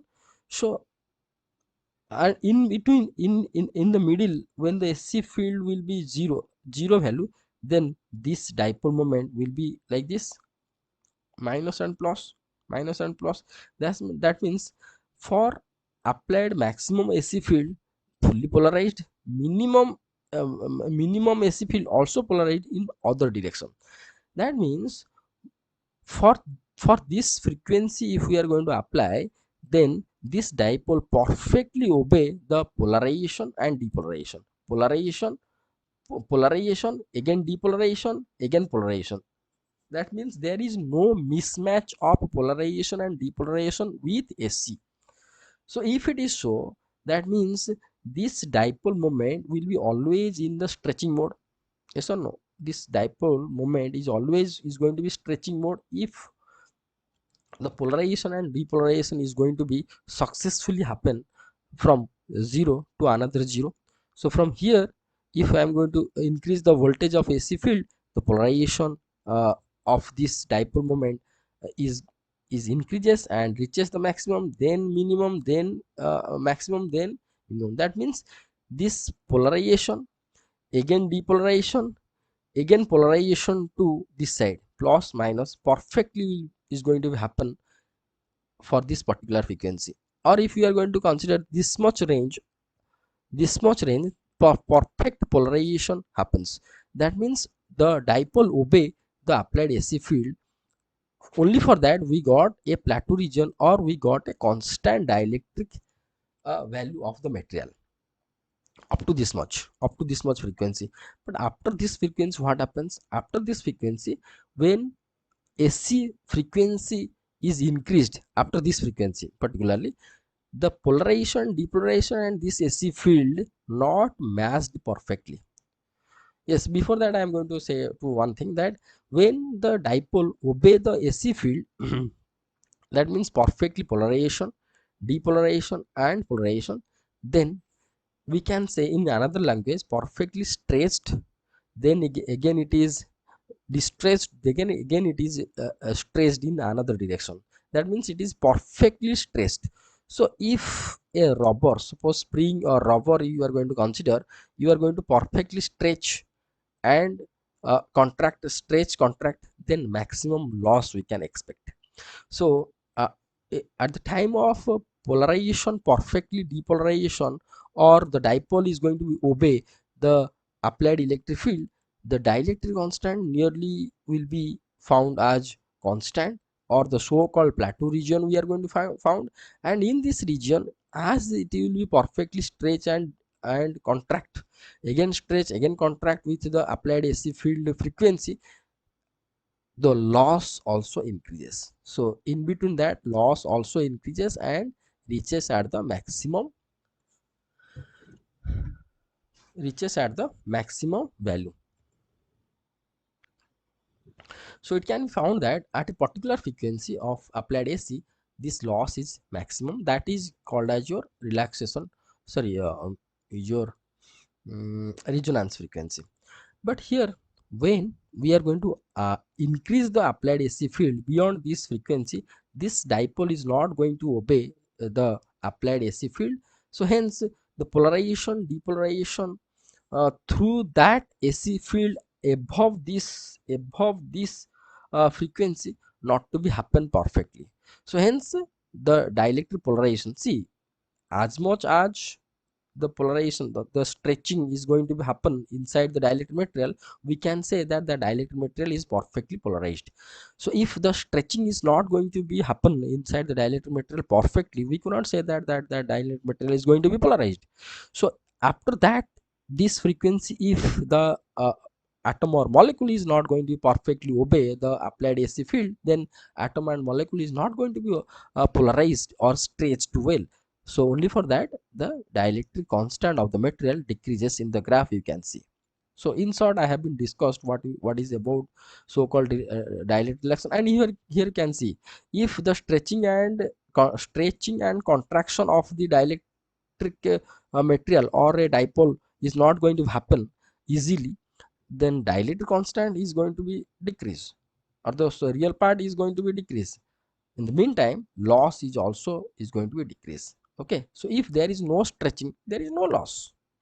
So this is all about insert about the dielectric relaxation inside a dielectric material when the dielectric material is going to be exposed with a AC, applied AC field, and if the AC frequency is going to be increase. This is the behavior. So insert the much more you are going to study in your MSc and in your resource career. So now the two now the two above basic electrical behavior here, you just consider what we have been discussed about these 2 points. On the base of these 2 points, basic electrical behavior of a dielectric material can be analyzed. Here what I am written, the two above basic electrical behavior of dielectric material is very much essential for analysis of different type of electrical as well as electronic properties, such as your capacitor behavior. See, if the stretching, polarization and depolarization is not well inside the dielectric material, then obviously its capacitor behavior is going to be changed. So capacitor behavior, at the meantime, inductor behavior, resonator behavior, and oscillator and absorber behavior is going to be modified, uh, if we are going to consider different type of dielectric material in this frequency range. So from this behavior of different material uh, or different dielectric material, we can analyze the capacitor, inductor, resonator, and oscillator, and observer properties of the dielectric material uh, for different type of applications. See, these properties are very much essential to towards application of your sensor, actuator, transducer. This is the mistakes I written, this is a transducer, and memory devices, etc. I have to write it will better. Transducer, memory device, etc. Okay, so this is all about your topic number 11. that is your classical theory of electronic polarizability. In our next topic, we are going to discuss different type of polarization. Before that, we have to discuss what are the probable short questions for this topic, topic number 11. In this topic, from this topic, you can find the short questions like, what do you mean by electronic polarizability? Okay, write down the equation of forced harmonic oscillation of a single electron placed in a AC field. These are short questions. Okay, and what do you mean by complex dielectric permittivity of a dielectric material? Complex, this is the complex, this is also called the complex dielectric constant or dielectric permittivity, relative permittivity of a dielectric material. This equation number 6. And what is the another question? You can find the real part of a complex dielectric constant represents what, imaginary part represents what. Here see, real part represents the polarization of the dielectric material, but imaginary part of the imaginary part of the dielectric constant represents the dielectric loss of the material. And from this figure, it can be asked that uh, draw the real part and imaginary part with the frequency, and discuss something about that, discuss the physical properties, different type of physical properties of the dielectric material. Or just it will ask that draw the dielectric constant and dielectric loss behavior with frequency of a dielectric material and discuss. So you have to write this much. This question may be 2 to 3 mark question, it will be asked in your exam. This question, if it will ask that, you have to draw and you just explain. Okay, now we are going to go for the next this topic, that is a topic number 12, different type of polarization. Okay, so let's start. Basically, 4 types of dielectric polarization are found in a dielectric material in general. Okay, first one is your electronic polarization, ionic polarization, orientational or dipolar polarization, interfacial or surface charge polarization. Electronic polarization we just now discussed in our previous topic, that means displacement of electron or displacement of electrons per unit volume will be represents the electronic polarization of a particular dielectric material. Ionic polarization means polarized ions are going to be displaced. In detail we are going to discuss. See, this question we can found 4 to 6 mark, 4 to 6 mark question. This is a 4 to 6 mark in your exam. Okay, so first we are going to discuss the electronic polarization. How much I have been written the note, that is enough for your exam. Okay, no, you should not be bothered about that. The electronic polarization is the displacement of electrons per unit volume with respect to nucleus when an atom will be placed in an external electric field. The corresponding polarizability is your alpha E, and this expression we found in our last topic. And polarization, the electronic polarization, capital P, polarization per unit volume. This P is represents what? Capital P is a polarization vector. So corresponding capital P magnitude will be N alpha E into E. E is your external electric field inside the dielectric material. This may be your applied electric field, but this is your net external electric field inside the dielectric material. So this will be the net polarization. Okay, electronic polarization. And here N is represents the number of electrons present per unit volume.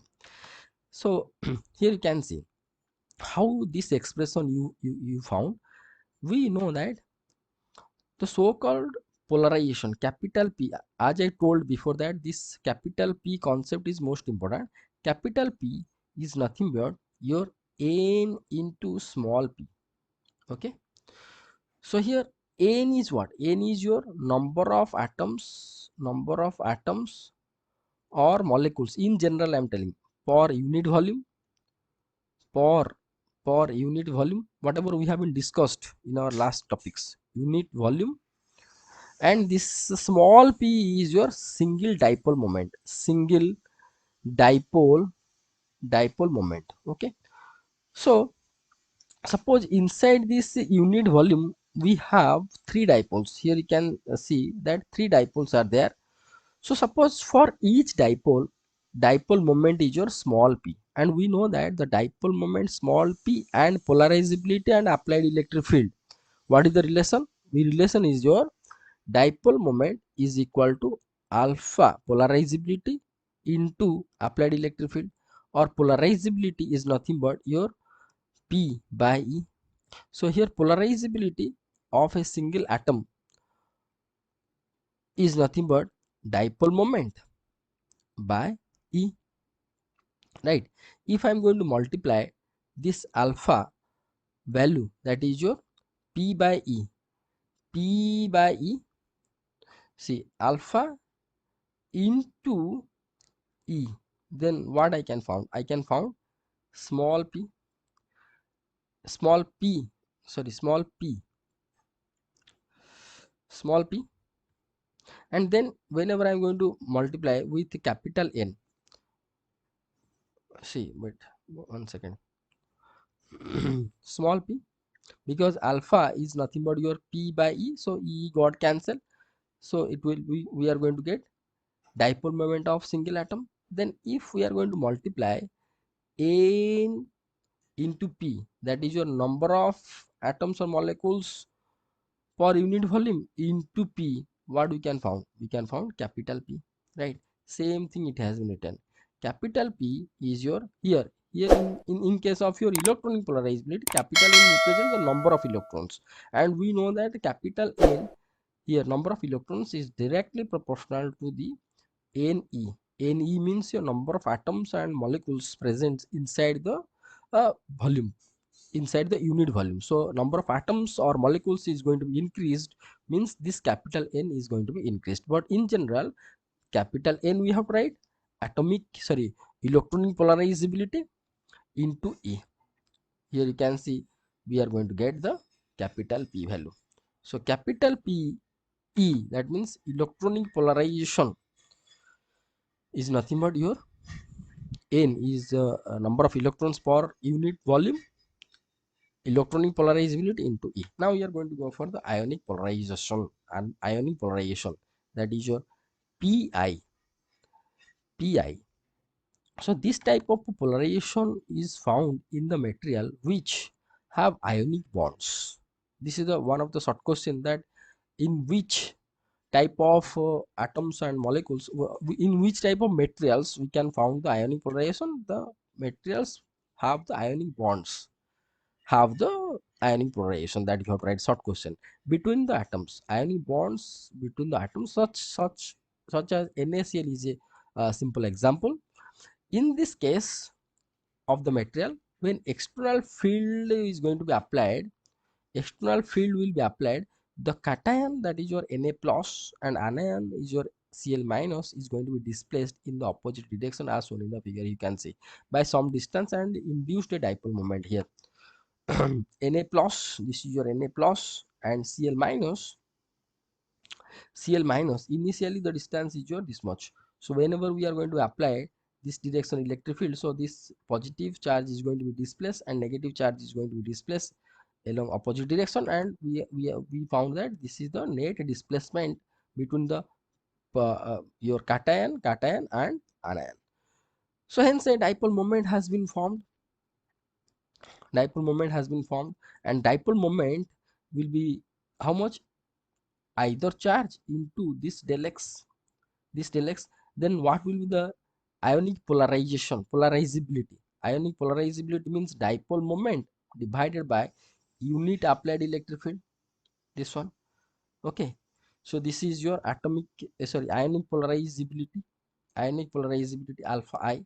Now suppose we are going to consider per unit volume, per unit volume, any number of atoms are present, belongs to NaCl, any number of atoms, any number of atoms are present, atoms or molecules are present per unit volume, then what will be the ionic polarization? Ionic polarization will be how much? Ne alpha E into E. Okay, how it will be Ne alpha E into E already I have been discussed. So here I written mistakenly Ne, number of atom per, this is Ni, okay, instead of Ni. Wait. For ionic polarization it should be I. Okay, mistakenly I have been written. Okay.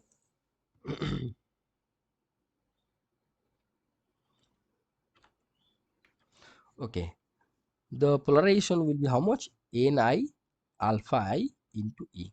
Okay, don't be confused. See, capital P is nothing but number of atoms or molecules per unit volume into small p. So here small p is nothing but what? Alpha into E. So if we are going to consider alpha, then it will be P by E. So if we are going to consider mm, um, N is the number of atoms or molecules per unit volume into alpha, that is your small p by E into E. So E got cancelled and we found this one NP here, that is your capital Pi, that is your ionic polarization. Okay, now we are going to go for the orientational or dipolar polarization. So this is one of the important short question from here.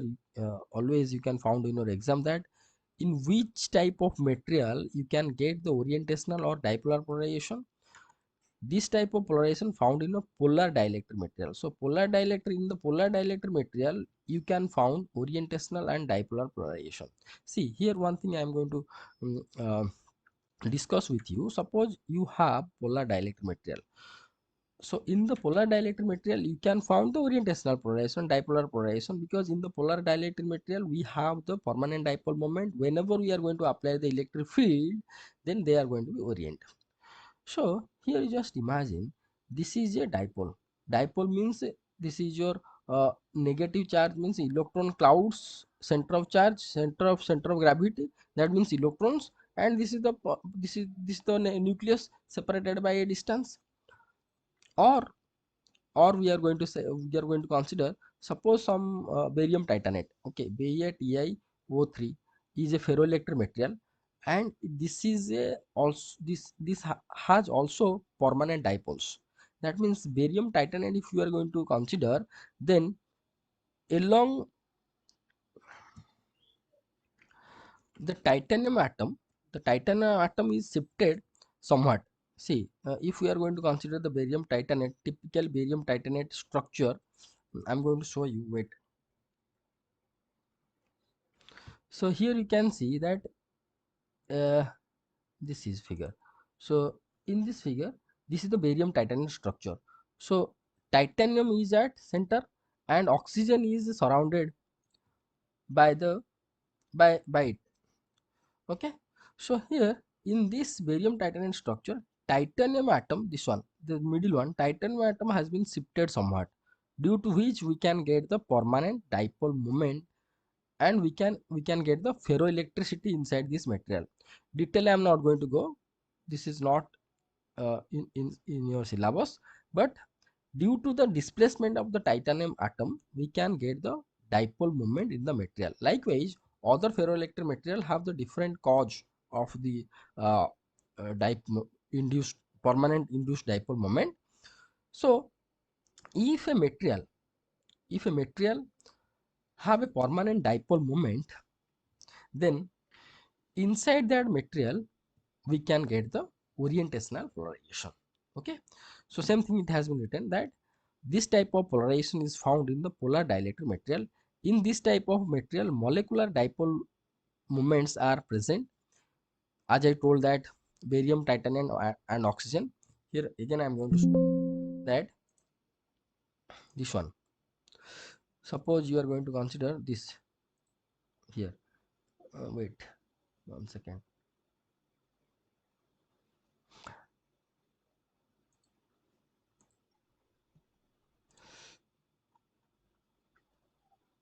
Here, this is the barium, red one, and these are the oxygen, and this is, I mean, that means titanium atom is inside the cage of the octahedral. This is octahedral structure, and this titanium atom shifted somewhat. Here you can see, uh, 1 second.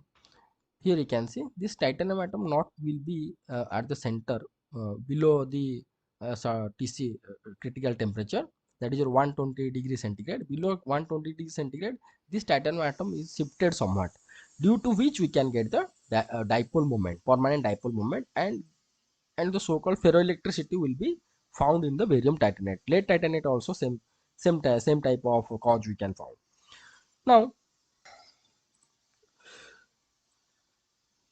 Now we are going to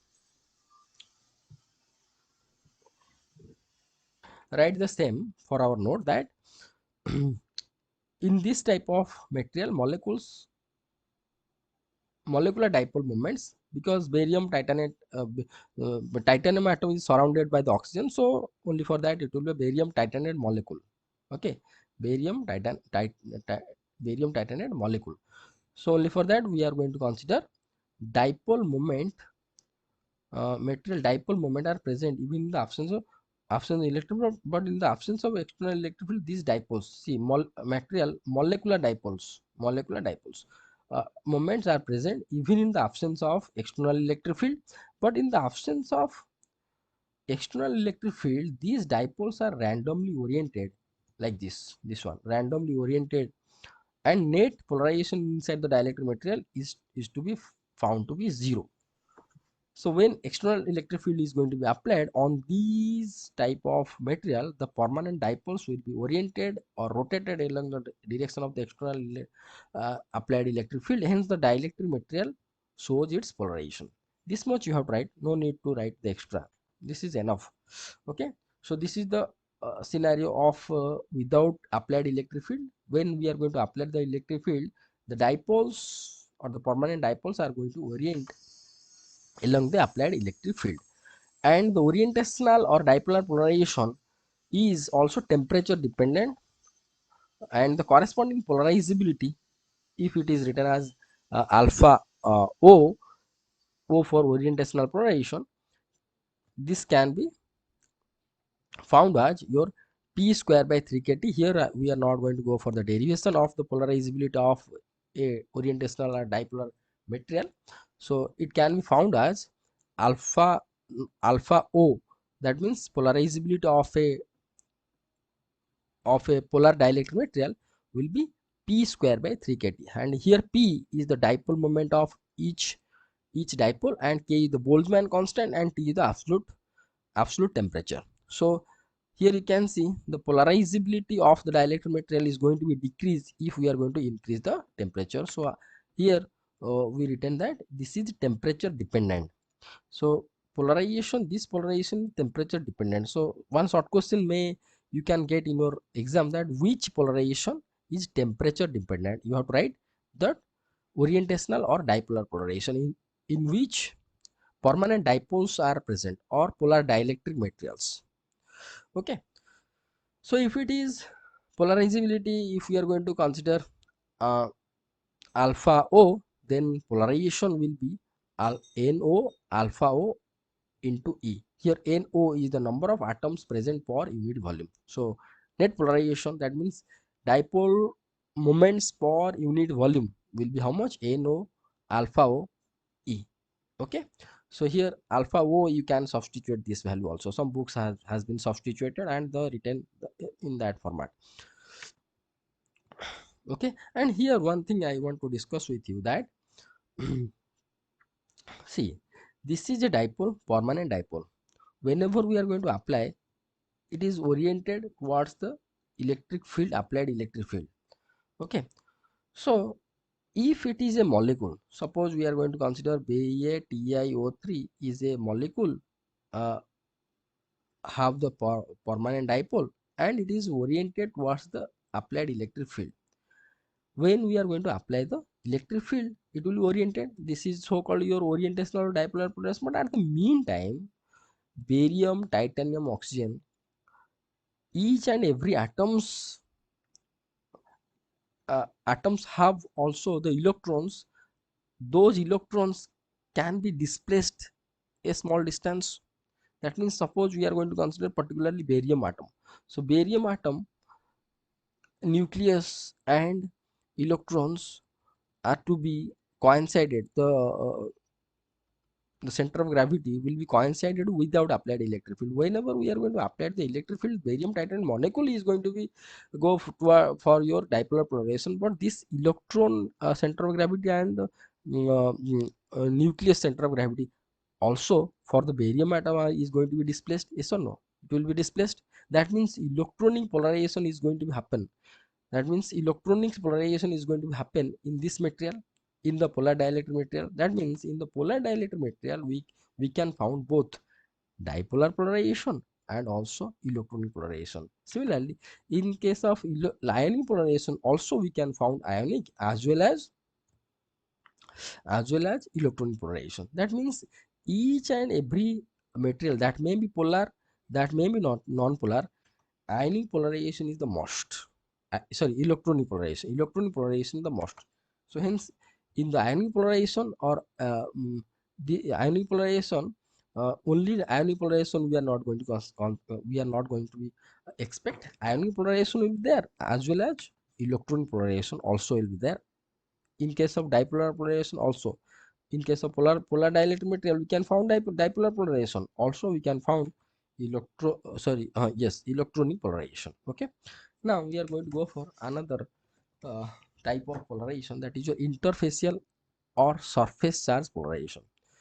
Here you first watch this figure. This is the typical SCM image, scanning electron microscope image of a material. Here you can see these are the grains. Inside the grains, regular arrangement of atoms are there. These are the grain boundary. Here you can see the holes itself, holes inside the material. That means this is one grain, this is another grain. In between the grain boundary or some vacant places are available, and these are the interface. Here you can see. I'm going to somewhat zoom for you. You can easily see here. This is the vacuum area. So these are the interfaces. So are these interfaces are or the so-called are the grain boundaries. These are the grains. Okay, these are the grains. These small are also the grains. All the grains are uh, joined together, and when they are joined at the time the the two grains, here you can see, the joined or they are um, connected with each other. At the junction, we can expect some free charges. That may be electron, that may be proton. Here inside this vacant place, some charges, free charges will be trapped, that we can expect. So due to trapped charges or due to free charges in between the grains or grain boundaries, these charges is going to be polarized whenever we are going to apply the electric field. Same thing, it has been written simply here. The this type of polarization is found due to the accumulation of free charges, electrons, protons or ions. See here, this is the large vacuum is there, some ions can be trapped here. This is vacant position. So here we can expect some oxygen. This vacancy or vacuum or void has been found due to oxygen vacancy or some other uh, cause. We should not bother about that, but as these are the voids, so we can expect that in this void free charges, free ions can be present at the different interfaces and defects present in the dielectric material. So here the different interface between capacitor plates and dielectric material. See, another thing is that here whenever we are going to put the dielectric material in between the parallel plate capacitor, and we are going to apply the electric field at the interface of the parallel plate capacitor and dielectric material. That means where the both the uh, both parallel plate capacitor and dielectric material joined together. Okay, that means contact point. At that contact point is somewhat gap.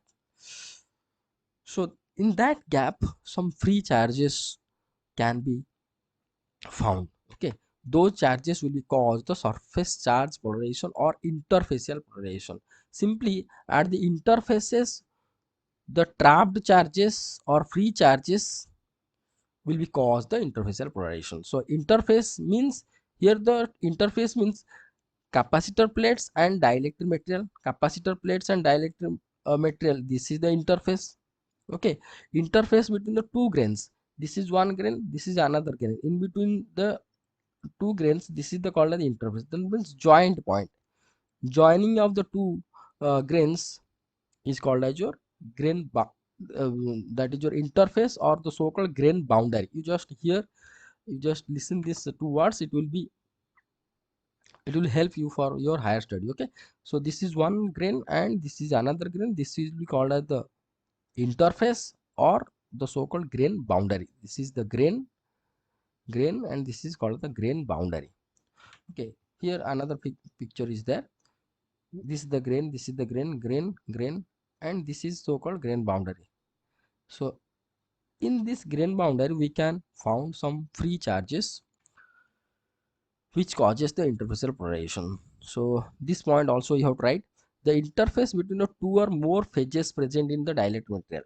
Interface between the two or more phases means, see, this is one type of material, this is another type of material. Suppose this is the barium ferrite and this is your bismuth ferrite, or this is suppose we are going to consider this is one material, suppose iron, this is copper.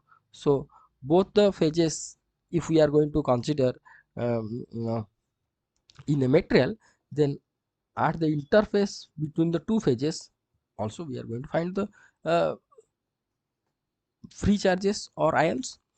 The possible defects are, so what are the possible defects inside the material? Possible defects are oxygen vacancy, unwanted voids or cracks formed at the time of synthesis of dielectric material. So these are the interfaces we can found in a dielectric material at the time of synthesis, in which the free charge carriers, that is your electrons, protons and ions, are trapped, and those causes the surface charge polarization. And these surface charge polarizations causes by those electrons, protons, ions are not the material property. You have to remember this point. It is important to remember that interfacial or surface charge polarization is not the material property. Material property means we have to consider the polarization of the grain.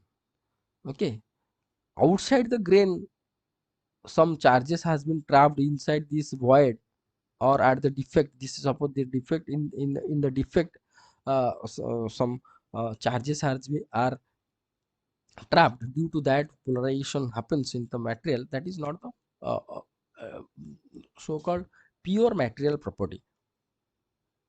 So hence this polarization, this type polarization is called as your, is not called as your material property. Okay, this is called as your one type of unwanted polarization. This type of polarization is called as your unwanted polarization. Okay, so at the time of analysis we have to avoid. So for this case, PS is the directly proportional to NS. Here NS is nothing but your free charge carrier density at the different interfaces. So this is this figure and this figure. This figure you should not be do in your exam. uh, for explain I represented this figure. You have to draw this figure. So this yellow color is your dielectric material when it will be placed in between two electrodes of parallel plate capacitor. So this is nothing but called the interface. At this interface also we can expect some free charges, uh, and inside the material we can found grain and grain boundary. So at the grain boundary we can found free charges are trapped or ions are trapped in between the two grains or at the grain boundary, due to which we can found the surface charge polarization. This is enough. Okay, dielectric strength. Okay, yes, here another point you have to remember, that the total polarization P in the dielectric material is the addition of these four. So here we discussed four type of polarization can be found in the dielectric material, that is your electronic polarization, ionic polarization, orientational or dipolar polarization. and surface charge polarization. So net polarization will be addition of this much, but we have to remember this PS, surface charge polarization, is not the material property. This is one type of external property. At the time of analysis we have to just consider that one, that is not the material property, like that we have to consider consciously. Okay, now we are going to go for another 1 mark question, that is your dielectric strength. This is always, this question you can found always in your exam for 2 mark. What? The minimum electric field strength applied to dielectric material at which its electric polarization takes place, due to which a huge amount of current will be passed through the dielectric, is called the dielectric strength, or this also called as the dielectric breakdown. So at what electric field we have to apply on a dielectric material, then it will be a short circuit. Suppose here you can see that whenever we are going to apply the electric field, it is polarized. It is polarized. That means one side it will be one particular charge will be induced, another side will be another particular charge is going to be induced, positive and negative, polarization. But at what electric field we have to apply, then the polarization is going to break down. That means current will be flow through this dielectric material, the polarization is going to be breaked. That electric field is called as your electric field strength, that magnitude of the electric field. So the minimum electric field we have to apply to the dielectric material, the electric polarization takes place, due to which the huge amount, that means electric polarization takes place means the polarization is going to be break. Only for that huge amount of current will pass through the circuit, is called the dielectric strength. And also it is called as it is called as the voltage at which the dielectric material or the dielectric polarization is going to be breakdown. That voltage are also called as the breakdown voltage.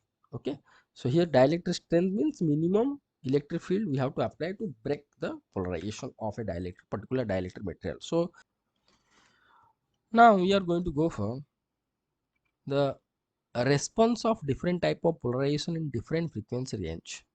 We discussed that 4 type of polarization we can found in a dielectric material. So this graph represents the frequency versus different type of polarization range, dominated range. So from the graph it can found that here you can see this variation is represents the dielectric constant variation of a dielectric material with the frequency, and this variation is represents the dielectric loss of a dielectric material with the frequency. This plateau region represents the EG polarization of a dielectric material, this plateau region in different region of the frequency, and corresponding dielectric peak also observed. And we discussed in our previous topic that where the dispersion region, that means dielectric constant, here the EG relaxation or EG polarization, but after that beyond this frequency the dipoles could not be obey the applied electric field. But exactly at this nearby this frequency we can found the peak of the loss, that means dielectric loss peak epsilon double prime with frequency peak also we are going to observe around that frequency. Okay, and this figure represents the frequency range where in which the different polarizations dominantly observed. Here you can see that from 0 frequency to 10 to the 6 we can found the interfacial polarization is dominates over other polarizations. You should not think that orientational or dipolar polarization is not there. Orientational and dipolar polarization also exist in this frequency range, but interfacial polarization is dominates over other frequency, other polarization. So if interfacial or surface area polarization is present inside a dielectric material, then it will be observed up to this frequency. That means you are up to 10 to the 6. So up to 10 to the 6 we can get the perfect polarization from the surface charge or interfacial uh, dipoles, due to which relaxation behavior will be observed. After that we are going to get the we are not going to get the interfacial polarization. They are not going to obey. So hence the peak, the dielectric loss peak will be observed at this frequency nearby 10 to the 6. Okay, so then after 10 to the 6, in between 10 to the 6 to 10 to the 12, we can found dominantly dipolar or orientational polarization inside the material. So this frequency range is your so-called microwave range. Here you can see that 10 to the 6 to 10 to the 12, here 10 to the 8. So from here 10 to the 8 or 10 to the 10 to the 7 or 8, 10 to the 8 to 10 to the 12, this range is your microwave range. Okay, so this range is your microwave range. So in this frequency range, we can found dominantly orientational or dipolar polarization inside the dielectric material on other polarizations, other three polarizations. Okay, then after 10 to the 12 to 10 to the power 13, in this frequency range, we can found here 10 to the 12 to 10 to the 13, that means visual region. Around visual 10 to the 13 means up to this much you can expect 10 to the 13. Okay, this is a whole spectrum of the electromagnetic energy. So 10 to the 12 to 10 to the 13 is belongs to your infrared region, right? So this frequency region or range is called as your infrared region. So in this region, ionic polarization is dominated over other three polarizations. Okay, that you should not be think that ionic polarization is not going to be found in this region. Ionic polarization also can be found this region, in this region, but dominatedly we can found, that means active region of the ionic polarization is this much, this much, this much, 10 to the 12 to 10 to the 10 to the 13. That means in the infrared region, ionic polarization uh, will be give its maximum. Okay, that means active region of the, suppose in the material NaCl, ionic polarization we are going to expect maximum in this region. Okay, in this infrared region. Then 10 to the 13 to 10 to the 15, 10 to the 13 to 15 means purely visible, no? Okay, 10 to the 13 to 10 to the 15, yes, in this region, that is so called your uh, visible region. In the visible region, in the visible region we can get the electronic polarization also, electronic polarization or ionic polarization. Ionic polarization we can found even if in the visible region, and electronic polarization is going to be start from the visible region to ultraviolet region. That means from 10 to the power, see 10 to the 13 to 15 is your visible region. In between, in this region we can found the ionic polarization and electronic polarization. That means electronic polarization also dominantly we can found in visual region itself, but exactly at UV region electronic polarization dominantly we can found. That means electronic polarization dominantly observed in 10 in the UV region, 10 to the power 18, 10 to the 18. See, 10 to the 16 to 10 to the 18 range is your UV region. Okay, in that region, um, that means just nearby uh, ul- ultraviolet, violet, RGB, blue, violet, and ultraviolet. That means violet and ultraviolet region, in the violet and ultraviolet region, that means 10 to the 15 to 10 to the 18 region, electronic polarization observed dominantly. But you should not think that electronic polarization not observed in the lower frequency region. Lower frequency region also observed, but in the material, if interfacial polarization is available, then electronic polarization not to be detected by the machine. Okay, so electronic polarization is clearly observed in this frequency region.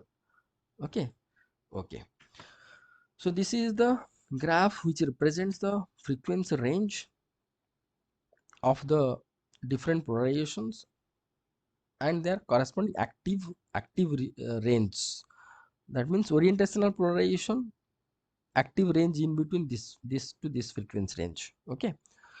And here you can see wherever the dispersion region starts, there we can get the maximum peak of corresponding their dielectric loss. Okay, so this is the all about different type of polarization in different frequency range.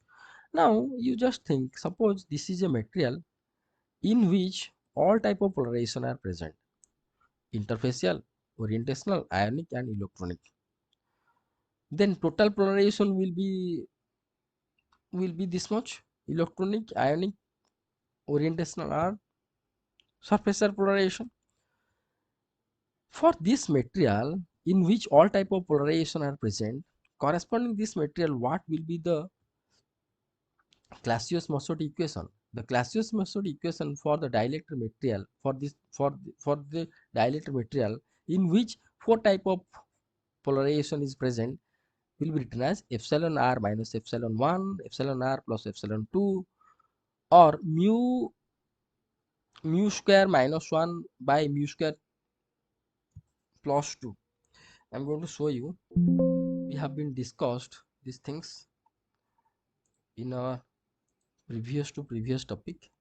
Here you can see, here we have been discussed that epsilon r minus 1 by epsilon r plus 1, this is a relative dielectric permittivity, equal to how much? Ni alpha I by 3 epsilon 0. Here 3 will be multiplied with the denominator, it will 3 epsilon 0, and here with the refractive index, this value will be mu square minus 1 by mu square plus 2, equal to n alpha I by 3 epsilon 0.